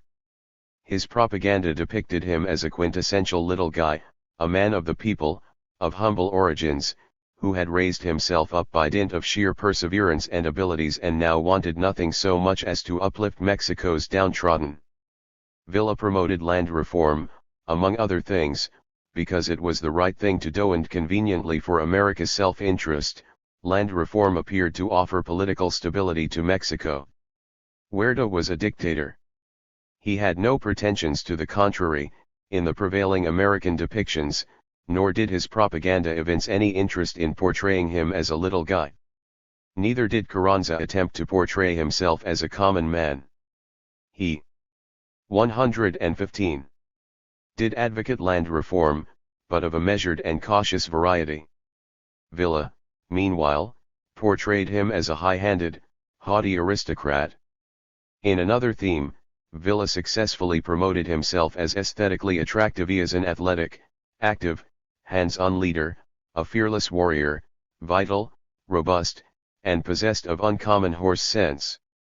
Neither Carrancista nor Huertista propagandists, by contrast, attempted to present their leader as physically appealing.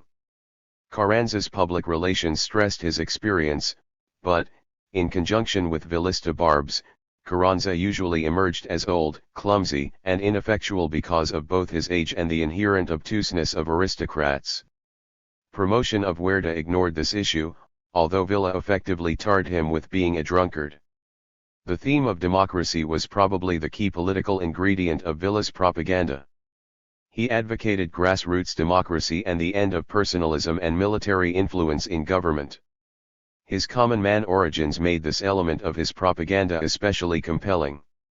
And he cast Carranza as his political opposite: dictatorial, aristocratic, and elitist. Carranza's message was democratic, although decidedly less ebullient in this respect than Villa's. And his democratic impulses took a backseat to profusions of Mexican nationalism at least through 1914. In 1915 the message targeted democracy and how Carranza embraced the concept of it, but the language was often stiff and unenthusiastic. He championed the law, whereas Villa championed the people. Huerta, of course, as dictator made no pretensions to being democratic. Although surpassed in organizational sophistication by the Carranza public relations machine, the Villa propaganda operation's more effective messages were better tailored to achieve the ends all three leaders sought: diplomatic recognition, financial backing, public support in both the United States and Mexico, and material backing to fight their enemies. Villa won all of these struggles, save the one for recognition.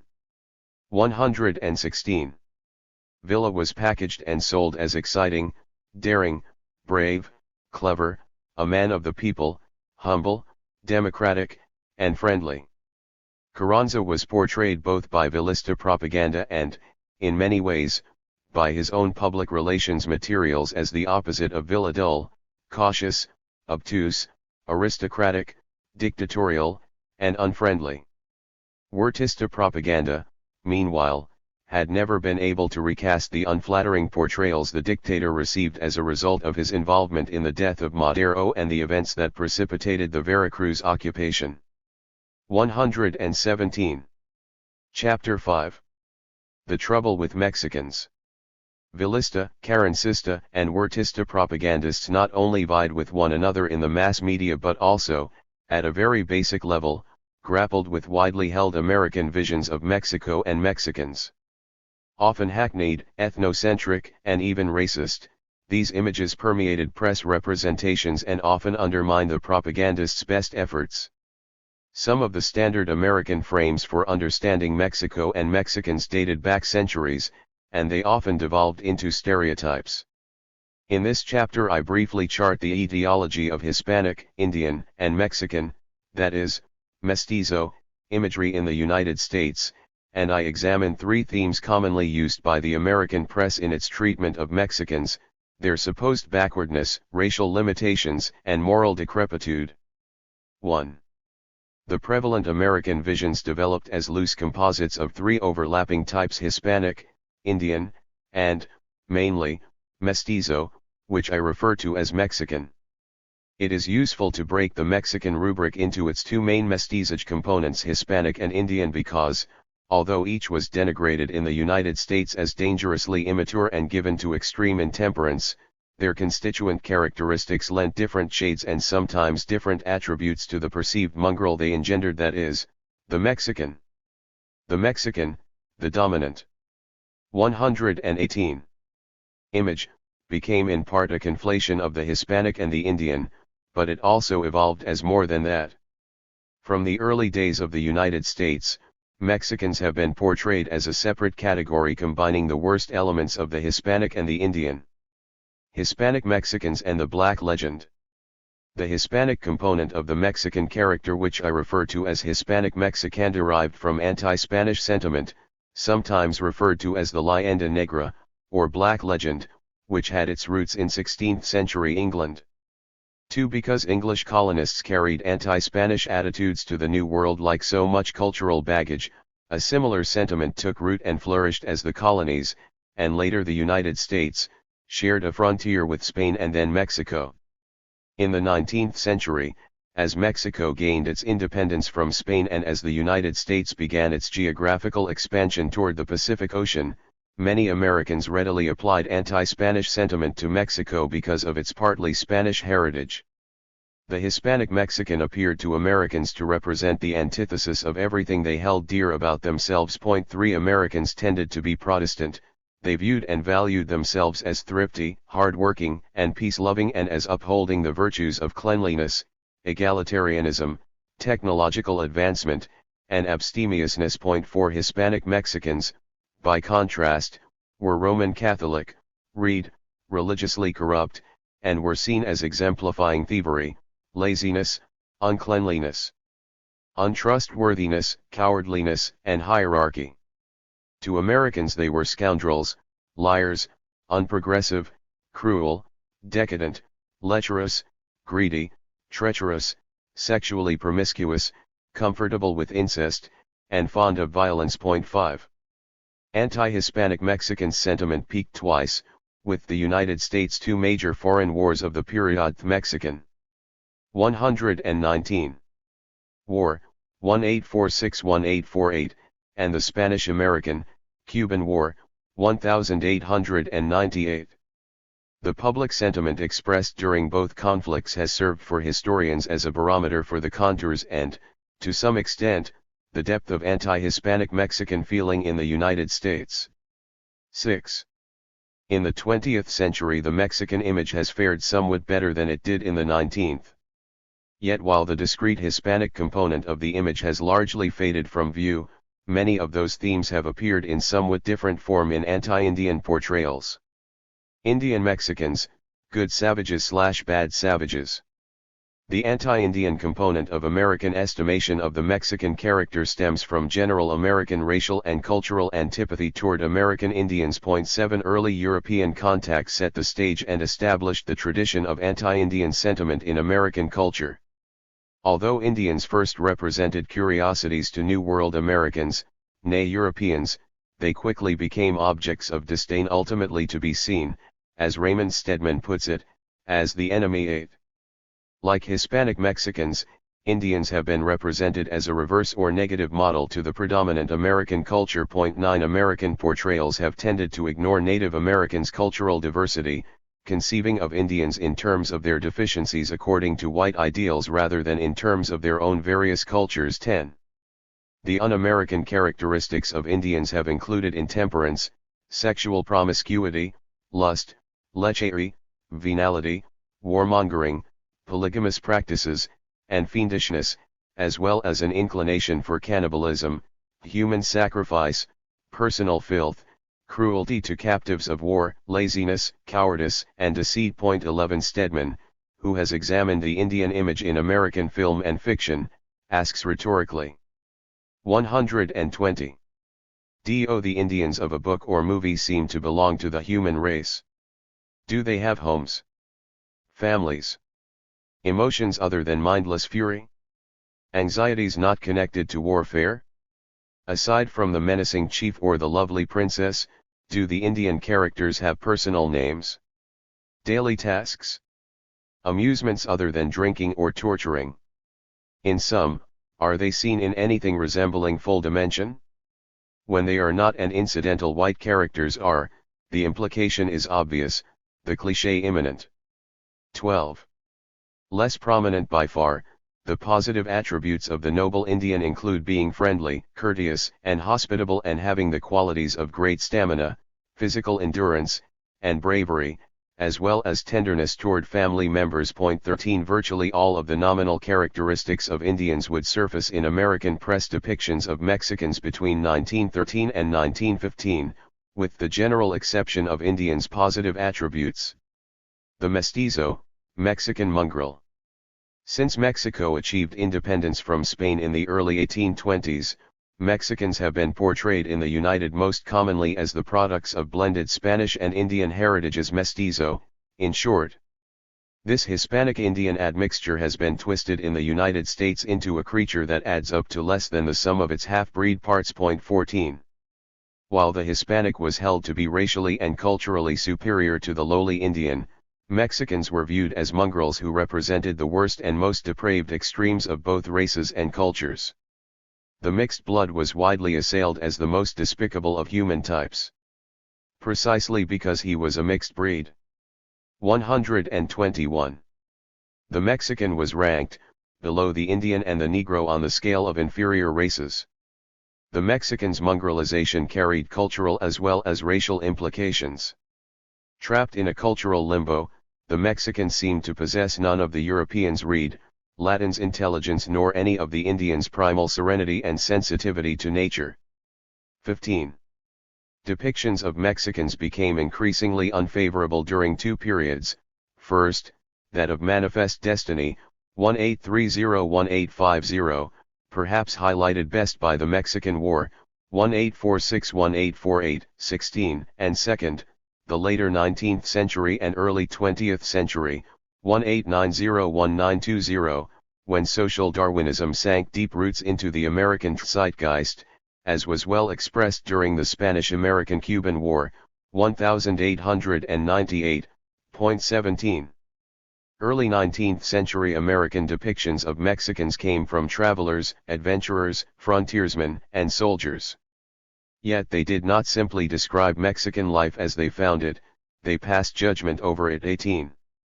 And the sentiment expressed was that which the British had earlier employed versus Spain, that Spaniards and now their half-breed descendants, Mexicans were lazy, cruel, and treacherous. 19 As Cecil Robinson put it, pioneer America could find little to approve of in the Mexican society it collided with, being affronted in all its major concerns by Mexican attitudes, real or imagined. 20. By Philip Wayne Powell's reckoning, in this passage Britain could substitute for pioneer America, and Spanish for Mexican, and by Stedman's account, Britain might be substituted for pioneer America, and Indian for Mexican.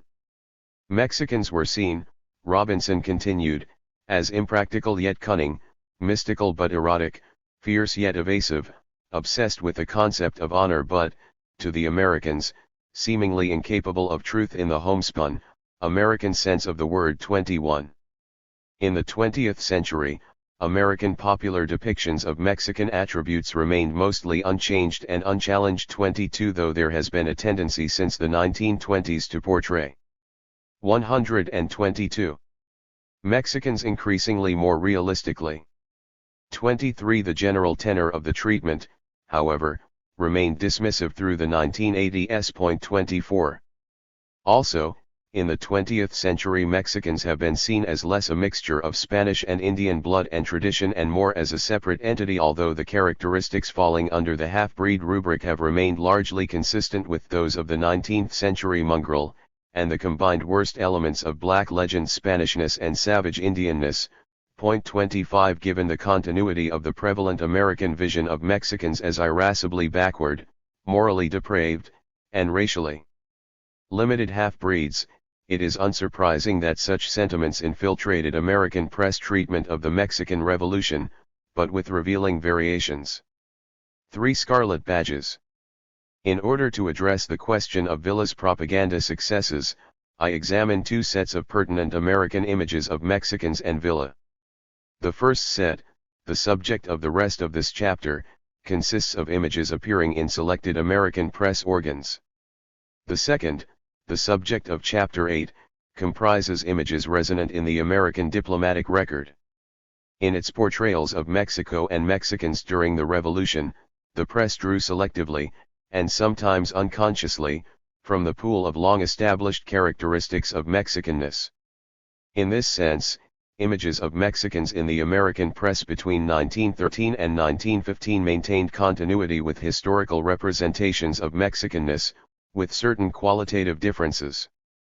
For example, the press played up the Indian component of the mongrelized Mexican, an admixture that received scant attention elsewhere. On the other hand, the press evinced little interest in nominal Mexican religious corruption, an important ingredient of more general American visions of Mexico. Press treatment also eschewed the 123 Mexicanness topic of sexual depravity. This matter was duly noted in American diplomatic reports coming from Mexico. Press treatment of Villa and Mexico, then, both derived from and contributed to deeply internalized, widespread American cultural visions of Mexico. Three general themes stand out in the way the American press treated Mexicans during the Revolution. First, the theme of backwardness, usually manifesting environmental influences, typically included Mexicans being stuck in the material circumstances and retrograde mindset of earlier centuries, as well as exhibiting immaturity and tendencies toward violence. Second, racial limitations, deriving from Mexicans' perceived genetic inferiority, included mental unsophistication, even stupidity, and a weakness for pleasures of the body that contributed to a hedonistic delight in pillage and chaos. Third, the theme of moral decrepitude incorporated dishonesty, a love of excessive, often gratuitous, violence, innate cruelty, an inclination for theft, and a propensity for sneakiness. To assess and explore the consonance between American historical visions and American press treatment of Villa, I focus on the contents of leading newspapers in 6 major American markets: Chicago, Denver, Los Angeles, New York, San Francisco, and Washington, D.C. as well as on 11 news magazines with national circulations. 26 Villas, Carranzas, and Huertas propaganda vied with prevalent American visions, and this struggle was manifested in these and other publications. Also, because media content to some extent reflects and to some extent influences public opinion, 27 examining how the American press depicted Mexicans provides a framework against which specific images of Villa, Huerta, and Carranza might be assessed. The Chicago Tribune, founded in 1847, was steeped in muckraking in the 1910s.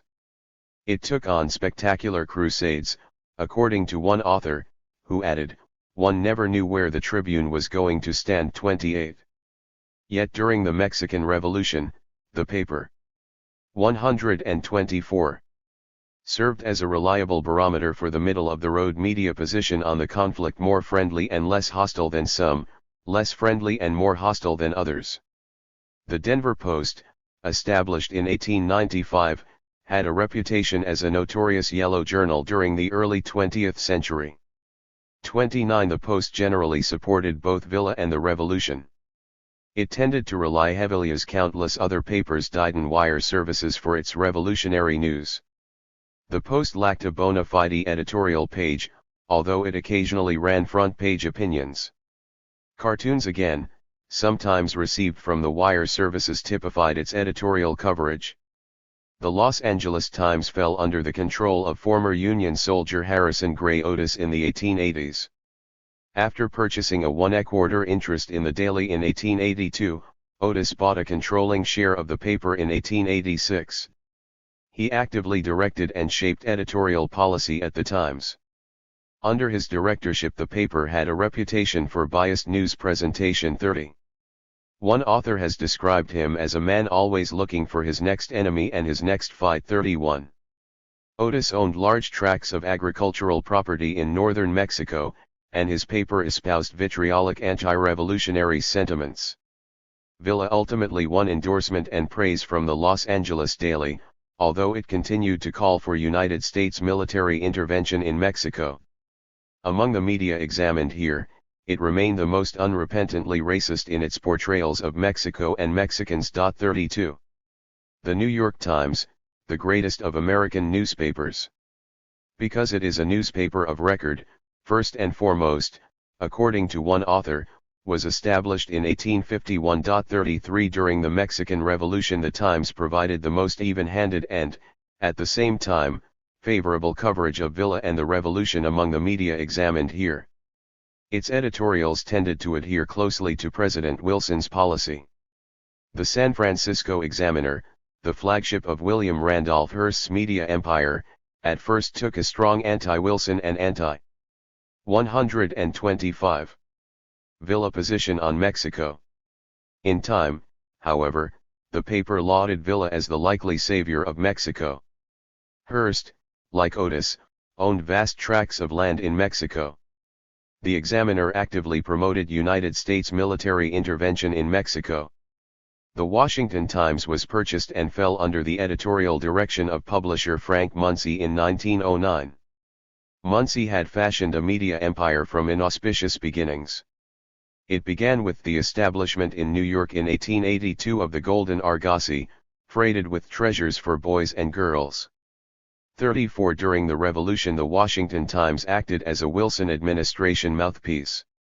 Evidence used in this chapter to assess how the press constructed Mexican images is drawn from three basic sources: news stories, and their headlines, editorials, and their headlines, and editorial cartoons, and their captions.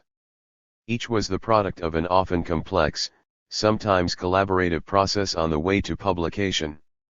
News stories reflected a mixture of opinion and interpretation that might include the input of one or more reporters and one or more copy editors. The accompanying headlines were the handiwork of an editor who might or might not have read the news story fully or closely and who might or might not have agreed with the views presented in it. Editorials represented a publication's official opinion yet did not necessarily reflect the sentiments expressed either in news stories or in news headlines or, for that matter, in editorial headlines, which might have been written by someone other than the author of the editorial itself. Editorial positions were typically staked out by a committee composed of competing voices. Further, shifting influences such as publisher pressure or even personnel turnover might affect the content, tone, and consistency of editorial comment. Editorial cartoons reflected the cartoonist's perception of and reaction to editorial direction, which varied by publication. They also reflected the contents of news stories and headlines, as well as the cartoonist's personally held views, which might be the product of non-media influences. 126. Internal media influences that affected content included editorial policy, the political ideologies of reporters and editors, prevalent journalistic norms, advertising, and ownership. While it is usually difficult to tease out specific influences on selected content, ownership is worthy of special consideration. For example, the owners of the most vehemently anti-Villa publications examined in this chapter, the San Francisco Examiner and the Los Angeles Times, maintained large landed estates in Mexico and consequently had good reason to fear any potential shake-up of the political order. In both cases, the publishers Otis and Hearst actively directed editorial policy at their respective papers. News stories, editorials, and editorial cartoons, with their respective headlines or captions, provide the grist for the exploration of American press depictions of the Mexican Revolution. Press treatment of the conflict employed a three-pronged Mexican typology of backwardness, racial limitations, and moral decrepitude. These three components surfaced continually, coloring depictions of Mexico and recasting and distorting the revolution. Backwardness. The basic features of backwardness included being stuck in the material trappings and primitive thinking of earlier times. According to press portrayals, Mexicans eschewed progress and advancement in favor of stasis and cultural rot. Violence was endemic in Mexico because the mongrels had not evolved enough culturally to embrace sensibly peaceful ways. Further, because Mexico had never experienced progress and orderliness, it stewed in chaos. Arnaldo de Leon put it this way: where whites were energetic, Mexicans seemed backward; where whites were ambitious and aggressive, Mexicans seemed apathetic and complacent; where whites considered themselves inventive, Mexicans seemed anachronistic; and where whites knew their direction, Mexicans 127 appeared to be going nowhere. White culture appeared more advanced, more progressive, and more civilized. 35. Expressing a sense of urgency, A mid-February 1913 cartoon in the San Francisco Examiner exemplified the press's concern with Mexicans' inability to advance. Figure 2. In it, the Mexican hope of progress slips away like the setting sun, while the Mexican people, cartoon Mexicans, were almost always male, and the whole population was usually represented by a single character, misuse precious time engaging in mayhem and violence symbolized by the smoking pistol and fiery torch, both of which also suggest moral limitations. The man's face is hidden, but he seems by the energy of his exertion to be enjoying himself. And Mexico's elusive pursuit of progress is likened to running on a treadmill, much energy expended without discernible advancement. The suggestion is that Mexicans will not advance until they willingly give up their lust for violence, the pistol, and anarchy, the torch. They must become calmer and more order-lithe, antitheses of which are also signified by the man's costume, spurs, sombrero, and his wasted energy. Last, the picture also maligns the Mexican character by linking it to the diminutive mutt running alongside the treadmill. Couching its sentiments in a bastardized expression of geographical determinism, the Chicago Tribune observed, on one side of the Rio Grande there exists shiftlessness, poverty, slovenliness, laziness, on the other side enterprise, energy, prosperity, and thrift. It is as if we were stepping from one century to another. 36. And small wonder, the Los Angeles Times explained, the Mexican seems to have gained little or nothing in civilization in 400 years. 37. A late March 1914 cartoon in the Los Angeles Times portrayed similar sentiments in reference to Mexican anarchy, pondering, how long will it continue? Figure 3. The suggestion was that it had been going on for a very long time. The answer seemed simple enough: it would continue until the Mexican decided to put down that bottle and torch and devote his energy to something. 128. Figure 2. Revolution. Reproduced from the San Francisco Examiner, February 17, 1913. Productive.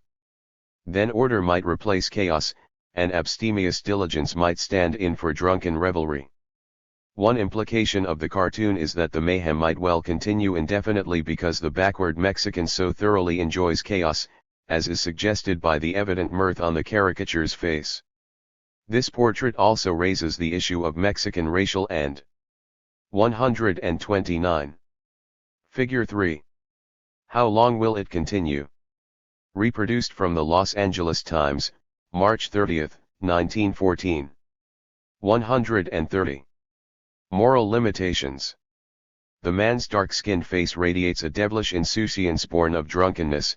He is spilling his bottle of pulque sick, and he is apparently ready to commit anarchy, again, a fiery torch. A pictorial in the San Francisco Examiner cast Mexico in the grip, literally, of anarchy, riot, revolution, and demoralization. Figure 4. While the depicted Mexican struggles to be free, the hold of these elements appears firm and in possession of greater strength than his, judging by the immensely larger size of the hand. The setting blazing sun, the buzzards in flight, associating the Mexican with rottenness, the character almost melting in the heat, and the basic inequality of the struggle suggests an environmental weakness in Mexico of almost Sisyphean proportions and futility. Why, the picture seems to query, might the Mexican remain in the grasp? The only elements of evidence available to answer the question are, first, his dressed sombrero, a ubiquitous signifier of backwardness, the pistol, another signifier of backwardness and sometimes moral depravity, and the charro's jacket, it completes the backward outfit, and, second, his tautological and thoroughly backward activity. He is fighting to be free of something from which he can never free himself by fighting. He really is in the grasp. The Los Angeles Times and the San Francisco Examiner routinely excoriated all sides in the Mexican Revolution by lumping them together as essentially uncivilized because of inherent backwardness. A Times article, for example, warned Americans to be wary of their southern neighbors because Mexicans will hate and their prisoners will be the prisoners of Indians no more civilized than the Indians who tortured our grandfathers 100 years ago, or the Indians who spiked the heads of our fathers and brothers in the Philippines. 38. Indians were seen not simply as backward but in some cases as actually incapable of civilization, as the term was used by some of. 131. Figure 4. Still in the grasp. Reproduced from the San Francisco Examiner, November 25, 1913. 132. The media. The North American Review asserted, Mexico is not, in fact, a nation, but a country peopled by many tribes of Indians of varying degrees of development, none reaching what we would call civilization. 39. Even more ominously, American Indians, too, according to a late June 1914 cartoon in the Los Angeles Times, Figure 5, might, if the logic of President Wilson's Mexico policy were applied to the United States, expect the United States to be given back to them. The cartoon makes its point ironically. It charges that it would be just as reasonable to return the United States to the American Indians, but the point is that giving the land back to the poor Indian in Mexico would be just as futile and ridiculous as it would be to give the United States back to his American counterpart. Further, in the sketch the Indian character, on behalf of all American Indians, appeals to the great white Ather a jibe at Woodrow Wilson's reluctance to be as firm with Mexico as the newspaper often demanded. Again, clothing helps to signify backwardness. The Indian is draped in a pseudo-traditional blanket and feathered headdress while Wilson sports a suit and tie. In two cartoons of late April 1914, the Chicago Tribune highlighted the superiority of American culture by comparing backward Mexico and the progressive United States.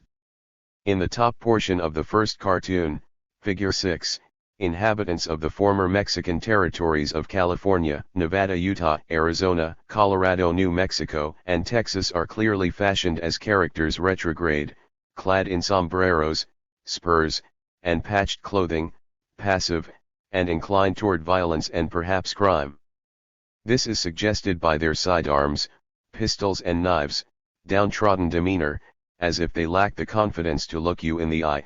They may also have something to hide, perhaps a crime, and passive stances. Below, the same territories under American influence are represented by characters exuding the trappings of progress: smart modern clothing, assertive body language, and confident visages.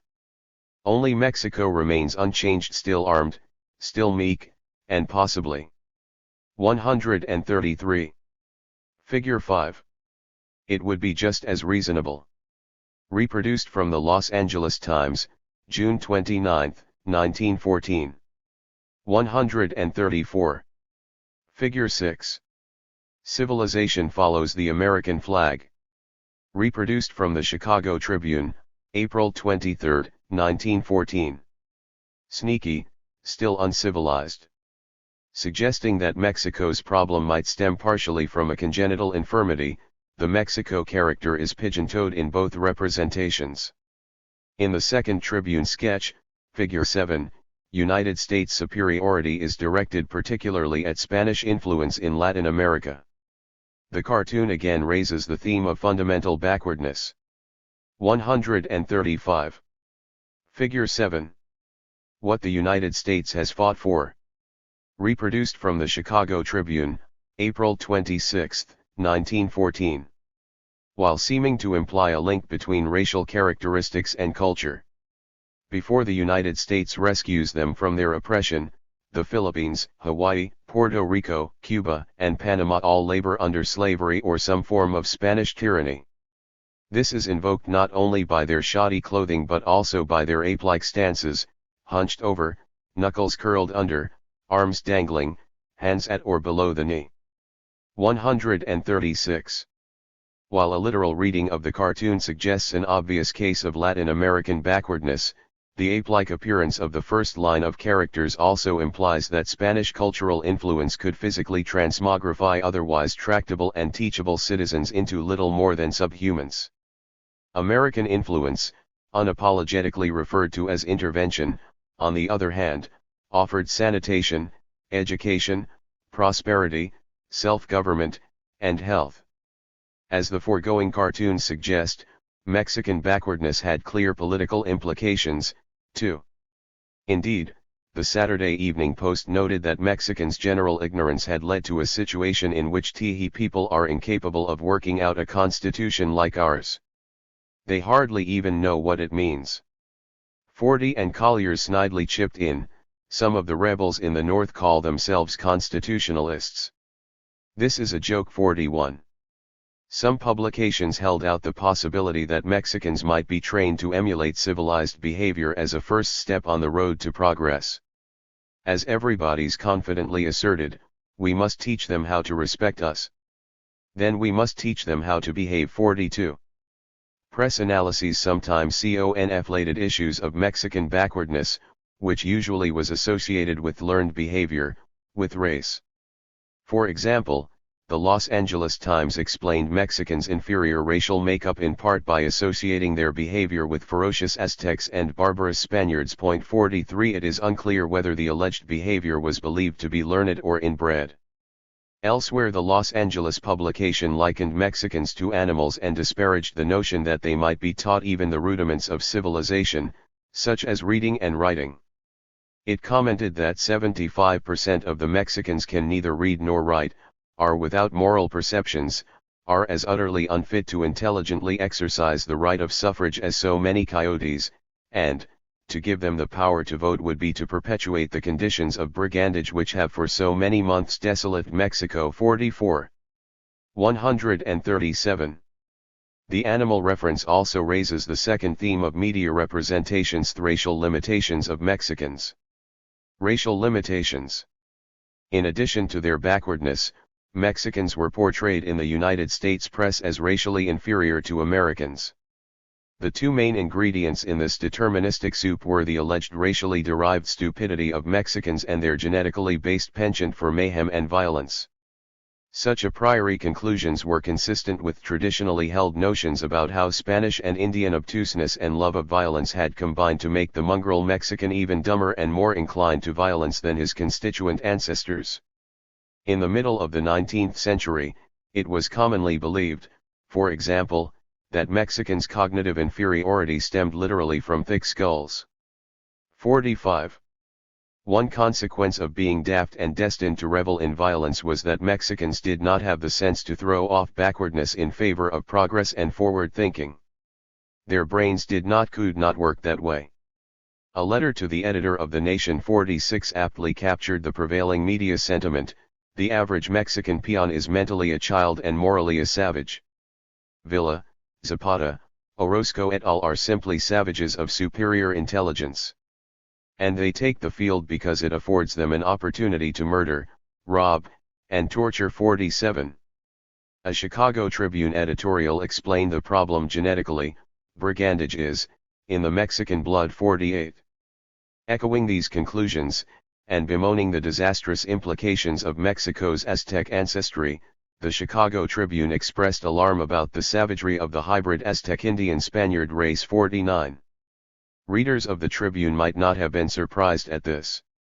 After all, they had also been informed that the practice of cannibalism was not uncommon in northern Mexico, although 138. It is unclear whether this practice was considered learned or inborn. 50.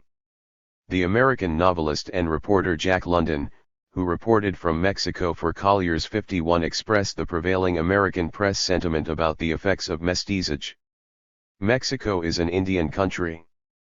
65% of the inhabitants are pure Indians, 15% are pure Spanish, Americans, English, and other foreigners. The remaining 20% are mixed Indian and Spanish. And it is precisely this 20% half-breed class that foments all the trouble, plays childishly with the tools of giants, and makes a shambles and a chaos of the land.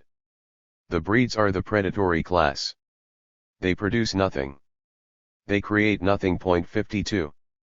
In providing an explicit comparison between Mexicans and Americans, the magazine Forum exemplified the widespread media judgment. 53. It juxtaposed the defining elements of the two nations' racial makeup. charging that Mexicans were natally inclined toward crime, 54, and claiming that Mexicans' mixed racial makeup predisposed them to civil strife. The magazine complained that the Indian component of Mexico's mixed blood had long since washed away any beneficial effects that might have been gained from Spanish lineage, which was itself weak and listless when compared with Northern European bloodlines. Yet, oddly, the 6 features that characterized the Mexican were more cultural than racial in origin. Mexicans were 1. Mainly of Indian type. 2. Illiterate. 3. Mainly of illegitimate birth. 4. Inefficient as workers. 5. Intemperate. 6. Quarrelsome. 55. 139. Americans could be summed up in 4 lines. 1. Loyal submission to the will of the majority. 2. Candid recognition of the inalienable rights of the minority. 3. A cool, sober judgment. 4. A very high standard of education and morals. 56. In short, in dialectical fashion, Mexicans function here as the antithesis of American normality. Mexican sanguinary inadequacy had far-reaching political and foreign policy implications. Mexico has always been run by a despot, charged the San Francisco Examiner. 57. The Chicago Tribune agreed and observed, the main reason for the present condition of Mexico is the innate selfishness of its people. 58. The Examiner joined in, laying the blame squarely on the inherent defects of the Mexican. Look at the cause, the racial and personal characteristics of the ignorant class of so-called peons. About 1/2 of these are pure Indian. The peon is the negative, not the positive man. He assimilates, often readily, but does not create. He is a follower, not a leader. Leading means taking the initiative and shouldering a responsibility. This he will not do. Procrastination is inborn in him. 59. Also seen as inborn, not to mention closely aligned with backwardness, was Mexicans' moral depravity. Third main theme of the media depictions. Moral decrepitude. To Americans, it appeared that Mexican appetites knew few boundaries. This was natural both culturally and racially, according to the press, because backwardness set few limits on immodest or extreme behavior, and because by blood Mexicans were inclined to be physically indulgent. In this media vision, mayhem and wanton behavior were endemic to Mexico, and sensible heads seldom. 140. Figure 8. Our eyes are on them. Reproduced from the Chicago Tribune, February 13, 1913. Prevailed because Mexicans had developed neither a moral intelligence nor any particular measure of self-control. The root of the problem was moral weakness. Amoldo de Leon observed, throughout the 19th century, whites in Texas spoke of Mexican docility, ignorance, decadence, mediocrity, antagonism toward work, submission to vice, and hedonistic proclivities. Biological difference was only one aspect to the total image. 60. One effect of Mexican moral depravity was that the United States had to keep a close eye on Mexican affairs, as was suggested by an editorial cartoon in the Chicago Tribune in mid-February 1913. 141. Figure 9. Will he have to operate? Reproduced from the Chicago Tribune, February 19, 1913. Days before Madero was killed, Figure 8. The rendering suggests Mexican volatility, the smoking volcanoes, timidity and sneakiness, small figures hiding, even skulking, behind a sign reading Mexico. It also ponders United States intervention, the big cannons as eyes. At the very least, suggested another pictorial a week later, Figure 9, Mexico was such a pain in the neck that Uncle Sam might have to operate on it, read, intervene. One common manifestation of moral decrepitude was an intemperate fondness for drink. By culture, blood, or both, as indicated. 142. In newspaper cartoons, see Figure 3, Mexicans regularly imbibed to excess. They simply could not help themselves. Frequently, again as shown by editorial cartoons, Figures 2, 3, and 4, Mexicans delighted in chaos and violence. Forum magazine reasoned that Mexicans are likely to be quarrelsome and inclined towards crime at least when they had the energy to commit it because the Mexican temperament is without ambition and his efficiency is low indeed. 61. Media portrayals sometimes rolled two or more of the elements backwardness, racial limitations, and moral decrepitude into one collective assault. For example, upon the outbreak of World War I in Europe in August 1914, the Los Angeles Times printed a cartoon in which Mexicans were dismissed as little more than crybabies, figure 10.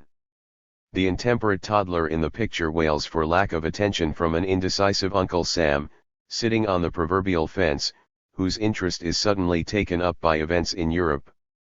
The infant also represents backwardness, because an infant, that is, Mexico, is less developed than an adult, the United States. Not unexpectedly, given the temperamental vices of backwardness, the child remonstrates by flailing its arms. Further, the infant versus adult theme implies racial limitations. Non-whites were portrayed frequently as childlike, and the child clearly is not white. This combining of the elements of Mexicanness also provides a ready sense of continuity between press depictions and the ongoing historical treatment of Mexicans in the United States. Conclusion. During the Mexican Revolution, the American press tended to portray Mexicans much as they had already been portrayed for more than 100 years in the United States as given to backwardness, racial limitations, and moral decrepitude. Within these broad themes, Mexicans were cast as cruel, greedy, dishonest. 143. Figure 10. The Interesting Game. Reproduced from the Los Angeles Times, August 8, 1914. 144. Figure 11. The Bandit's Foe, Mexico's Savior. Reproduced from the San Francisco Examiner, April 30, 1914. Stupid, grasping, and underhanded. 62. No Mexican revolutionary leader proved wholly able to escape being tarred with these three brushes, although some fared considerably better than others. Neither Huerta, Carranza, nor Villa could stand the shining light of civilization, suggested a San Francisco Examiner cartoon of late April 1914, figure 11. Moreover, when the three themes were applied to Huerta and Carranza, their confluence produced two compelling archetypal Mexican figures: savage, Huerta, and the sneak, Carranza. Point 63. 145. In press depictions, Carranza and Huerta, along with Villa, assumed the basic characteristics of Mexican racial and cultural inferiority, but unlike Villa, they were virtually straitjacketed by being typecast as immutable archetypal examples of Mexicanness. In contrast, the press, while tarring Villa with some elements of Mexicanness, also lauded him, sometimes nearly allowing him to shed his Mexican skin and become U.S. Americanized. 146. Chapter 6. The Savage and the Sneak, Huerta and Carranza in the American Press. Despite their dogged propaganda efforts, Huerta and Carranza, in different ways, were each tainted by American images of Mexicanness in the United States press. Huerta was cast as a prime example of the archetypal Mexican savage: barbaric, cruel, dishonest, vicious, disrespectful, oafish, and depraved. Carranza was framed as the consummate Mexican sneak: slightly barbaric, oafish, egoistic, haughty, defiant, and disingenuous. The press also tended to dismiss Carranza by contrasting his sneakiness with Villa's more favored character as the archetypal warrior. Huerta the savage. Savage, and a man of extreme, unfeeling, brutal cruelty, a barbarian. Webster's New Universal Unabridged Dictionary. The application of several key characteristics of historical and prevailing press treatment of Mexicans proved to be especially 147. Damning to Huerta. He was categorized principally as a Mexican savage. The two subcategories of this incarnation, beast and barbarian, derived from the general historical pool of the three American cultural frames of Mexicanness, backwardness, racial limitations, and moral decrepitude. In particular, Huerta was condemned for butchery, obtuseness, murderousness, drunkenness, cruelty to prisoners of war, love of violence, and disrespect for the United States. 1. Savages in control, a Chicago Tribune headline announced after Huerta had engineered President Francisco Madero's death and assumed the presidency in February 1913. 2. Huerta was a butcher. A renegade, the Chicago Daily intoned. Tagging Huerta with an almost bestial brazenness as well as insufficient cleverness to have at least covered his tracks, the paper added, Madero is murdered in the streets by a stratagem so transparent that through it Huerta can be seen giving orders. The Tribune further impugned Huerta by labeling him Judas Iscariot Huerta III. All Mexico is weltering in murder and rapine, the San Francisco Examiner warned. 4. The Washington Times repeatedly denounced Huerta's government by butchery. In late July 1913, the paper juxtaposed its condemnation of Huerta with its support for the revolutionaries. There seems to be nothing there in Mexico now but anarchy and chaos, and anarchy and chaos founded on a purpose of restoring liberty and order would at least be preferable to the anarchy and chaos which represent the treachery and assassination program which ushered in Huerta 5. The Denver Post reported, Madero horribly tortured before being slain and expressed great alarm at the heinousness of the acts because they were, the headline announced, too horrible to be revealed in print. 6. But in a macabre about-face days later, the paper did sketch the torture Madero suffered before being shot, tied to a chair. The president had his eyes gouged out with a knife while Huerta's colleague Felix Diaz, nephew of Porfirio Diaz, the dictator. 148. Figure 12. What can Mexicans expect? Reproduced from the Denver Post, February 21, 1913. Madero had unseated in 1911, sat idly by strumming a guitar and singing inflammatory sonnets. 7. What can Mexicans expect of a new government whose first act is murder? Queried the title of a late February 1913 cartoon in the Denver Post, Figure 12. This sketch fashions Huerta as nearly bestial, smoking rifle in hand, evincing a defiant and triumphant posture. He stands with a foot on the chest of the brother of Madero. One implication to be drawn was that Mexico might expect little good to come of Huerta's power grab, as is evidenced by Huerta's flag, which reads, I have overthrown this government, the forces are 149. With me and from now on peace and prosperity will reign. The word peace is crossed out. Huerta's perceived lack of respect for the United States also earned him censure. One cartoon in the San Francisco Examiner, Figure 13, for example, depicted Huerta in black garb, meant to suggest evil by color, clasping a bloody sword in one hand while, with the other, taunting Uncle Sam right under his nose. The depiction suggests that the United States would be justified in intervening in Mexico because Huerta's insolent, murderous actions actually invited it. A more moderate, even blackly comical, interpretation of Huerta's character appeared in a Chicago Tribune cartoon, Figure 14. In it Huerta is lampooned as a Mexican jumping bean. This depiction denies him a full measure of self-control and intelligence. It suggests that Huerta's erratic behavior, symbolized by the bean's jumping, will end in resignation, that is, the bean will fall into a hole of oblivion, judiciously watched over by President Wilson. Reflecting a typical Mexican tendency toward intemperance, Huerta also drank too much alcohol according to the press. Two Chicago Tribune editorial cartoons stress the point. Both were published in the later part of April 1914, in the midst of the Tampico incident, with the Veracruz occupation looming. In the first, Figure 15, Huerta's inferiority vis-a-vis the United States is shown by the significantly greater size of Uncle Sam, who prepares to spank Huerta with a shoe presumably to punish him for the Tampico incident, though no specifics are provided. Huerta stands not just defiant to the United States but exaggeratedly so. The barb of alcoholism is registered by Huerta's counselor, Colonel Cognac, whose advice dictate your own terms, my general is drunkenly misguided. In the second cartoon, the Tribune attempted in 3 frames to belittle with humor Huerta's predilection for drink, Figure 16. In the first two frames, Huerta offers to diplomatically treat with 150. Figure 13. Right under his nose. Reproduced from the San Francisco Examiner, February 18, 1913. Representatives of foreign governments, that is, to engage in a diplomatic dialogue. Huerta's real intention is revealed in the third frame. By treat, according to the cartoon, he means to provide alcoholic beverages free of charge. His slackened posture and greedy countenance in the third frame suggest that Huerta would.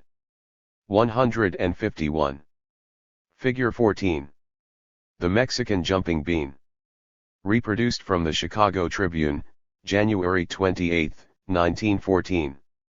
Like nothing better than to get drunk. By contrast, the diplomatic figures display shock at this lack of protocol. The Los Angeles Times disagreed strongly with anti-Huerta depictions. It professed admiration for Huerta. For example, in October 1913, a typical editorial opined, "President Huerta is a brave soldier who has succeeded in preserving the government of the Republic of Mexico from utter destruction, American property from seizure, and many Americans from torture and death." Almost a year later, the news organ still agitated for Huerta. In an 152. Figure 15. Huerta has a bad advisor. Reproduced from the Chicago Tribune, April 18, 1914. Early February 1914 editorial that reeked with anti-Wilson sentiment. The Times explained its position: Huerta has shed blood, but he has fought for his life and his country to show what he could do in the way of reorganization. From the first he has been harried by his enemies and bedeviled by President Wilson. 9. Yet in spite of the Times's support, the Mexican savage rubric plagued Huerta from the day of Madero's death.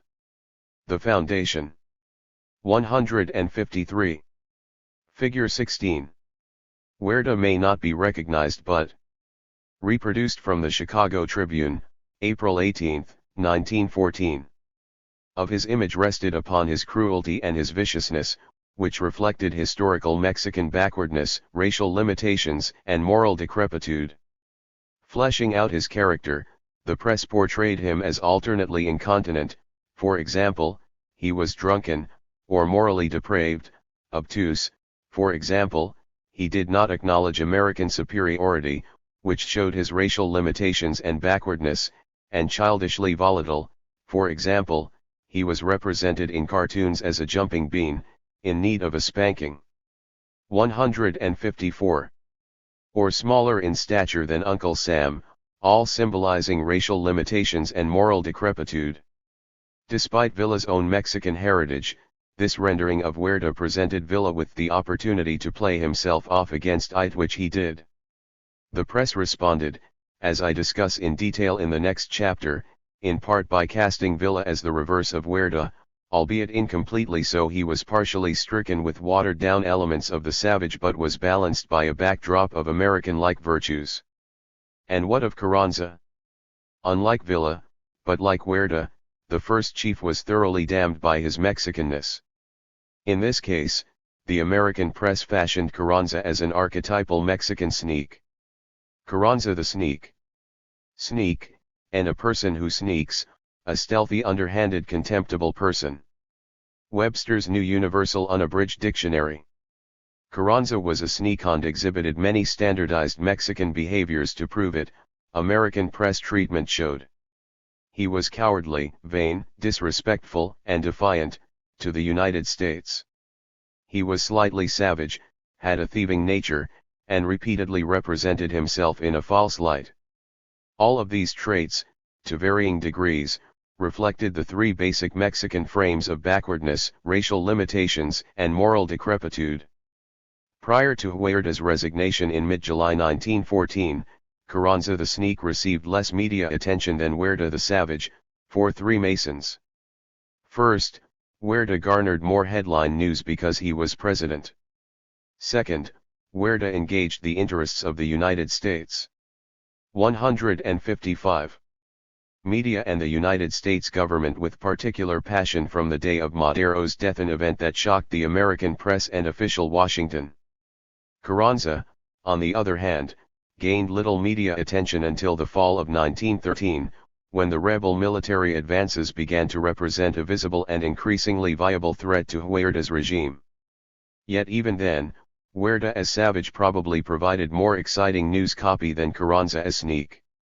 Rebel advances in the fall of 1913 and winter of 1914 raise the third reason for Carranza's relatively less prominent media standing compared with Huerta's in the period from Madero's death through Huerta's resignation. That is, Villa got the lion's share of the credit for the victories and therefore received wider coverage in the American press.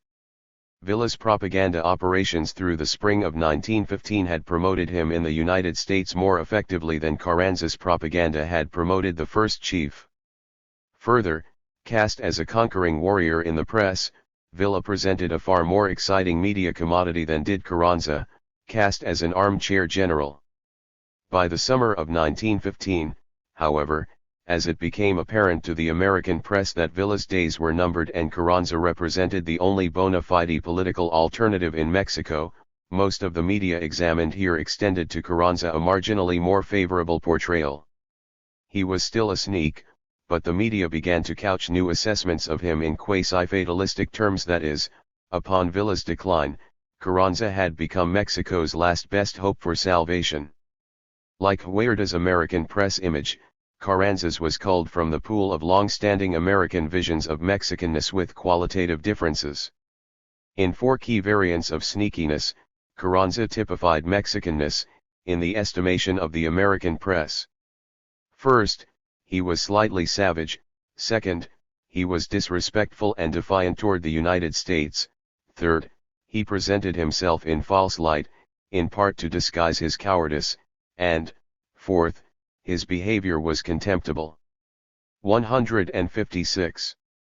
Initially, press portrayals tainted Carranza by illusion: constitutionalists were no good, Carranza was a constitutionalist, therefore, Carranza was no good.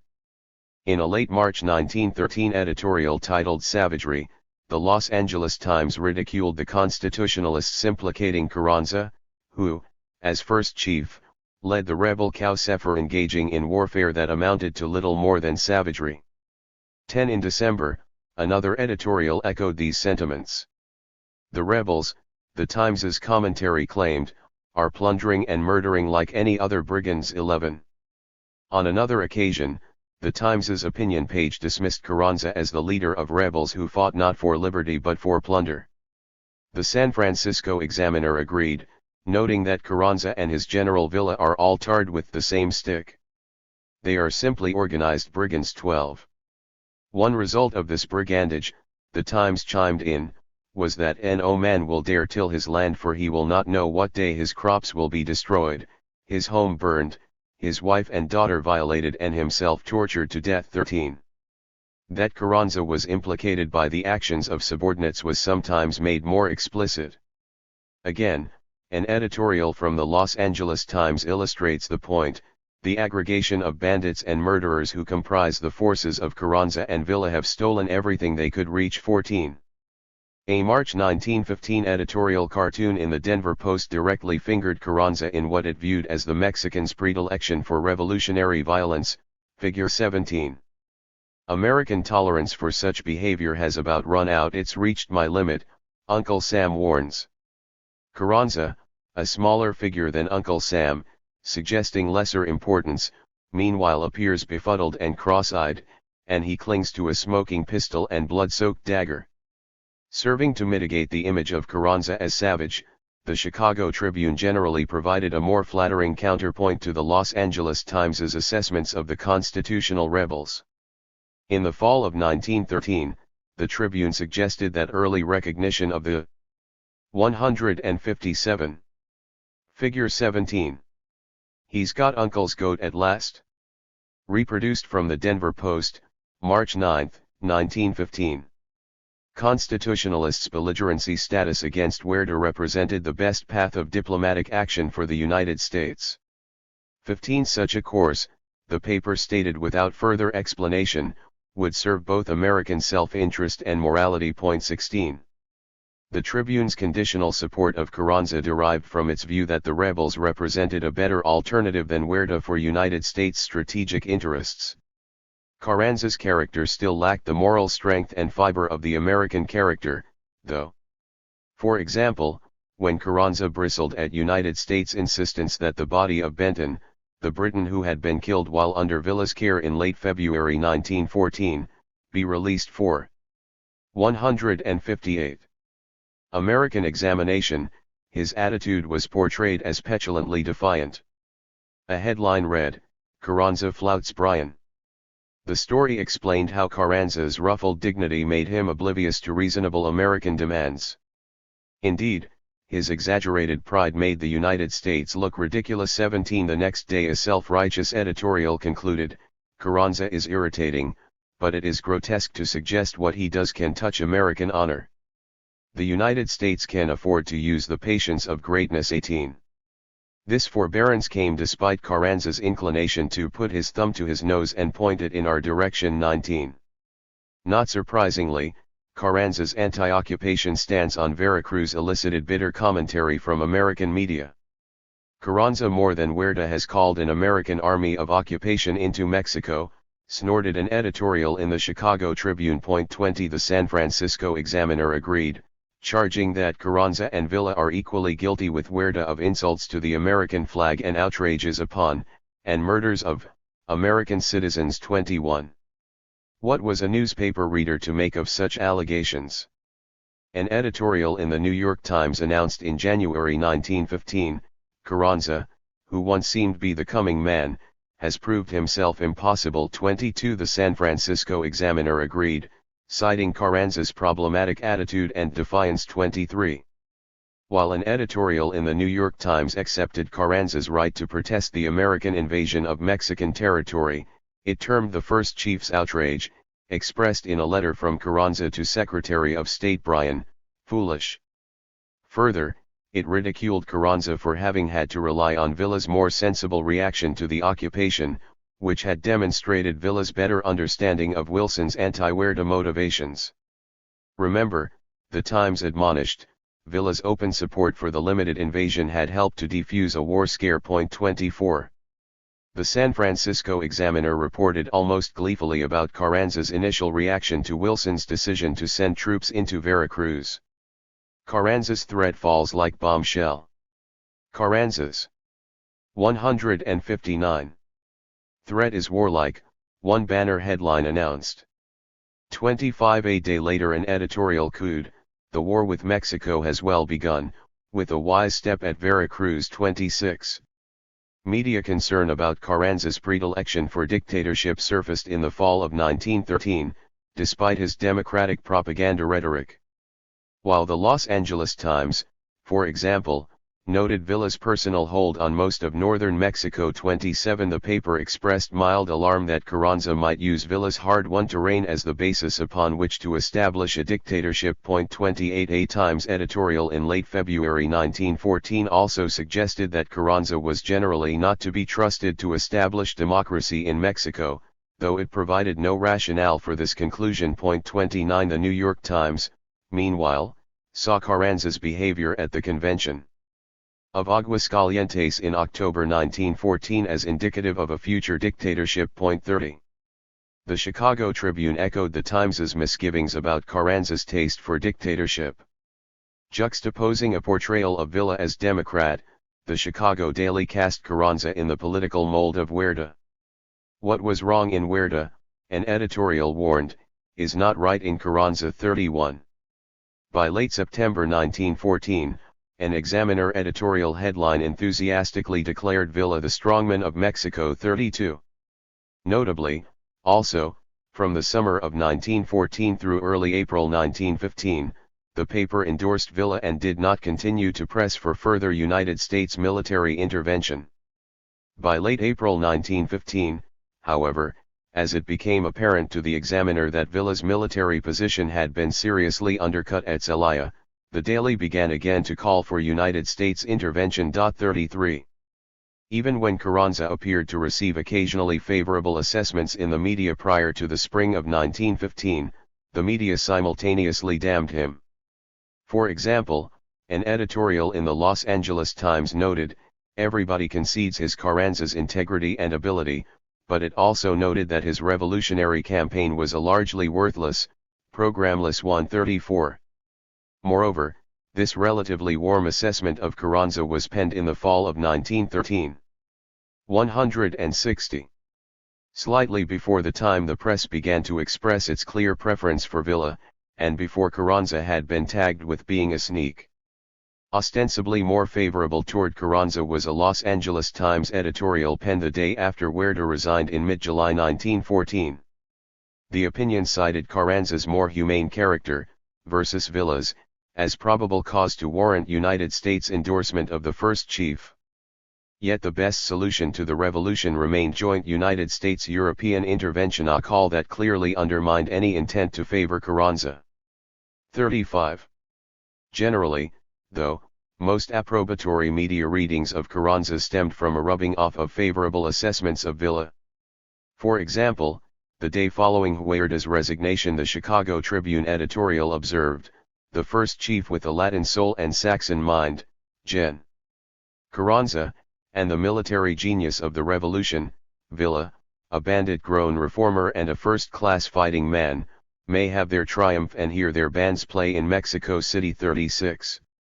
In this passage, not only does Carranza bask in an unearned light glow of Villa's military achievements, but the very words used to describe the first chief, Saxon mind and Latin soul, had been lifted directly from a Villa quote in a Tribune article of April 24, 1914.37. Further, it suggests that Carranza had risen to prominence on Villa's military coattails rather than having achieved anything admirable in his own right. The New York Times framed Carranza quite favorably in comparison with Huerta, but the first chief's image as a revolutionary leader paled in comparison with Villa's. An examination of headlines from the month of November 1913 illustrates this point. The Times cast Villa as an active, virile, courageous warrior. Headlines read, "Villa moves on Chihuahua, will attack with 9,000 men today, 38 fighting at Chihuahua, rebels under Villa attack again, VLLUA dynamites 2 federal trains, 39 Villa routs Federals at Juarez. Federals in disgraceful retreat." The rebel leader reports, 40 rebel advance on Huerta forces is now. 161. General. Villa's victory opens way, 41 Villa's vanguard starts south. 42. Carranza also received less headline coverage than Villa, and the Times tended to cast the first chief as a dandy and as less active than Villa. Headlines read, "Lift the American arms embargo, Carranza's plea." 43. Carranza gives a ball, entertains townspeople. 44. Carranza changes campaign plan. 45. A garbled cable from Carranza to the Times, printed on the front page, further suggested that a proud, touchy first chief led the Constitutionalists. In part the cable read, "I would not accept for any reason or under any conditions the cooperation of the United States government for fighting Huerta until he is driven from the post which he has usurped." 46. The tepid support granted Carranza by the Times contrasts with the unflattering treatment the paper afforded Huerta. Some of the few Huerta-damning headlines read, "Federals looting Guaymas." 47. Alleged election orders, Huerta instructions to nullify balloting, Huerta gave order to fire on El Paso. 48. Huerta government admits the fall of Victoria. 49. Huerta is guilty by association, Federals looting for gerrymandering an election, for firing on innocents in El Paso, and for losing. Yet the bigger problem for Carranza remained Villa, the New York Times's coverage suggests.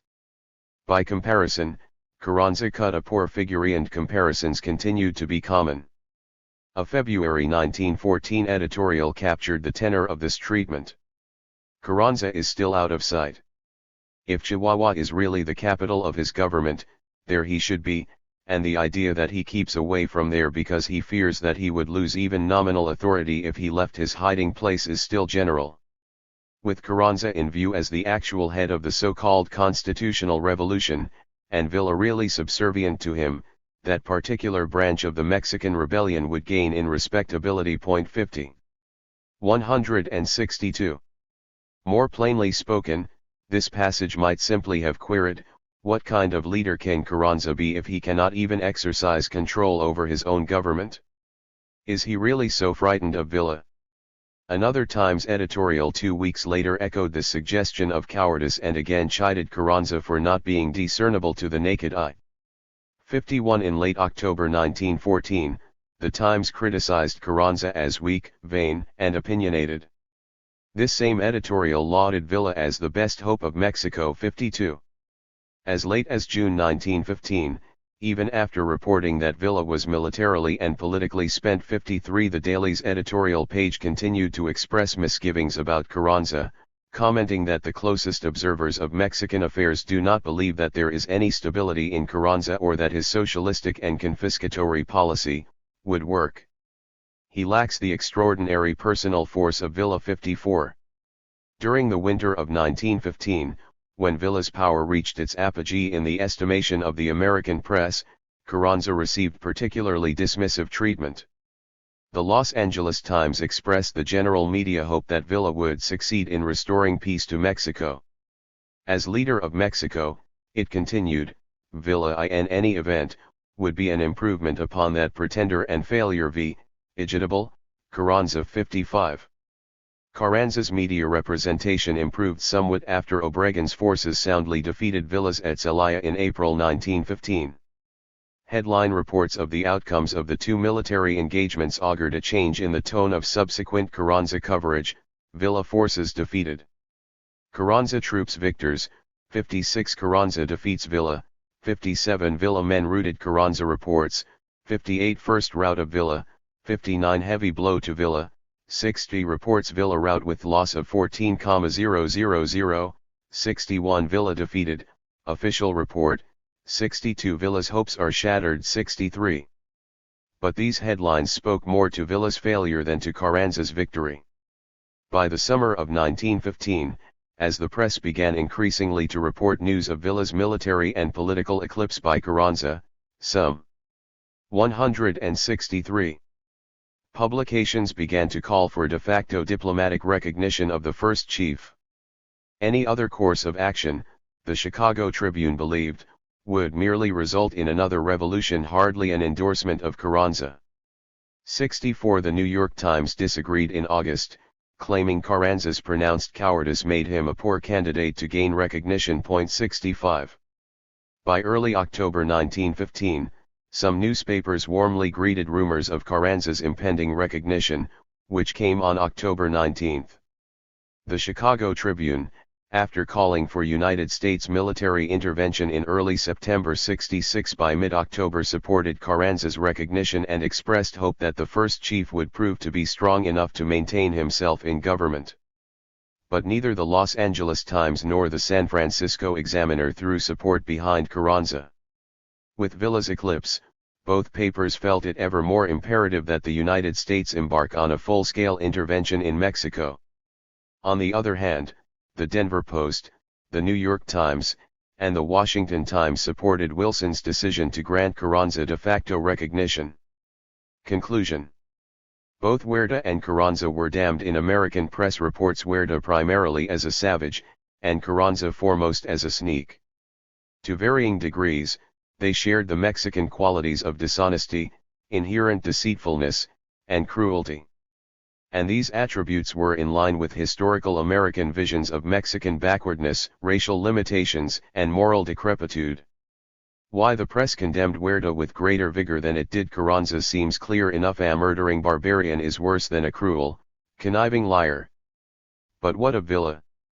That the press chose so often to couch its denunciations of the first chief by comparing him with Villa.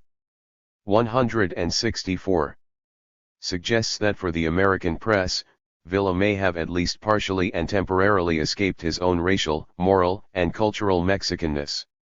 165. Chapter 7. The Warrior. Villa in the American press. Warrior, n. A man experienced or engaged in warfare, a fighting man. Villain, n. One who is guilty or capable of gross wickedness or crimes, a vile wretch, a scoundrel, a rascal. Hero, n. Any man admired for his courage, nobility, or exploits, especially in war, the central figure in any important event or period, honored for outstanding qualities. Webster's New Universal Unabridged Dictionary. An image of Francisco Pancho Villa as an archetypal Mexican warrior cut a swath through the pages of the American press during the fiercest hours of the Mexican Revolution, 1913-1915. This press treatment consisted of two overriding but unequal components, the lesser of which was fundamentally Mexican and the greater of which was quintessentially American, at least by media reckonings. In his Mexican guise, Villa was cast as the warrior villain, a fighting man who personified a watered-down version of savagery typified by innate wickedness and inherent brutishness. In the 166 press's framing of Villa as American, he was fashioned as Carranza's other first chief's inverted image reflection and endowed with the characteristics of forthrightness, responsibility, honesty, courage, athleticism, love of democracy, and friendliness. In this guise Villa became the warrior hero, an admirable fighting man. As warrior hero, Villa nearly escaped inclusion in the gallery of types condensed from the elements of Mexicanness. In this chapter I examine the chronological devolution of American media portrayals of Villa and his foreign policy through 5 familiar settings: his emergence as a media darling in the fall of 1913 and early winter of 1914, the Benton case in mid-February 1914, Villa's public stand on the American occupation of Veracruz, his taking charge of the presidency in late January 1915, and his steady decline after the defeats he suffered beginning at Celaya in April 1915. Villainous beginnings, the warrior takes the stage. Villa burst onto the media scene in the fall of 1913 amid concurrently admiring and disapproving media reports of his battlefield exploits. In the early approbatory portrayals, the general tended to be cast as friendly, ambitious, aggressive, active, an effective leader, and a winner. Headlines taken from the New York Times in the autumn of 1913 capture the sentiment of these initial pro-Villa expressions: rebels favor Americans, 1 Villa moves on Chihuahua, 2 rebels under Villa attack again, 3 Villa dynamites 2 federal trains, 4 Villa routs federals at Juarez, 5 Villa's victory opens way, 6 Villa to attack Chihuahua, 7 Villa's vanguard starts south, 8 on to Mexico. Villa's war cry, 9 7 generals desert Huerta, ready to surrender to the rebels, envoys in Juarez to meet with Gen. Villa. Villa promises mercy, 10 Villa boasts 20,000 rebels will surround Huerta's capital by Christmas 11. 167. At the same time, the anti-Villa press played up Villa's shortcomings and military defeats, casting him as a cruel, vicious, and ineffective leader, what amounted to a watered-down version of the savage archetype. Selected headlines from the bitterly anti-Villa Los Angeles Times of 1913 serve to make the point: Villa's rebels in retreat, backbone of revolution is broken in North, 12 massacre under Villa at Torreon, 13 hostages in danger, rebels led by Villa hold them as a foil, 14 score rebels for atrocities, 15 Villa is executing all federal officers, 16 Villa, the executioner, with photo, 17 Gen. Villa is alarmed. Gives him cold chills while preparing for attack on Chihuahua, 18 May fight Carranza, Villa at outs with his chief, 19 Spanish priests, nuns, victims of Villa's men 20. Villa, in constructions of this sort, tended to be cast as unnecessarily violent, lacking in sound judgment, impetuous, vicious, egoistic, and a poor leader. Despite the incongruity between the ways in which Villa was presented in the New York Times and the Los Angeles Times in the fall of 1913, the two papers, indeed, all the publications examined for this study, agreed on one thing: Villa was a warrior, a fighting man. But was he a fighting man whom the press would admire, the hero, or whom it would despise, the villain? The answer was both, depending very much on the particular time in question. Like Carranza, Villa was sometimes vilified simply because of his association with the rebel forces. A November 1913 editorial in the San Francisco Examiner put it this way: There is no safety in parley with these revolutionists. Behind all their parleys is a deep-seated hatred of the United States, in this mad, so-called Republic of Aztec Indians, who have grown to be feudists and revolutionists by practice and profession. 21. An editorial in the Chicago Tribune expressed similar sentiments. They go around to everyone of substance in the neighborhood. They take whatever they can find in the way of money, clothes, provisions, and liquor, especially liquor. If thwarted, they kill. 22. 168. Sometimes Villa was smeared by the application of historical Mexican stereotypes. The Saturday Evening Post noted, probably a majority of Mexicans are of pure, or mixed, Indian blood. They are animals, señor, they are not people. That is the real problem in Mexico. 23. In other cases Villa was denounced as savage. 24. Fighting not for the glory of liberty but for the barbaric love of plunder. 25. In late January 1914, the Los Angeles Times put it that way, calling Villa as unscrupulous a ruffian as ever murdered a friend. 26. The Warriors' Escape, the Benton Affair. The death of British national William S. Benton on February 17, 1914, as we have seen, precipitated a full-blown international diplomatic incident. After several public relations missteps, Villa held fast to a rendering of events in which he had disarmed Benton and then had him tried before a military tribunal, sentenced, and shot. The affair largely dissipated when the United States, in part for lack of any solid evidence to the contrary, accepted Villa's version of events. Benton's death temporarily solidified media positions on Villa. Those publications inclined to take a relatively favorable view of the general tended to accept his explanation for the execution or else reserve judgment.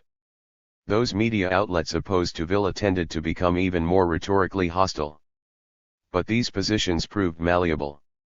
The Los Angeles Times took the lead against Villa on Benton's death, depicting him as a villain and a sneak. It spit invective at Villa, Wilson, and Bryan. Villa was a bandit and a murderer. Wilson earned the epithets obstinately stupid and obstinately wicked. 27. Secretary of State William Jennings Bryan gained a larger stage. Bryan's childish faith in Villa makes him the laughing stock of Europe, the paper mockingly charged. 28. 169. The Times also published an artist's fetching portrayal of the rancher Benton that highlighted a benevolent aspect, doleful eyes and a humble expression, figure 18. A March headline charged Villa with a cover-up attempt. Villa fools Carranza, hoodwinks British, makes a bluff at Torreon to divert attention from Benton case. 29. Indeed, according to the Times, Villa's efforts to recapture Torrent City he had first captured in early October 1913 and then abandoned shortly after served as part of a well-formulated scheme to redirect the media's focus away from the Benton imbroglio. 30. The San Francisco Examiner used the Benton case as a rallying point in its call for United States military intervention in Mexico. 31. The paper also accepted the official American position, which took Villa at his word, ruefully commenting, "Just what occurred may never be known." 32a. Headline hinted at the reasoning behind simultaneously accepting Villa's version of events and calling for intervention. Must we buy Britain's consent to govern ourselves? 33. In fact, the Hearst Syndicate's flagship hotly resented what it identified as British meddling in American affairs, manifested by the official British reaction to the Benton case. The Examiner had championed the cause of intervention as early as it had concluded that Madero's fortunes were lost in Mexico. 34. The New York Times, too, initially took a dim view of Villa's assertions about Benton. A bitter anti-Villa missive penned by a group of El Paso residents appeared prominently on the front page. In part it read, "The career of Francisco Villa, a man who has been an outlaw and murdered for many years, and who is now leading an arbitrary and despotic reign of terror over northern Mexico, is more cruel and barbarous in his methods than any tyrant in the world's history." 35. A Times editorial published the same day largely agreed with these sentiments, albeit draped in more politic language. Calling Benton's death a murder, it noted Villa's excuse that Benton had 170 Figure 18. His passing on a cause célèbre. Reproduced from the Los Angeles Times, March 12, 1914. Tried to kill him will not be seriously considered, we infer, in Washington or in London. 36. But Washington did consider Villa's excuse and accepted it. Just 2 days later the paper conceded, the prevalent belief in official circles is that in the absence of any satisfactory evidence to the contrary, it will be difficult for this government, at least, to reject. 171. Villa's version.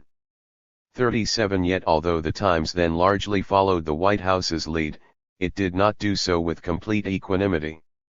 On one hand, the Times vilified Villa for murder, while on the other it acknowledged his right of self-defense. On at least one occasion the New York Daily attempted to treat the issue humorously. A fictitious Chicago Irish saloon keeper, Mr. Dooley, was made to say in mid-March 1914, "Our relations with Pancho is most cordial and just what you'd want relations for a great civilized republic with one for most notorious burglars now in public life to be. We're justly proud for our little friend Villa, and he loves and respects us. Perhaps he holds us in too much awe and veneration, but that is no more than natural in a meek and modest half-breed who has gone into partnership with one for most powerful nations in world." Dooley's piece goes on to liken Villa to a mixture of Jesse James, Sitting Bull, Geronimo, and the Apache Kid 38. In one sense, this passage may have exonerated Villa for his savagery. After all, he was fighting, as everybody's put it, a ruthless Indian War 39. What might one have expected? The Times also reported that Villa had complained to George Carruthers, the State Department special agent, that he, Villa, should be able to kill whomever he liked, provided the victims were not American. "What difference does it make to you what I do to the Spaniards and other foreigners?"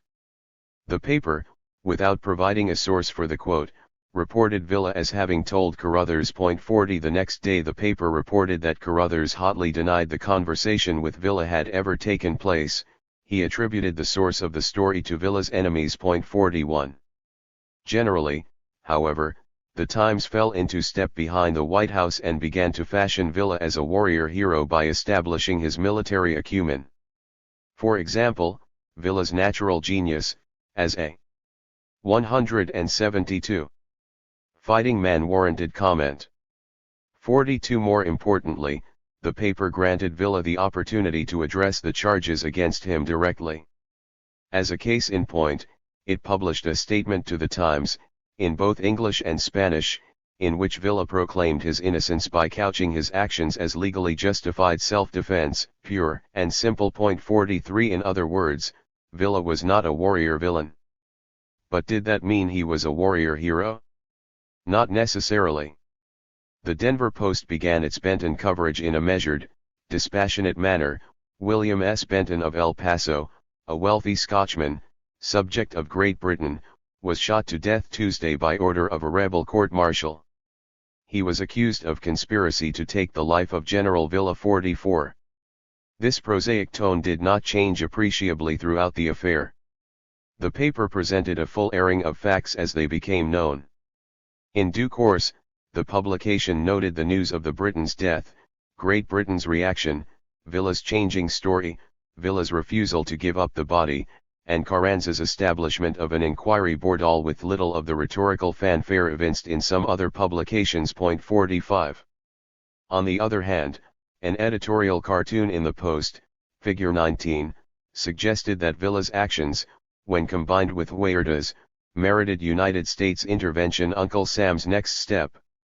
In the pictorial, Huerta has sunk from the level of dictator to that of drunkard, and Villa from hero to butcher.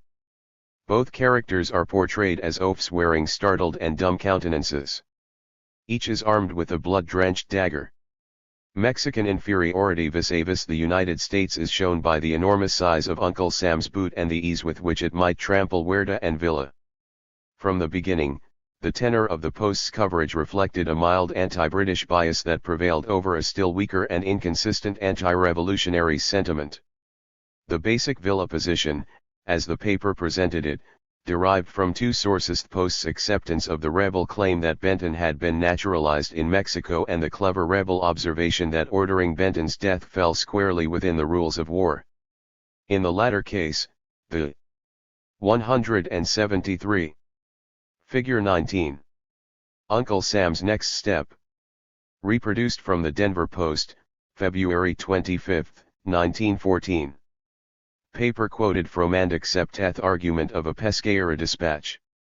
Benton entered Villa's apartments very unexpectedly, demanding protection of his interests and bitterly insulting Villa and the rebel army.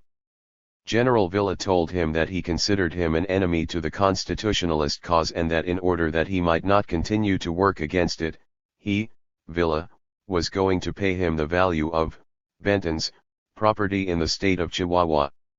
Benton became exasperated at this and drew his 174 revolver, intending to kill the general, but the latter immediately knocked him down, disarmed him and sent him to jail.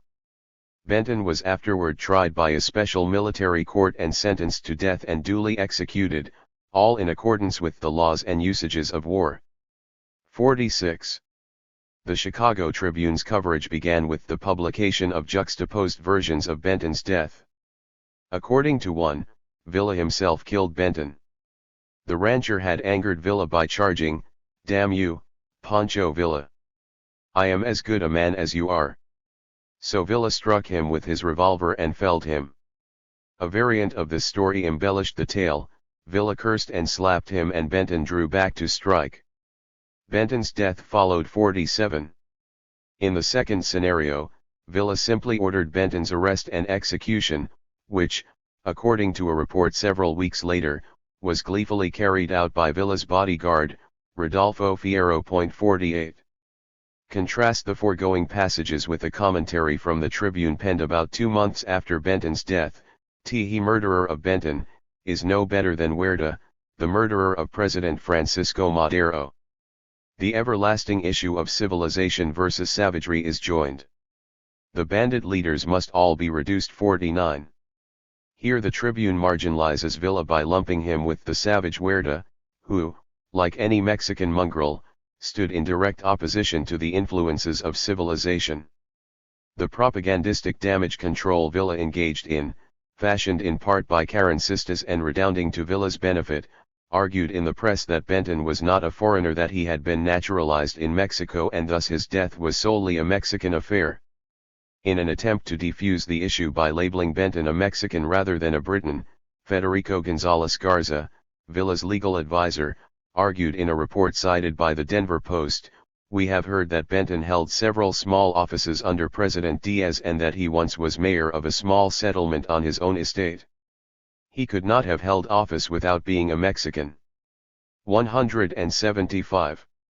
Citizen and the records of Chihuahua City are being searched to establish the facts. 50. How that search, if it ever took place, turned out, and just how the media assessed this argument, remains unclear. The anti-Villa representations had been unable to make stick the charges that Benton had been murdered. So, while Villa's actions were deplored by some press outlets, press reactions to the Benton affair demonstrated on the whole that Villa's press image had improved slightly. Villa had been able to justify the death of a foreign national to the satisfaction of an American press inclined to stereotype Mexicans as savage, like Huerta, sneaky, like Carranza, or backward, racially limited, and morally decrepit. It is worth remembering, too, that during the Benton affair Villa took a measure of refuge in the staunch public support Carranza offered him, both diplomatically and in the press. Carancista agent Luis Cabrera wrote to Robert Pesqueira that "We need to convince press and Washington government that commission appointed is quite reliable and means serious investigation, not merely made to avoid irregular and intrusive investigation contemplated by foreign commission. Please make declaration along these lines and assure Washington and press that action will be taken." 51. If the propaganda actions taken were not immediately successful, Pesqueira wrote to Carranza that public opinion in both the United States and Europe continues to be very unfavorable. 52. An essentially favorable media depiction, molded by constitutionalist propaganda, shortly carried the day. From a public relations perspective, Villa ably escaped the Benton affair.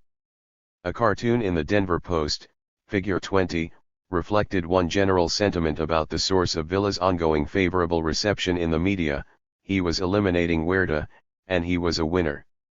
As a result, the potentially dampening long-term effects of the Benton case tended to be downplayed. With the bad taste of the Benton killing behind, the press's representations of Villa and his foreign policy moved toward their 176. Figure 20. It is slowly but surely turning his picture to the wall.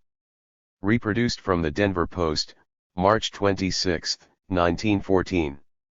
Penultimate and sometimes radiant transformation in April 1914.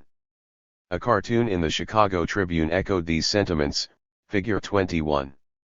Dark, menacing, and ominous, Villa, saber in hand, prepares to engage a sinister-looking and angrily surprised Huerta. Ah! Here comes Madero's friend, bemoans Huerta.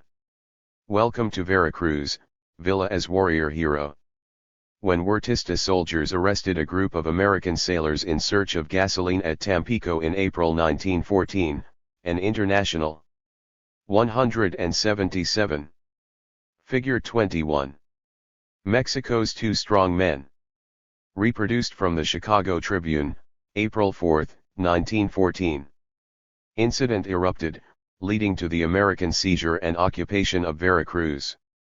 But Villa jumped in to save the day with a loud and tactically brilliant profession of support for the American action, completely overshadowing Carranza's strident and aggressive opposition to the U.S. presence.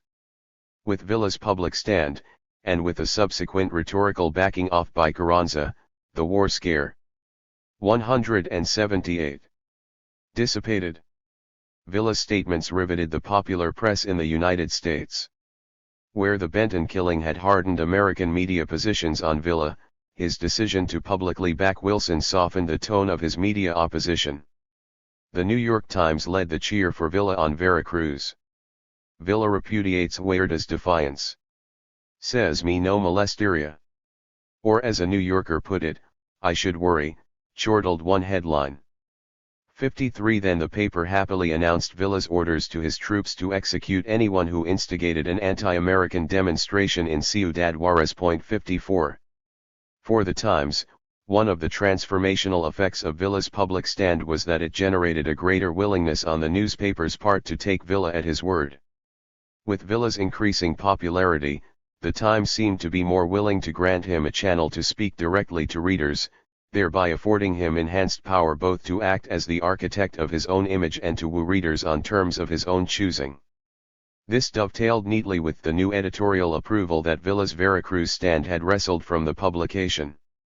For example, in the story headline "Villa repudiates Huerta's defiance," Villa explained, "Should the act of a drunkard and murderer be construed as an act of war, and should war result, I can assure all Americans living within the bounds of the constitutionalist territory that they will be protected." 55.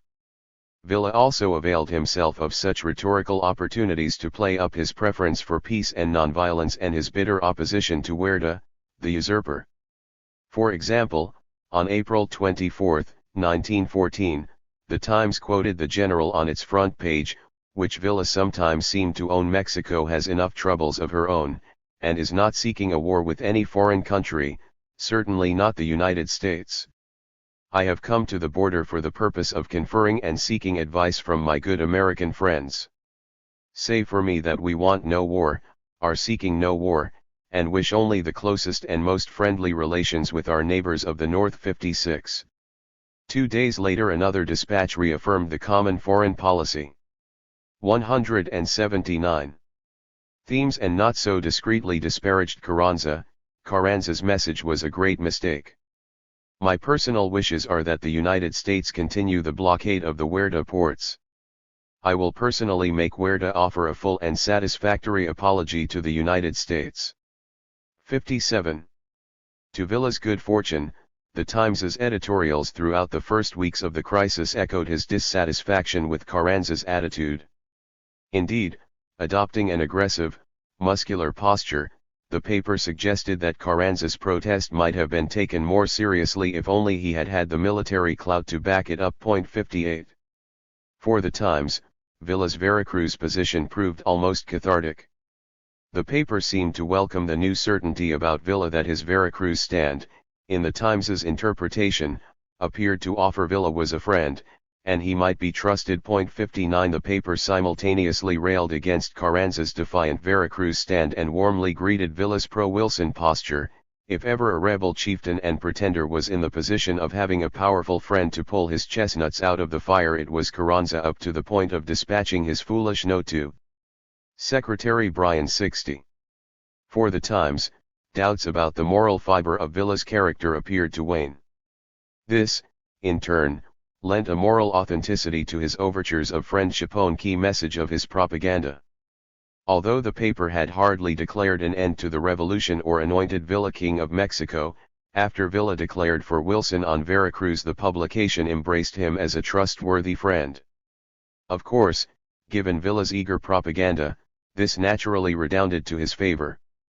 In a story partially headlined "Villa's Influence Seen," a Times dispatch noted, to assure his friends on the American side and throughout the United States, Villa hastened to Juarez and issued a statement that Carranza's position was not the position of the revolution and was not held by him. He admitted that the Carranza note was a grievous mistake and the outcome of bad advice from political friends. 61.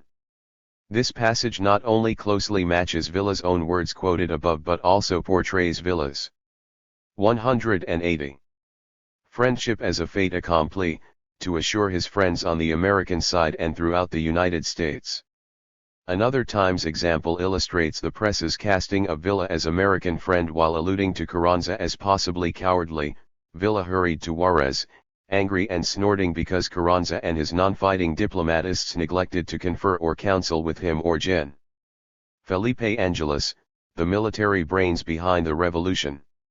62.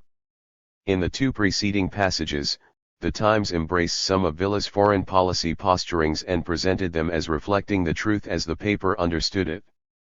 The passages cast Villa as friendly to the United States and Americans, physically hardy, possibly dangerous, worthy of respect, and in charge. By contrast, Carranza figures as duplicitous, possibly cowardly, and unfriendly. In the New York Times, Villa had become a warrior hero while Carranza remained a sneak. Much like the New York Times, the San Francisco Examiner proved receptive to Villa's flair for rhetorical drama. For the Examiner, this occurred even before Veracruz. For example, by mid-March 1914 Villa had begun his second campaign to take Torreon. Headlines read, "Villa takes Torreon's outposts in hard fight," 63 Villa's Torreon attack scheduled for today, 64 Torreon taken by Gen. Villa, 65 4 days fighting ends in victory for Villa, rebels led by intrepid chief, 66 final assault thrilling, Villa indefatigable. 67. Not only were these headlines, according to the story's attributions, based largely on Villa's own claims, but throughout the campaign Villa's image shone as never before. Approved the Examiner, General Villa, grimy with dust and sweat, a red bandana handkerchief about his neck, participated. He rode up and down the line swearing and cheering, cursing, and calling upon the saints. 68. An Examiner cartoon expressed a sense of relief that Villa had so ably quashed Huerta's forces at Torreon, figure 22. In it, Villa, menacing though he may appear, promises to overturn Huerta's 181. dictatorship by lassoing him. The cartoon remains ambiguous, however, about the role of dictatorship for Mexico. Dictatorship is represented as a bull that Huerta is unable to ride. Villa's presentation as a well-adorned caballero suggests that once Huerta is removed, perhaps Villa will prove able to tame and ride it effectively. But if Villa seemed increasingly intrepid and successful, the Examiner had no compunction about making an abrupt about-face within days of the Tampico arrests and the news of Carranza's objections to the American occupation. The paper turned suddenly cold on Villa and lumped him with the rest of the dreaded constitutionalists. One editorial opined, It has been charged against this Wilson's government that because of their hostility to Huerta we have been unable to see Carranza and Villa as they really are, savage, cruel insurrectionists with quite as much blood guiltiness upon them as has Huerta. 69. Days later, the publication began to reverse course once more, albeit less peremptorily, when Villa started issuing his pro-occupation pronouncements. 72, like the New York Times, the Examiner increasingly granted Villa a more direct channel to speak for himself. By increasing the frequency of direct quotations, the Examiner gave Villa's voice increased exposure. One report quoted him as saying, "But why talk of war with the United States? It would be extremely foolish for two reasonable and intelligent men to fight over a drunken man, and would it not be the height of folly for the United States and Mexico to come to blows over a man like Huerta? It seems to me that the entire civilized world would laugh should this come to pass." 71. Later, an article titled "Villa Takes First Drink in Toast to Wilson," found Villa hyperbolically mouthing his foreign policy message of friendship flavored with admiration for President Wilson and a recitation of Villa's own humble origins, his earnestness, and his integrity. "I am nothing but a plain soldier, and the words you will hear me utter now will be the words of an uncultured man." 182. Figure 22. The Man Behind. Reproduced from the San Francisco Examiner, April 1, 1914. Señores, for the first time in my life I am going to propose a toast, and for the first time in my life I am going to drink a toast, and it will be the first time that I ever willingly let liquor pass my lips. You gentlemen should be proud that. 183. You are Americans, that you represent the press of the greatest nation on earth, ruled by the greatest man alive, President Wilson. 72. The Examiner's editorial page countered the news columns, however. It accused Villa of being in cahoots with Huerta and predicted a large-scale Mexican-American war. 73. Another editorial accused Carranza and Villa of being equally guilty with Huerta of insults to the American flag and of committing other outrages. 74. This contrast between portrayals on the editorial page and those elsewhere in the Examiner raises some intriguing questions. Was it the result of disagreements among newspaper decision-makers? Or was an editorial decision taken to provide space to contrasting points of view? Might different editors with different interpretations of Villa have been responsible for different sections of the paper? Might it simply have been an oversight? Might no one at the paper have noticed or cared? To some extent, it did not matter how the facts portrayed Villa, because up until April 1914, press interpretations tended to forge him from the elements of Mexicanness usually, though not always, as a warrior villain. The Los Angeles Times's portrayals of Villa and his foreign policy during this period exemplify the point precisely. If the Examiner, the Hearst flagship, appeared unsure what to make of Villa in March and April 1914, its ambivalence paled in comparison with that expressed in the Los Angeles Times.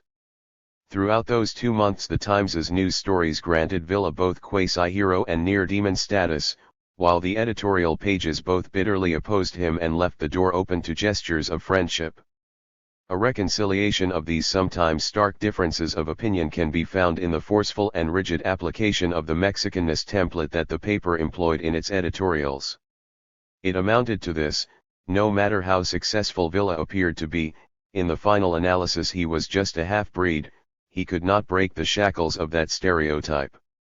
Hence the paradoxical position, elements of 184.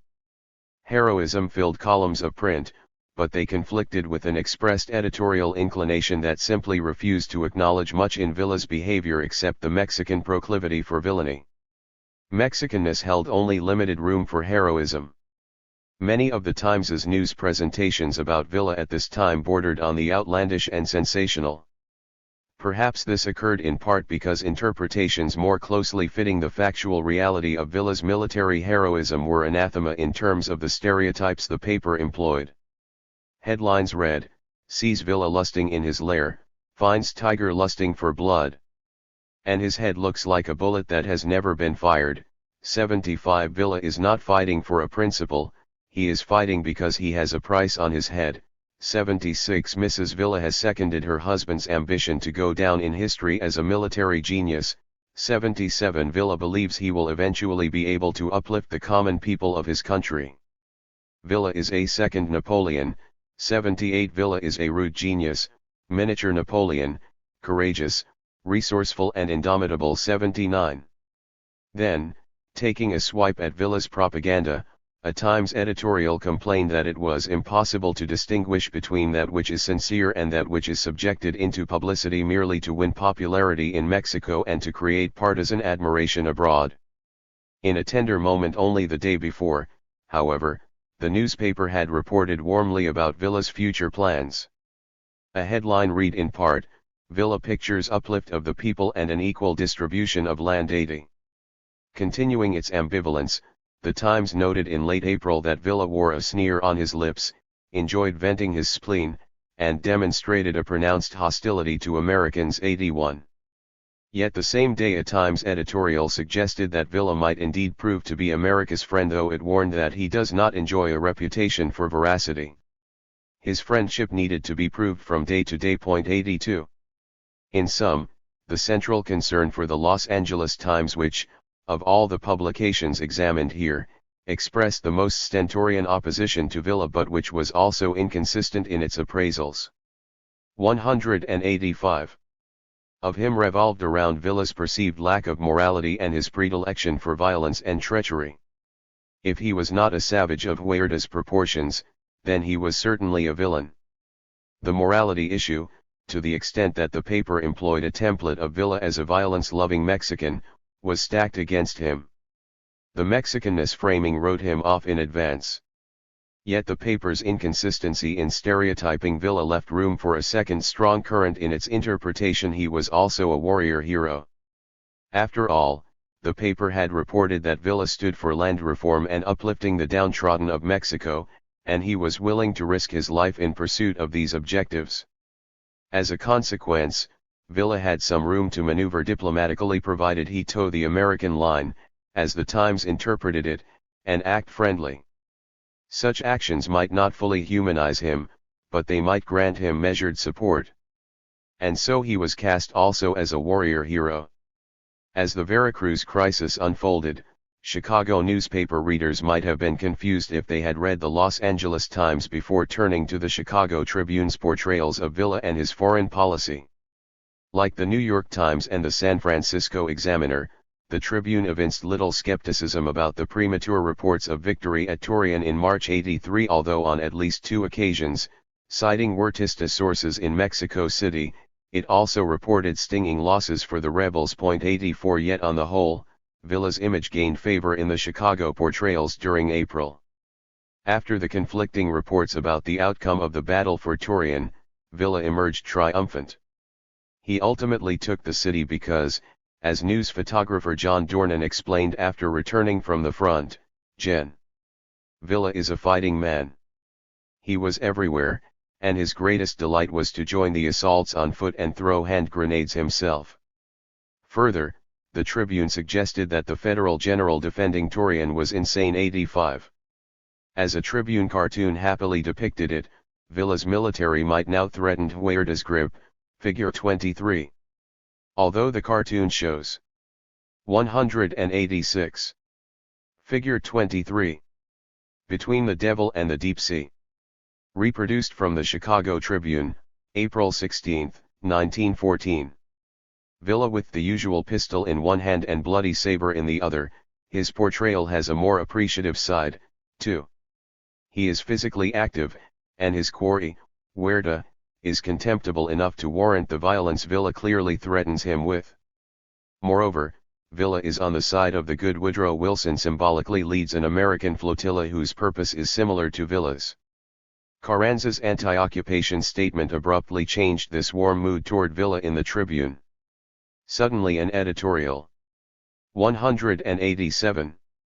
Reported that Villa, the murderer of Benton, is no better than Huerta, the murderer of President Francisco Madero. The everlasting issue of civilization versus savagery is joined. The bandit leaders must all be reduced. 86 days later, however, Echoing the flip-flopping evident in New York and San Francisco, the Chicago paper began to recast Villa as a friend after all. In doing so, it in part allowed the general's voice to speak directly to readers. "I didn't want war, and I am sure your people don't. We have always been good friends, haven't we? Why shouldn't we continue that way? Why does the United States want to pay any attention to that old drunken ass, Huerta, anyway? Villa himself is a teetotaler 87. Yet in keeping with the front-page editorial page disagreements of the Los Angeles Times and the San Francisco Examiner, on that same day the Tribune inaccurately editorialized that Villa and Carranza constituted nothing more than Huerta's hired guns. 88 In mid-May, one more editorial shift began. Villa re-earned respect by virtue of his clear and definite idea of what he wants. He wants Mr. Huerta 89. In sum, Villa's pro-occupation stance was widely cheered. Coupled with his accumulating military successes and his seizure of opportunities to promote himself, Villa's media image rebounded healthily from the damage inflicted upon it by the Benton imbroglio. With minor exceptions, he was now generally considered to be America's friend, albeit a volatile one and, inconsistently, of inferior Mexican makeup. The Literary Digest nicely expressed the new mood in which Villa's morality flourished, a generous mood, granted in part because his morality tended to ride the same wave as his military fortunes. The Digest purported, if hyperbolically, to speak for the entire press of the United States. 90 A headline announced, "The Rise of Villa's Star." The article championed his born genius as a strategist and commander and emphasized how tremendous is the personal triumph of Villa. 91. 188. Figure 24. The Dilemma of the Lion of Mexico. Reproduced from the Chicago Tribune, July 5, 1914. The warrior's final ascent, uncluttered heroism. Villa's stature in American press reports continued to thrive throughout 1914 and well into 1915. His complimentary rendering relied heavily on his military successes, his fascinating character, and Carranza's supposed shortcomings. A Denver Post cartoon representing Villa symbolically as a lion and his rival generals as ravening wolves, figure 24, illustrated the favor in which Villa stood in some of the press, especially when compared with Carranza. 189. After all, Villa could legitimately claim chief responsibility for the constitutionalist victory. He could tally the abdication of Huerta in mid-July 1914 among his numerous military achievements. And by August 1914, the helmsmanship of the nation appeared to lie at his feet. He was clearly the successful warrior. After the formal rupture in relations between Villa and Carranza in the autumn of 1914, Villa continued to receive approbatory press coverage. In part, the Villa-Carranza split contributed to his good press because the American news media had framed Carranza as a sneak. Further, both the press and Villa's propaganda tended to portray Villa and Carranza as dissimilar, sometimes to the point of being opposites. While Villa was heroic, for example, Carranza could not be. If Villa was friendly, Carranza was unfriendly. While Villa fought, Carranza cowered. Where Villa oozed charm, Carranza offered blandness. 92 Moreover, if Carranza as sneak represented an American other construction, and if Villa represented the opposite of Carranza, then Villa became, in a sense, American. Indeed, some of his attributes as a warrior hero fell clearly outside the pale of historical American cultural views of Mexicanness. In a pictorial, figure 25, the Denver Post cast Villa as a sincere land reformer who wanted to uplift the Mexican people and also as the real power in Mexico. Not only is Villa larger, read, more important, than Carranza in the cartoon, but he is also forcing the first chief's hand to do the right thing for the people. Villa's source of authority, meanwhile, derives from his military position shown by his army outside the window. Yet his army might, by its numbers, also represent the people of Mexico and thereby signify Villa's democratic inclinations. That Villa had to be a successful military leader in order to gain a commendatory media portrayal had been apparent since the fall of 1913. The Fortnightly Review made the importance of this relationship explicit. The logic was simple: winning is a prerequisite for positive media portrayal. Of course, the spirit of democracy, as suggested by the preceding cartoon and as stressed. 190. Figure 25. I have done my part, now for yours. Reproduced from the Denver Post, July 19, 1914. Repeatedly by Villa's propaganda, also contributed. But this was not quite the whole story. After all, Benton's death had initially threatened to stain Villa's image permanently, despite his battlefield successes. And Huerta, it will be recalled, had been framed unfavorably not because of any military failure but because of the murders of Madero and Pino Suarez and his position on Veracruz. The Fortnightly Review captured the prevailing media sentiment succinctly. Villa merited support because of his military victories and in spite of the fact that the story of his life from the late 1880s to the present time would be little more than a recital. 191. Of cold-blooded murders, thefts, torturings, and atrocities of an even worse description.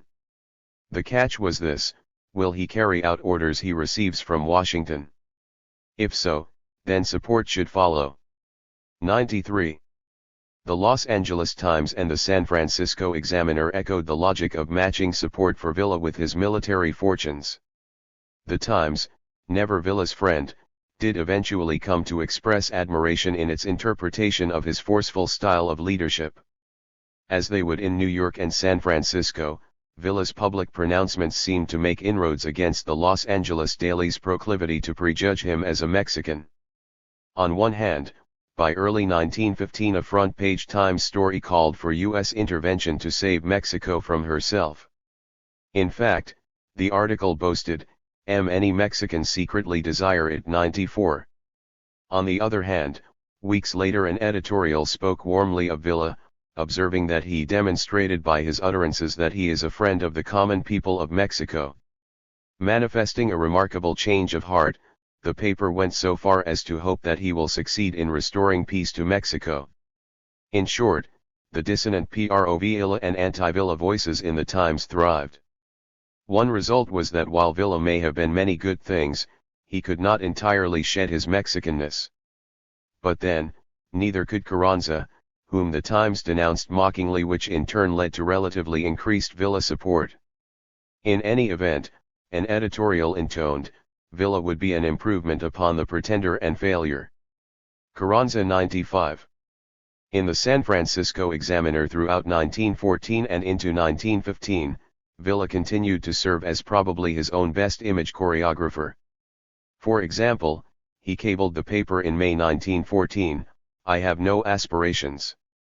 I will go back to work as soon as I drive out that drunkard, Huerta. I am only a poor man. I wish only to see my countrymen freed from tyranny. I am a patriot. Yet I am the man whom they call the bandit Villa. If I wanted money I could be the richest man in the world, for I have walked among gold, silver, and 192 jewels." 96 such presentations, rife with elements championing honesty, abstinence, humble origins, the virtue of work, and a healthy suspicion of ill-gotten gain, fit well with the Examiner's sweetening assessments, which lauded Villa for his power, his genius, his political acumen and his ruthlessness. 97 Villa was almost American. In September 1914 the paper named Villa the most potent, capable, and popular force in Mexico. 98 In an expression of explicit publisher input into editorial affairs, unique among the publications examined here, William Randolph Hearst, owner and publisher of the Examiner, also expressed a liking for Villa. He wrote, "The one man in this Mexican conflict and crisis who has appeared to tower over all others in personal power and capacity, in the magnetism to lead, the mastery to command and the ability to govern, is Francisco Villa. There are many men in Mexico more cultivated than Villa, many better educated, many more trained in diplomatic services and in the gentler arts of government. But these qualities are not what is required. A strong hand is needed, a determined purpose, a masterful mind, and experience gained from personal contact with the masses. These qualities Francisco Villa possesses as no other man in Mexico. 99. Autumn headlines reinforced Hearst's view, victory is scored by Villa. 100 Villa is declared right man to rule in Mexico. 101. The New York Times and the Chicago Tribune agreed. On the basis of Villa's military prowess, the Times noted, the signs now point to Villa as the most competent to restore law and order. Although he is known as a dangerous man, it is obvious that he has more skill, larger power over his followers, and a clearer idea of the needs of the country than Gen. Obregon or Gen. Carranza. 102. Further, and perhaps most importantly, Villa deserved to be 193. Rewarded because he has behaved handsomely toward us. 103. But make no mistake, this was only another way of repeating what the Fortnightly Review had already stated in less equivocal terms: if he follows America's lead or orders, then let him be supported. Like the Fortnightly Review, the New York Times made it clear that Villa warranted support under no other conditions. The Chicago Tribune applauded Villa because he seems to be keeping with his original direction. That direction, however, went unexamined. 104. Further, it will be recalled that earlier in 1914 the Tribune, like other publications, had expressed confusion about how to interpret Villa. No matter. As part of the Chicago Daily's ostensibly charitable reinvention of Villa, the former bandit had become a populist leader and the military genius of the Revolution. 105. An insightful commentary noted further. It is not to be wondered at that the personality of Pancho Villa, with its strange contradictions, is one that appeals to the imagination to a greater degree than any other man now in the public eye. Perhaps it was this appeal that drew newspaper writers around him and thus gave him a publicity which other big figures in Mexican affairs have missed. It is about him that are woven the most romantic and fantastic stories, all interesting and some true. He is good copy any way you look at him. 106. In spite of this candid analysis, the Tribune, too, fell increasingly under the charm of Villa's public pronouncements and tended to present them as factually accurate. Villa's favorable press coverage, then, was rooted firmly in his ability to conquer. He compounded that success, from a public relations standpoint, for the very reason the Tribune pointed out: he was good copy. His story was good for the business of selling newspapers and magazines. Villa's public statements, sometimes issued by his propagandists, sometimes delivered in 194. Interviews also clearly worked to embellish the way the popular press presented him, in part because his military successes lent his claims an air of authenticity. As good copy, Villa exhibited several key traits. For example, he gained kudos through January 1915 for disavowing any interest in becoming leader of Mexico. All the publications examined for this study highlighted the story of Villa as politically unambitious. Typically, the framing included references to his humble origins, his self-reliance, his commitment to formal education and to uplifting the downtrodden, his love of democracy, his admiration for Woodrow Wilson and things American, and his violent opposition to authoritarian rule, read, Huerta and Carranza. In short, he was framed under rubrics of Americanness. 107.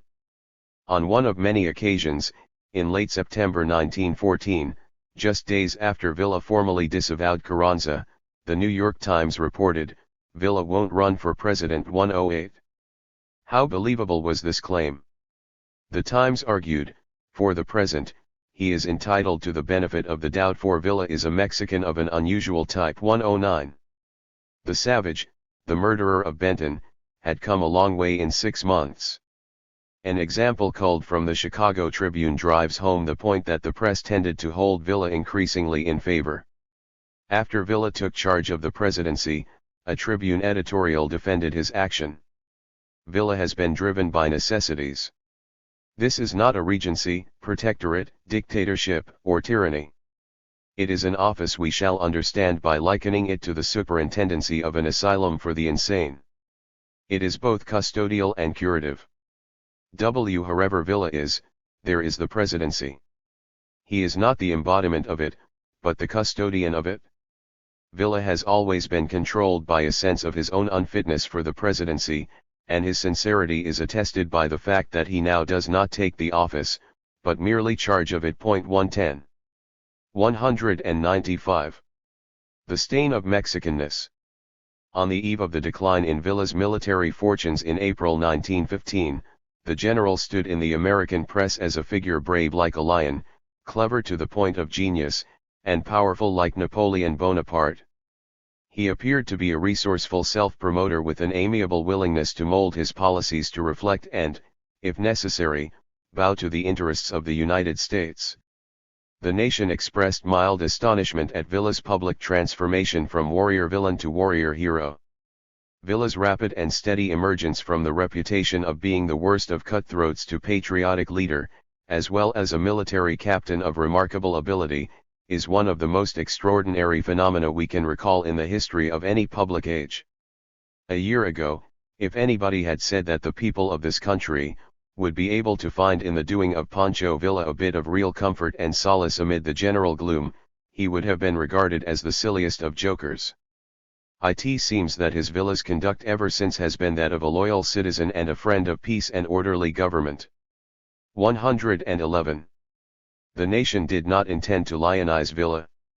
Instead, it alleged that his most substantive foreign policy accomplishment had been his manipulation of the American press, to which, ironically, the nation itself had fallen prey, as the quoted passage evidences. Additionally, the weekly magazine charged that Villa's greater popularity than Carranza's in press depictions was undeserved and occurred probably because of superior press facilities. 112. The nation likely assessed the issue of Villa's image promotion correctly, given his energetic propaganda efforts, his being good copy, and the opportunity the press gave him to promote himself directly through his own voice in media accounts. 196. The Los Angeles Times echoed the nation's line of thought when, in February 1915, it dismissed Villa's friendship overtures as cynical ruses. Further, the paper opined, Villa has recognized the fact that the best interests of Mexico would not be advanced by antagonizing the United States. 113. Moreover, the Times all but put aggressive words of war in Villa's mouth. It cited him as having said, in effect, war with the United States is inevitable. 114. And so a paradox re-emerged. Villa's media image shone as never before after his pro-Wilson stand on Veracruz gained wide attention in late April 1914, and it continued to shine through the winter of 1915, yet elements of Mexicanness dimmed the light. The New York Times, probably Villa's most generous media supporter, summed up the negative side of the media position with unusual directness in February 1915. It claimed that Villa represented the inherent laziness, savagery, and lack of purpose of the half-breed. 115. I told you so, Villa the loser. The two crushing defeats Villa suffered at the hands of the Carrancista General Alvaro Obregón at Celaya in April 1915 signaled the beginning of Villa's military demise. Although United States recognition would not be granted to Carranza until October of that year, by early summer Villa had been all but wiped out as a genuine contender for the Mexican throne. But one would not have known this from the news media accounts. The favorable press depictions of Villa, which in no small measure had been constructed around his military conquests, stuck with him through defeat after defeat into the early summer of 1915. When by midsummer it became generally apparent to the American press that Villa's slice of the revolution was in real jeopardy, the press, rather than recasting him in a pejorative light, which would have followed the military success favorable. 197. Framing logic of his approbatory renderings, tended to ignore him. To a lesser extent, Villa also became overshadowed by an improving Carranza image. Newspaper coverage generally adhered to the pattern of presenting Carranza in a more favorable light, whereas magazines, notable in their silence after Celaya, typically followed the pattern of ignoring Villa. Well into June 1915, the publications I examined continued their favorable casting of Villa. He may have been down, but he was definitely not out. A late April cartoon in the Denver Post suggested as much, figure 26. While Villa stands on the other side of a fence which suggests he has been sidelined, though not necessarily permanently. Carranza, dressed like a dandy and seeking diplomatic recognition, serenades the United States.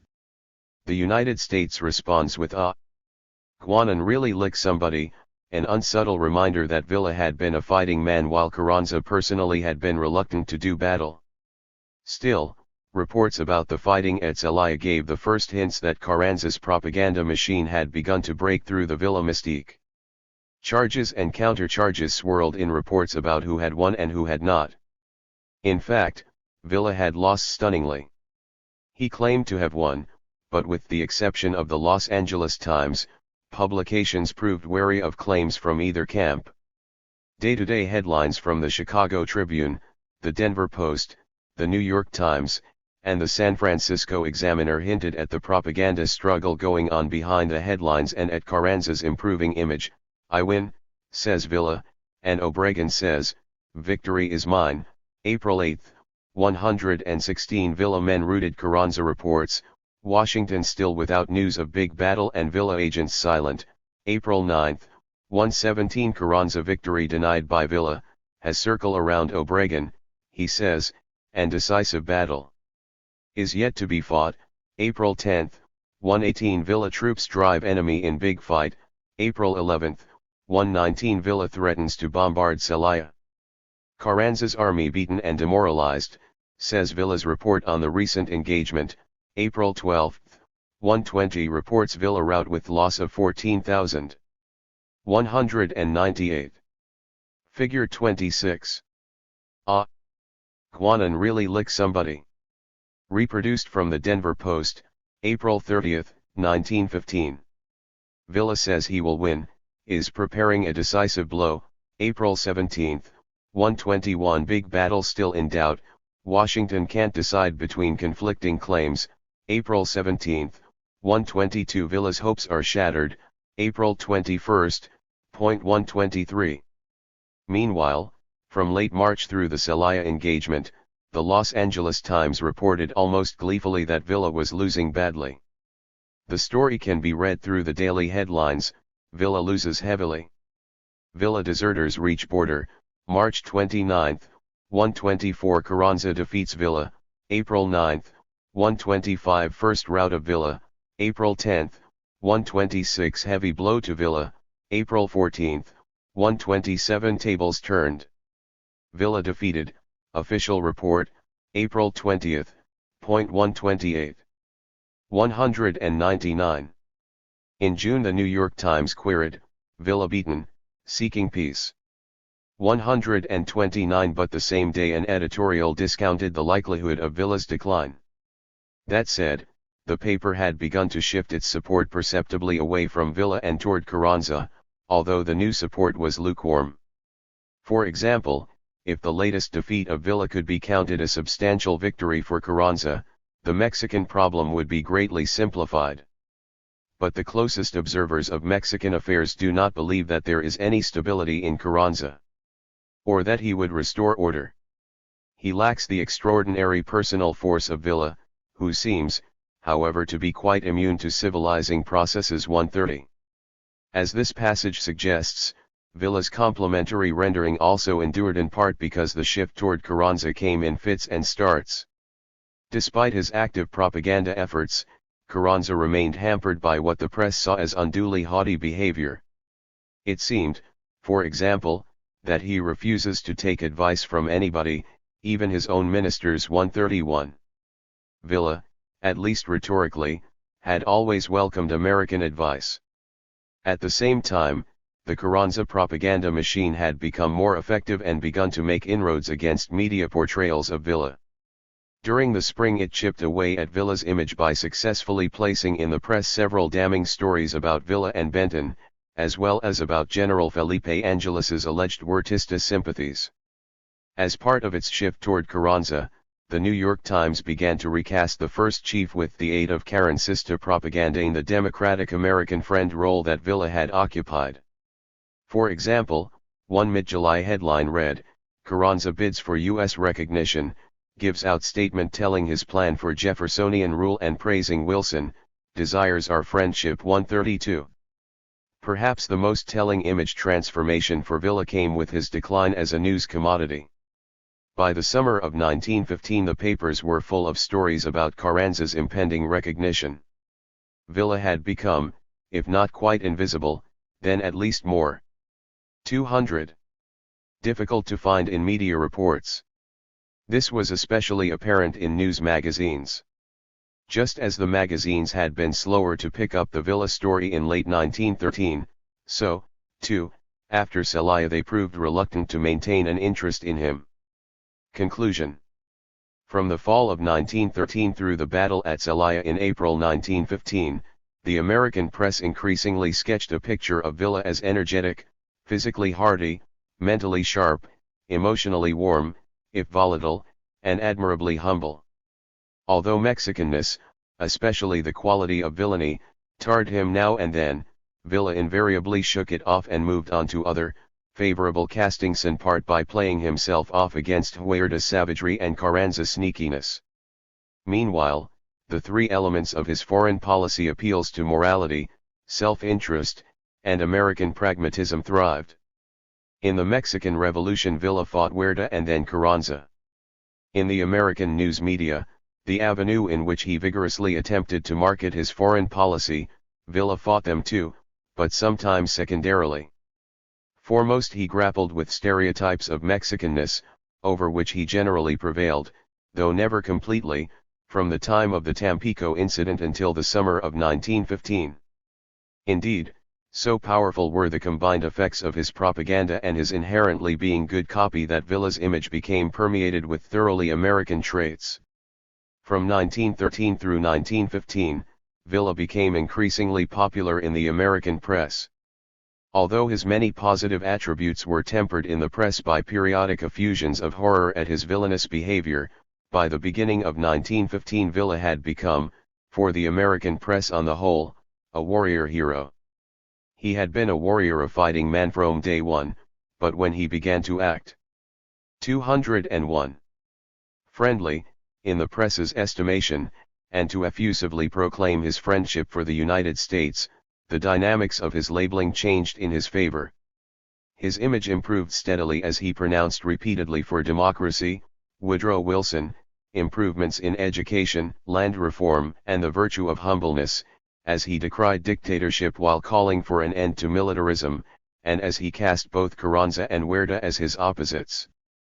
But while Villa's image flourished in American press accounts between 1913 and 1915, especially prior to the Benton affair, press judgments also often included analytical postures derived from the long-standing American cultural framing of Mexicans within the categories of backwardness, racial limitations, and moral decrepitude.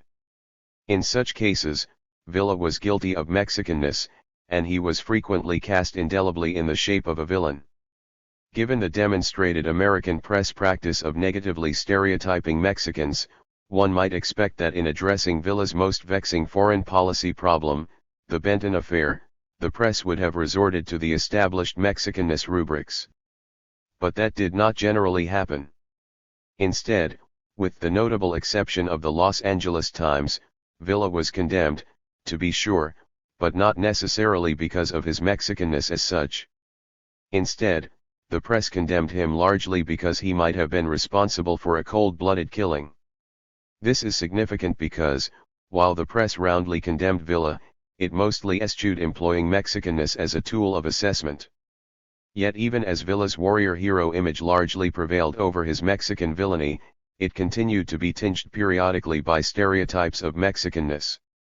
Two cartoons, the first from the Los Angeles Times in mid-January 1914 and the second from the Denver Post in early March 1915, illustrate how Villa remained partly diminished by Mexicanness. In the Times sketch, figure 27, Villa is not singled out but is debased inferentially as a cage full of Lilliputian, red, backward and racially limited, Mexican generals is held at arm's length by a towering Uncle Sam who asks, "What's to be done?" 202. Figure 27. What's to be done with M? Reproduced from the Los Angeles Times, January 18, 1914. 203. With era. The implication is that if the generals cannot solve their problems peacefully among themselves, suggesting moral decrepitude, Uncle Sam will be disturbed and perhaps forced to take action. The cage itself symbolizes the treatment to be meted out. Is a prison, but one of their own making, which implies backwardness and moral decrepitude. First, Mexicans, that is, Mexican generals, including Villa, are reduced in importance, or are shown as racially limited, by being reduced in size.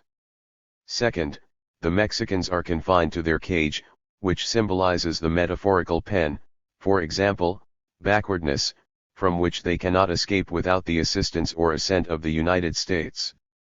The post-pictorial, figure 28, again reduces Villa in importance by reducing him in size relative to Uncle Sam. Carranza gains similar treatment. But here, in March 1915, Villa is near the apogee of his popularity in the press. He no longer bears the countenance of a desperate ruffian or menacing cur, red, backwardness and moral decrepitude. Instead, he is dressed like a blue-collar Americanund, like a stereotypically industrious American. He is rolling up his sleeves as a sign that he is ready and willing to go to work. Carranza, by contrast, appears befuddled, signifying backwardness and possibly racial limitations. He also appears to be in need of a good thrashing, as is suggested by his order to Obregon referring to the population of Mexico City to let them starve, signifying moral decrepitude. Villa is allowed to be powerful, but only over Carranza, as Villa's slightly greater size indicates. Nevertheless, his image here obviously represents an improvement over the dismissive and anonymous treatment of the Times cartoon. The press, then, couched its overall assessment of Villa in contradictory terms. On one hand, he was framed pejoratively because the press identified some of his behavior as exemplifying Mexican villainy. This framing waned over time, but even in its decline, Villa's Mexicanness plagued his image like a parasite. 204. Figure 28. Let Villa do it. Reproduced from the Denver Post, March 10, 1915. Feeding off the stereotyped elements of his birthright backwardness, racial limitations, and moral decrepitude. On the other hand, Villa was a bona fide Americanized warrior hero. He had it all: great personal courage, a love of democracy, a marked fondness for Americans, especially the president, and a belief in uplifting the downtrodden. To be sure, he was Mexican, but increasingly after the Tampico incident he was cast incongruously, given his uncheatable Mexicanness, as typifying the opposite of what Mexicanness stood for: Americanness. 205. Chapter 8. The Warrior Redux. Villa in the American Diplomatic Record. In the diplomatic correspondence of the U.S. State Department, Francisco Villa was a warrior all over again. On one hand, Villa emerged, just as he did in the American press, as a valiant, courageous, clever fighting man given at times to capricious behavior, including violence. On the other hand, going even farther than the press in damning Villa, the diplomatic portrayals played up a supposed inordinate viciousness on his part. For some diplomatic correspondents, Villa's behavior reflected stereotyped visions of Mexican savagery, on a par with the press's treatment of Huerta. On the whole, however, in diplomatic correspondence as in the press, approbatory readings of Villa tended to predominate. In this chapter I examine thematically the general treatment of Mexicans in American diplomatic correspondence in the context of the three frames of Mexicanness discussed in Chapter 5: backwardness, racial limitations, and moral decrepitude. Moreover, I explore the ways in which the diplomatic correspondence framed Villa and his foreign policy, again within the context of American perceptions of Mexicanness. Finally, I analyze the decline in Villa's recorded image over the spring and summer of 1915. The examined records include assessments by State Department agents in the field as well as by Wilson's personal emissaries to Mexico. 1. 206. Remixing the mongrel. The American press's tendency to portray Mexicans along lines that adhered closely to long-held stereotypes as quarrelsome, excitable, morally weak, untrustworthy, unintelligent, and inclined to commit, and to enjoy committing, violence surfaced in modified form in United States diplomatic correspondence. Whereas the hackneyed press treatment tended to derive from notions about either bloodline, racial limitations, or cultural influences, backwardness, the diplomatically fashioned Mexican represented an often ambiguous mixture of blood and the conditioning effects of environment. The observed behavior, however, frequently expressed as moral decrepitude, was similar in both cases. As in the press, so in the diplomatic record, backwardness typically reflected being mired in the material trappings and retrograde Weltanschauung of earlier centuries, as well as in violence and immaturity. Racial limitations stemmed from Mexicans' genetic inferiority, including mental simplicity and a hedonistic impulse to sate physical cravings in pillage and chaos. Moral decrepitude stressed dishonesty, a love of wanton violence, inherent cruelty, and a predilection for theft, barbarity, and sneakiness. The diplomatic record tended to remix the American press's Mexican mongrel by frequently conflating issues of race, environment, and moral depravity. Triad of damnation, Mexicanness in the U.S. diplomatic record. For the State Department, perhaps the most serious American strategic concern stemmed from the perceived Mexican inclination for hostility and potential violence toward the United States and Americans. Indeed, President Wilson and the two Secretaries of State, William Jennings Bryan and Robert Lansing, who replaced 207. Bryan in June 1915, repeatedly stressed the importance of protecting foreigners, especially Americans, and their interests. 2. The United States not only expressed concern over hostility and violence directed at clearly defined foreign targets but also seemed to feel that any revolutionary mayhem potentially threatened United States interests. For example, on the subject of the revolution in Mexico's Pacific states, the Commander-in-Chief of American naval forces in the Pacific Ocean wrote to Bryan, "These may be taken as the personal opinions or outbursts of fiery individuals, and are not to be unexpected in a country where general excitement prevails and civil war is raging. There is of course some hostility on the part of Mexicans towards Americans, due largely to racial and temperamental differences." 3. Although this report clearly tied Mexican anti-American antagonism to racial limitations, racial differences, at the same time it identified some hostile behavior as signifying cultural backwardness, not to be unexpected, where civil war is raging. In either case, this assessment of a Mexican habit of violence dovetailed neatly with similar press and literary assessments. 4. Other diplomatic correspondents sketched a similar evaluation of the Mexican character. For example, Marion Letcher, United States consul at Chihuahua, filed a report with Bryan noting the inherited ideals of government in Mexico. Such Lamarckian phrasing suggests that Letcher conflated a learned response, that is, stemming from backwardness, with a natural inclination, that is, derived from racial limitations. 5.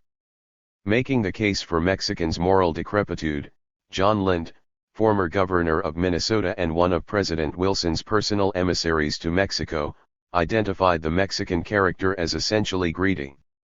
"They are all avaricious," he reported to Bryan, echoing some of Philip Wayne Powell's findings about how Spaniards have been stereotyped in the United States. 6. They live in the senses, Lind added, read, "They are racially limited." 7. Reporting to Bryan on another occasion, Lind expanded on Mexican identity by bifurcating Mexico's national makeup into 208. Two congenitally weak groups: aristocrats, including the Roman Catholic Church, and the toiling Indian masses. He identified both groups as curs who shared the same blood. He explained, "The vanity and the conceit of the aristocrats is mountain high.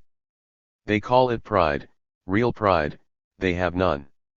It is probably the outgrowth of 4 centuries of unconscious comparison with an inferior race. However produced, it is a stubborn fact that resists all genuine progress, or betterment." 8. Here again, the backwardness, racial limitations, moral decrepitude triad emerges. Mexicans are the products of environmental backwardness, the outgrowth of 4 centuries, racial limitations, inferior race, and moral decrepitude, a stubborn fact that resists all genuine progress, or betterment. According to Duval West, another of Wilson's personal emissaries, one more effect of Mexicans' rapacious appetites was a proclivity for drink, the uniform use of spirituous liquors by the population, pulque, mezcal, and distillates from cane and other products of the soil, being had at nominal cost and slight exertion, has been, perhaps, the greatest single factor in holding them at their low level. 9. According to Letcher, an additional factor holding Mexicans in backwardness was an inclination for sexual promiscuity. Mexicans were so sexually debased, Letcher claimed, that syphilis had become the national disease of Mexico. 10. Some diplomats identified moral decrepitude as manifesting itself in the way Mexicans behaved toward Americans and the United States. In an example that blends racial limitations and backwardness, the United States consul at Turin, Theodore Ham, reported to Bryan that a hatred of the American and all things American is instinctive in this race, it is taught the young both at home and at school. 11. Again, the roots of the problem are at once innate and learned. Describing a scene from the Convention of Aguascalientes, State Department agent Leon Canova also combined learned behavior with innate behavior when passing judgment on Mexicans. He 209 wrote to Bryan describing more than 1,000 hot-blooded Latins, practically all of them fresh from scenes of carnage, where the use of weapons was the first instinct and the highest lawmen accustomed to live in an atmosphere of death for the past few years. 12. Canova's use of the expression first instinct suggests nature, and Spanish nature at that hot-blooded Latins. But he also links instinct to cultural terms. They were fresh from scenes of carnage and men accustomed to live in an atmosphere of death. Again, backwardness and racial limitations collapse into an all-encompassing allegation of moral decrepitude. Another admixing of racial limitations and backwardness occurred in a State Department report penned by Robert Lansing. He averred that the roots of the Mexican Revolution lay both in the prejudice Mexico's Indians held against whites and in Indian instinct. There exists and always had existed, he wrote, since the Spaniards conquered the Indians in Mexico, an instinctive hatred of the white man by the native red man. One result of such a nature-nurture combination, according to Lansing's report, was the possibility that Mexicans might not be capable of conducting a republican system of government in accordance with provisions of their Constitution. 13. In sum, State Department correspondents used a series of derogatory frames of Mexico and Mexicans, ranging from their supposed coarse hostility and greediness to their haughtiness and moral depravity, to explain the behavior of Mexicans during the Revolution. State Department stereotypes of Mexicans tended to focus more on learned behavior than did press depictions. Diplomatic renderings denounced Mexicans for bad blood, to be sure, but often they also pointed out that much of the Mexicans' reprehensible revolutionary conduct had been learned by force of wartime circumstance. Canova put it this way: it is very difficult indeed for an American to appreciate the workings of the Latin mind.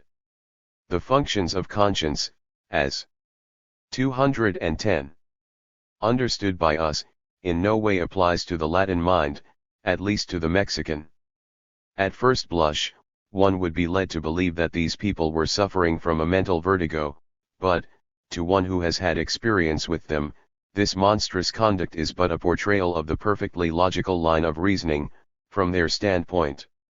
The amazing and horrifying conclusions reached by them, which affronts the normal Anglo-Saxon mind, is for them, the most natural thing in the world. 14. Canova's report, like many dispatches received at the State Department, tended to conflate and blur learned behavior, backwardness, with instinct, racial limitations. The Latin mind, he argues, is different from, and of a lower order than, the normal Anglo-Saxon mentality. It is a product of different, in part, revolutionary, influences, which also in part account for its less developed state, and moral decrepitude. Villa was often cast as a typical expression of the State Department's vision of Mexicanness. Villa as double Villa and his foreign policy image were characterized in United States diplomatic correspondence in two basic fashions. First, he was framed as a warrior savage. This represents a step in ferocity beyond the press's usual characterization of him as warrior villain. As warrior savage, Villa was cast in ways similar to the press's portrayals of Huertas: unnecessarily violent, inherently stupid, avaricious, untrustworthy, vicious, and lustful. But unlike Huerta, he was framed as a successful fighting man. Second, Villa was cast as a warrior hero, valiant and courageous fighting man, struggling for the good of his country. In some cases, the emphasis on Villa's friendship with the United 211 States significantly reoriented his warrior hero image. I refer to his image in those instances as that of warrior friend. Marion Letcher's bitter denunciations of Villa to Bryan stand as a clear example of Villa's being typecast as a warrior savage. Letcher portrayed Villa as a Mexican stereotype: detestably violent, tricky, deceitful, arrogant, unfriendly, duplicitous miscreant. 15 Because Villa was popular both in the American press and in official Washington, Letcher's portrayal was partly a reaction, he acknowledged, to the flattering American press image of Villa as a devil become saint. This pro-Villa casting, in which the general was fashioned as shrewd, intelligent, and friendly to the United States and Americans, Letcher saw as the work of effective, cynical, untruthful Villista propaganda. 16. Letcher's appraisal stood in contradistinction to the message of Villa propaganda. Letcher claimed that the real Villa was hostile to America, ignorant. Villa acknowledged as much but couched it in the softer tones of humbleness, and decidedly unintelligent. The people who know nothing of Villa except through the press cannot possibly conceive of the primitiveness of his nature, his terrible moral limitations, his dense ignorance, and his utter guiltlessness of every worthy human emotion. Despite this round condemnation, Villa's battlefield victories impressed Letcher, who found himself compelled at least to acknowledge Villa's military successes. But he did so in decidedly relative terms. Villa was able only when compared with other Mexicans. The passage continues, that he is energetic, crafty, alert, and the possessor of a certain forceful mother wit and considerable penetration, all to a degree that rather distinguish him from other Mexicans, cannot be denied. 17.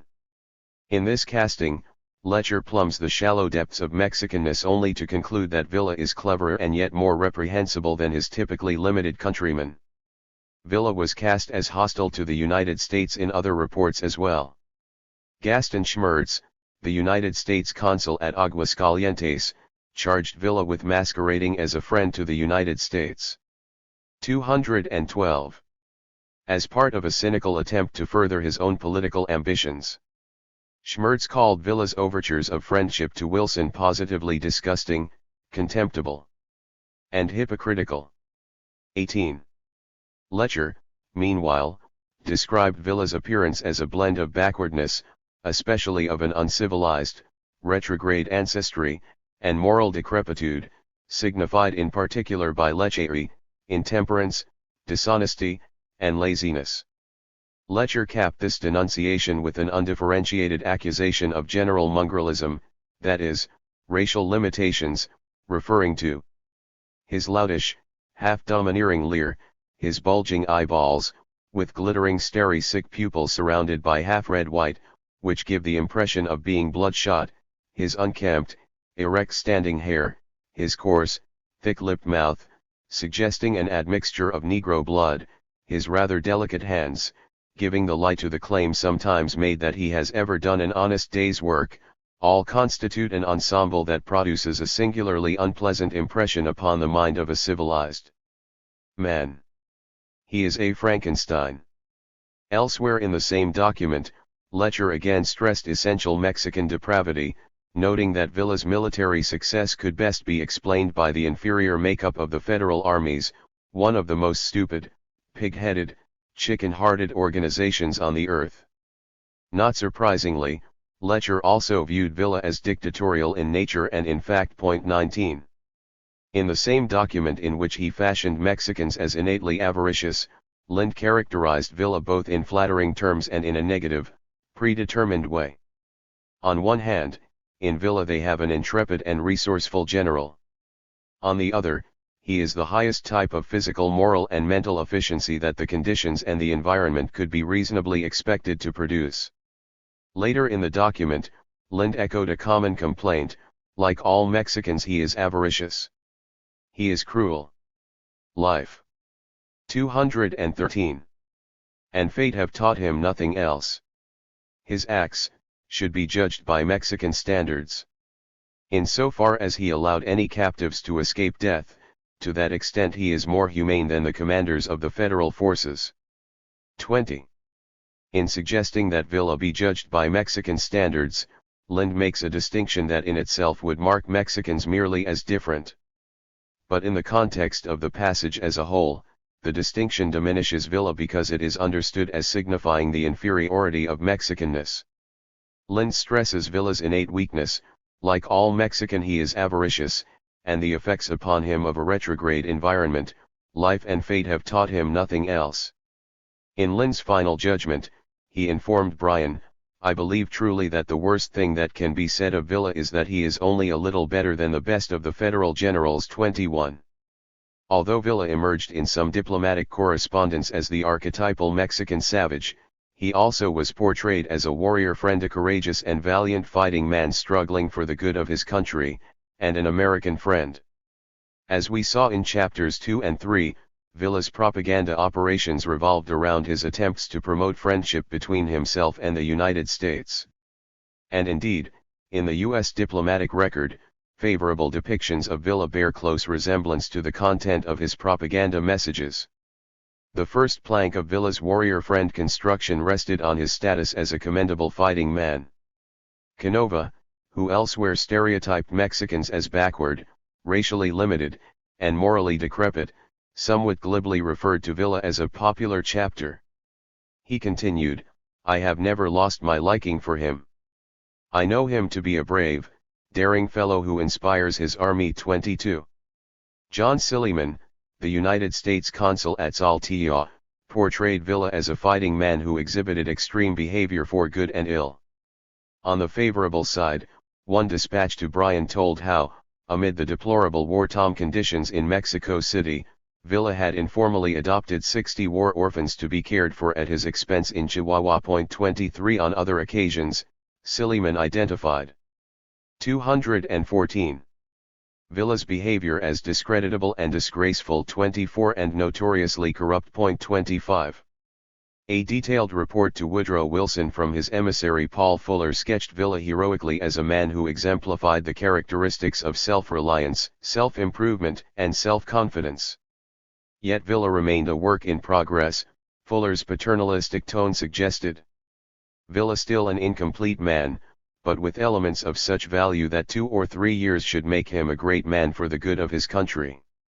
Without earlier training or opportunity, his sudden rise when the occasion presented itself, and his great success are necessarily somewhat of a peril.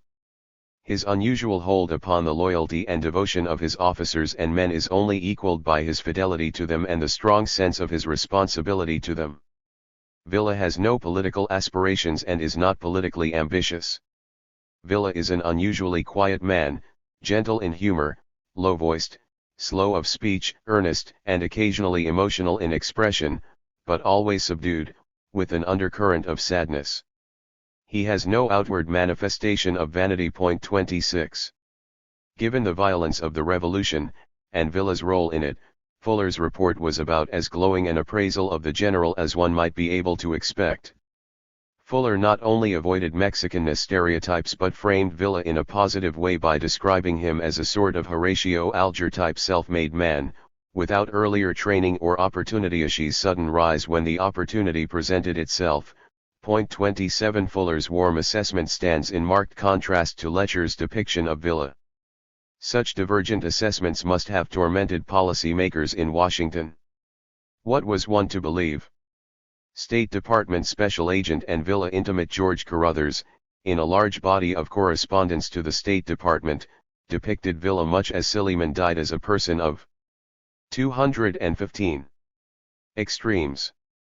On the favorable side, Carruthers stressed repeatedly that Villa felt genuine friendship for the United States and for Americans, centerpiece of Villa's foreign policy and a key concern for Bryan, Lansing, and Wilson.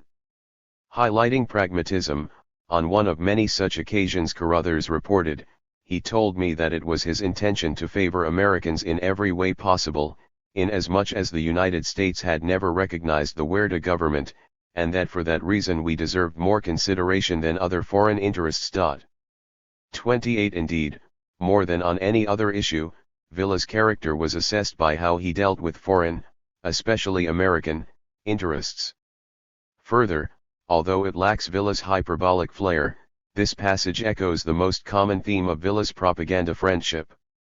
A mid-December 1913 consular dispatch to Bryan from the American consul at Ciudad Juarez captured the general shape of diplomatic opinion. General Villa's policy, notwithstanding the seeming harshness and cruelty in some cases, is carrying out the only promising solution for restoring peace. It is my opinion, that General Villa wishes to not inflict injury or hardship on none except the enemy of his cause.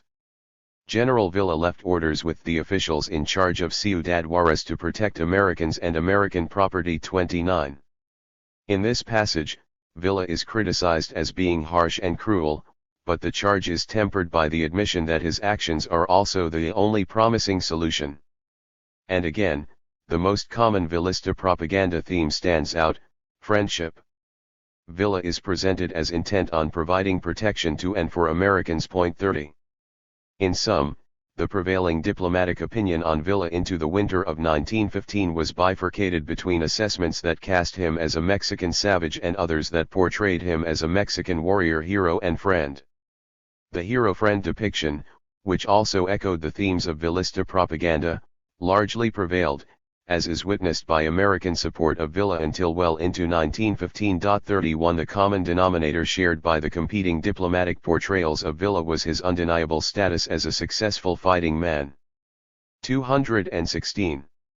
Villa in decline. Over the winter of 1915 Villa became increasingly strapped for funds as his traditional sources of revenue dried up. Further, beginning in April 1915, he was handed a string of debilitating military losses from which he could not recover. These setbacks ultimately pushed him into a desperate position in which he found it necessary to tax and seize foreign properties and interests hitherto exempted from such treatment. The correspondence of Carruthers and of Zalamar Cobb, the U.S. Customs Inspector at El Paso, with the State Department illustrates the decline of Villa's stature in the diplomatic realm throughout this period. As Villa's behavior toward Americans became less friendly in the face of his failed attempts to secure revenues necessary to continue fighting, his favorable casting faded, too. Carruthers had been pro-Villa throughout the Revolution and continued to be into the summer of 1915. 32 Then he changed his tune, and his later portrayals of Villa contributed to a new, ultimately condemnatory framing of the general. Throughout 1914 and well into 1915, Villa figured as a warrior friend in Carruthers's dispatches. He was stronger and friendlier than Carranza, by Carruthers's estimation. 33 The special agent also thought Villa generally provided excellent order under difficult conditions. 34 Carruthers once even defended Villa from a negative report filed by the Associated Press. 35 By July of 1915, when it had become clear that Villa's military position was collapsing, Carruthers's reports no longer consistently favored the general. Now his dispatches were full of tales of Villa's senseless violence and his all-encompassing hostility toward foreigners, including Americans. On July 22 he wrote to Lansing, "It is told here, that Villa executed some 30 railroad men for refusing to work and also a prominent planter for refusing to pay a forced loan. There is growing danger of such occurrences. Since his military reverses Villa is becoming harder to deal with. He is sorely pressed for money. I am afraid of conflicts that may 217 arise over forced loans." 36 Matters then became worse almost by the day, according to Carruthers's cables. On July 23 Carruthers reported, "You will note the tone of defiance in the several replies from Villa received and forwarded to you today." 37 Still, The special agent remains somewhat supportive of Villa and mildly optimistic in tone. My relations with Villa continue to be very friendly, and I firmly believe he thinks he is doing what is necessary to establish peace in his territory, but his temper gets the best of him at times and he commits acts which he afterwards regrets. 38. In early August, Villa's financial condition worsened, and he elicited greater concern from Carruthers and even from members of Villa's government. Carruthers wrote, "Villa is very friendly to me. In the interview in my car he put his hand on my knee and said, 'I believe you and I will be friends until death. I feel that way towards you and believe you feel the same toward me.'" At Chihuahua, after the incident with the merchants from whom Villa had demanded money on pain of death, Villa ministers separately called on me at my car and pleaded with me to talk to Villa as they considered I had more influence with him than any other man. 39. Just 2 days later Carruthers reported, "I wish to place clearly before you my opinion that only the strongest measures will stop the despoiling of American and other foreign property by Villa. It has been impossible for me to obtain from him even the slightest hope of his complying with the wishes of the United States government to release foreign property. 40. This non-compliance represented a clear turn of events from Villa's long-standing primary foreign policy aim of friendship. By September, Carruthers was reporting that Villa has about lost control of his temper. "I fear some severe and regrettable action." The agent had been advised, he said, for his own safety to stay 218 away from Villa for the present. 41. Finally, by November, weeks after Carranza had received de facto United States recognition, Villa had become a dangerous menace. 42.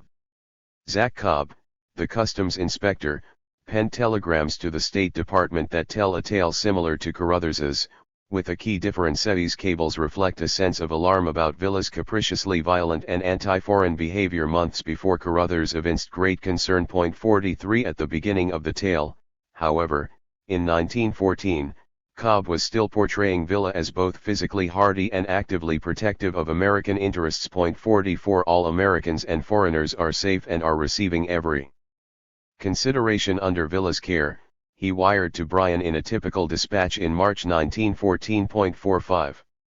Later, on the eve of the United States seizure of Veracruz after Villa's pro-Wilson stand had helped defuse a war scare, Cobb reported to Bryan that Villa's attitude has relieved tension here. 46. Villa's violent behavior remained a source of concern, though.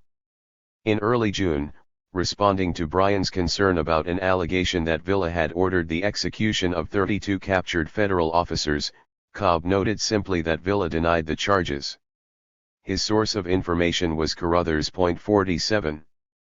By March 1915, Cobb's depictions of Villa had acquired an ominous tone. Villa was strapped for funds, and his behavior toward foreigners and foreign interests was becoming more demanding and less friendly, by Cobb's accounts.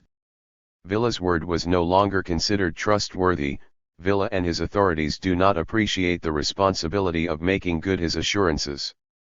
Assurances that are not carried out in good faith are injurious both to our government and to him. It would be better if he made no assurances than for those made not to be lived up to. 48. Later that month, Cobb's growing concern over Villa's apparent unwillingness to afford full protection to foreign interests led him to charge that Villa and his subordinates appear to be like indulgent children. 49. Villa's behavior, in Cobb's view, did not improve. Indeed, it got worse. 219. In early June, Villa was apparently in defiant humor toward the United States. Further, Cobb opined, "Villa has been losing out fast and there is danger that he will make a grandstand play against the United States intending to boost himself." 50. In mid-July, Cobb espied the probable early elimination of Villa as a major factor. 51. And in late July, Cobb expressed concern that Carruthers was overestimating Villa's severely reduced capacity to carry on. 52. By September, Villa's reckless and sometimes violent seizure of foreign assets, Cobb explained simply and contemptuously, gives Villa the loot. 53.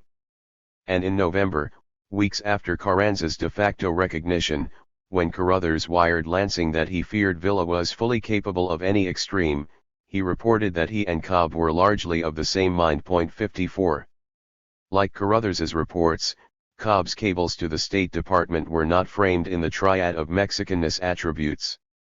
Although Villa's behavior as described in Cobb's reports sometimes bordered on savagery, it was not because Cobb's dispatches were steeped in notions of Mexican backwardness, racial limitations, or moral decrepitude. Instead, Cobb portrayed Villa in the context of how the general's actions related to Cobb's interpretation of U.S. interests. In short, although in 1915 both Cobb and Carruthers reported increasingly and sometimes caustically about Villa's descent into wanton and capricious behavior, neither agent portrayed Villa as the archetypal Mexican savage. Both correspondents, to varying degrees, fashioned him as both friendly and unpredictable. The press presence in diplomacy, image reflections of Villa. Both United States diplomats and the American press sometimes depicted Villa as a stereotyped Mexican warrior with an inclination for brutishness, either as a villain, in the press, where the best example is the Los Angeles Times, or, worse, as a savage, in the 220 diplomatic dispatches, where the best example is Marion Letcher. Other press organs, such as the San Francisco Examiner, and different diplomatic agents, such as Leon Canova, stereotyped Mexicans pejoratively but observed in Villa the traits of a warrior hero. Yet while the press remained supportive of Villa through 1915, the diplomatic correspondents, for example, Carruthers and Cobb, did not. The reasons for this divergence in treatment are twofold. First, Carruthers maintained an intimate friendship with Villa and a closeness with the Villa camp's operations that American reporters did not match. 55 unlike the press, which frequently played the game of assessing Villa by comparing him with the unpopular First Chief, Cobb and Carruthers largely stuck to the business of assessing Villa by his behavior as it related to official United States interests in Mexico.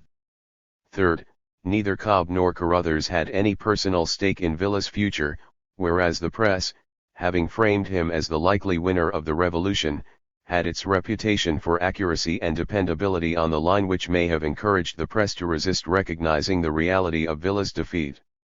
Despite these differences, press and diplomatic portrayals of Villa on the whole resembled each other closely. It seems reasonable to ask, then, in what respects the press influenced the diplomatic assessments of Villa. After all, the State Department files are full of references to the media, and United States diplomatic correspondents utilized press reports in myriad ways. Sometimes diplomatic documents cited press reports as strictly informational.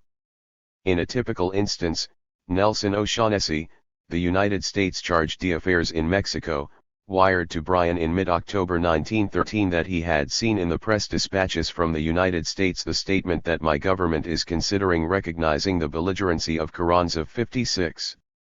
On another occasion, Henry Lane Wilson, the United States ambassador to Mexico, noted to Bryan, Mexican minister to Russia has given an interview to newspapers in which among other things he says. 57. 221. Occasionally news reports were a step ahead of State Department information gathering. For example, Bryan cabled the United States Embassy in London, our representatives confirm the newspaper reports to the effect that Lord Wheatman Pearson Cowdray, a British oil baron, is assisting in the financing of Huerta's government with a view to continuing it. 58. And sometimes press reports were considered more reliable than field information. For example, Wilson's personal emissary John Lind wired Bryan, this information is based on rumor more or less, but I assume the details will be in the Associated Press dispatches in the morning. 59. Other times, the press got it all wrong, according to United States diplomatic correspondents. For example, Bryan wired the United States Embassy in Mexico that because news of Lind's mission to Mexico had been misrepresented in American press reports, the embassy staff was instructed to say to the Huerta Foreign Office that this American government is not responsible for such press misrepresentation. 60. In another case, according to O'Shaughnessy, the press got it wrong with what seems an absolute negation of patriotism. 61.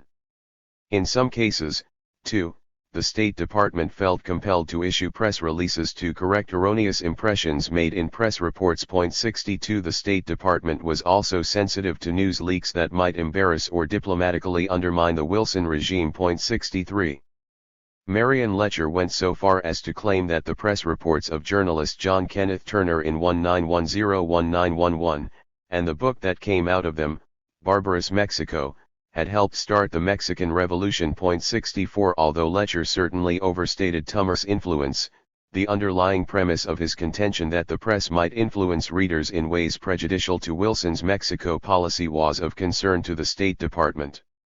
For example, William W. Canada, the United States consul at Veracruz, wired to Bryan about an article published in Spanish in several Mexican papers and which is of interest because it was actually believed by 222. A large number of Mexicans, not only of the lower class, but even of the middle class. 65.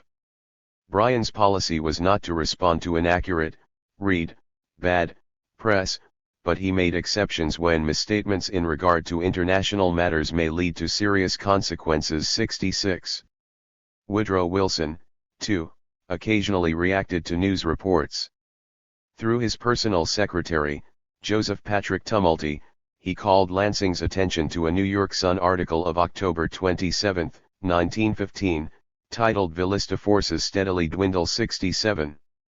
On another occasion, Bryan noted to Cardoso de Oliveira, the Brazilian minister to Mexico and State Department confidant, that Wilson heartily approves the action taken when the information upon which the action was assessed came from press dispatches. 68.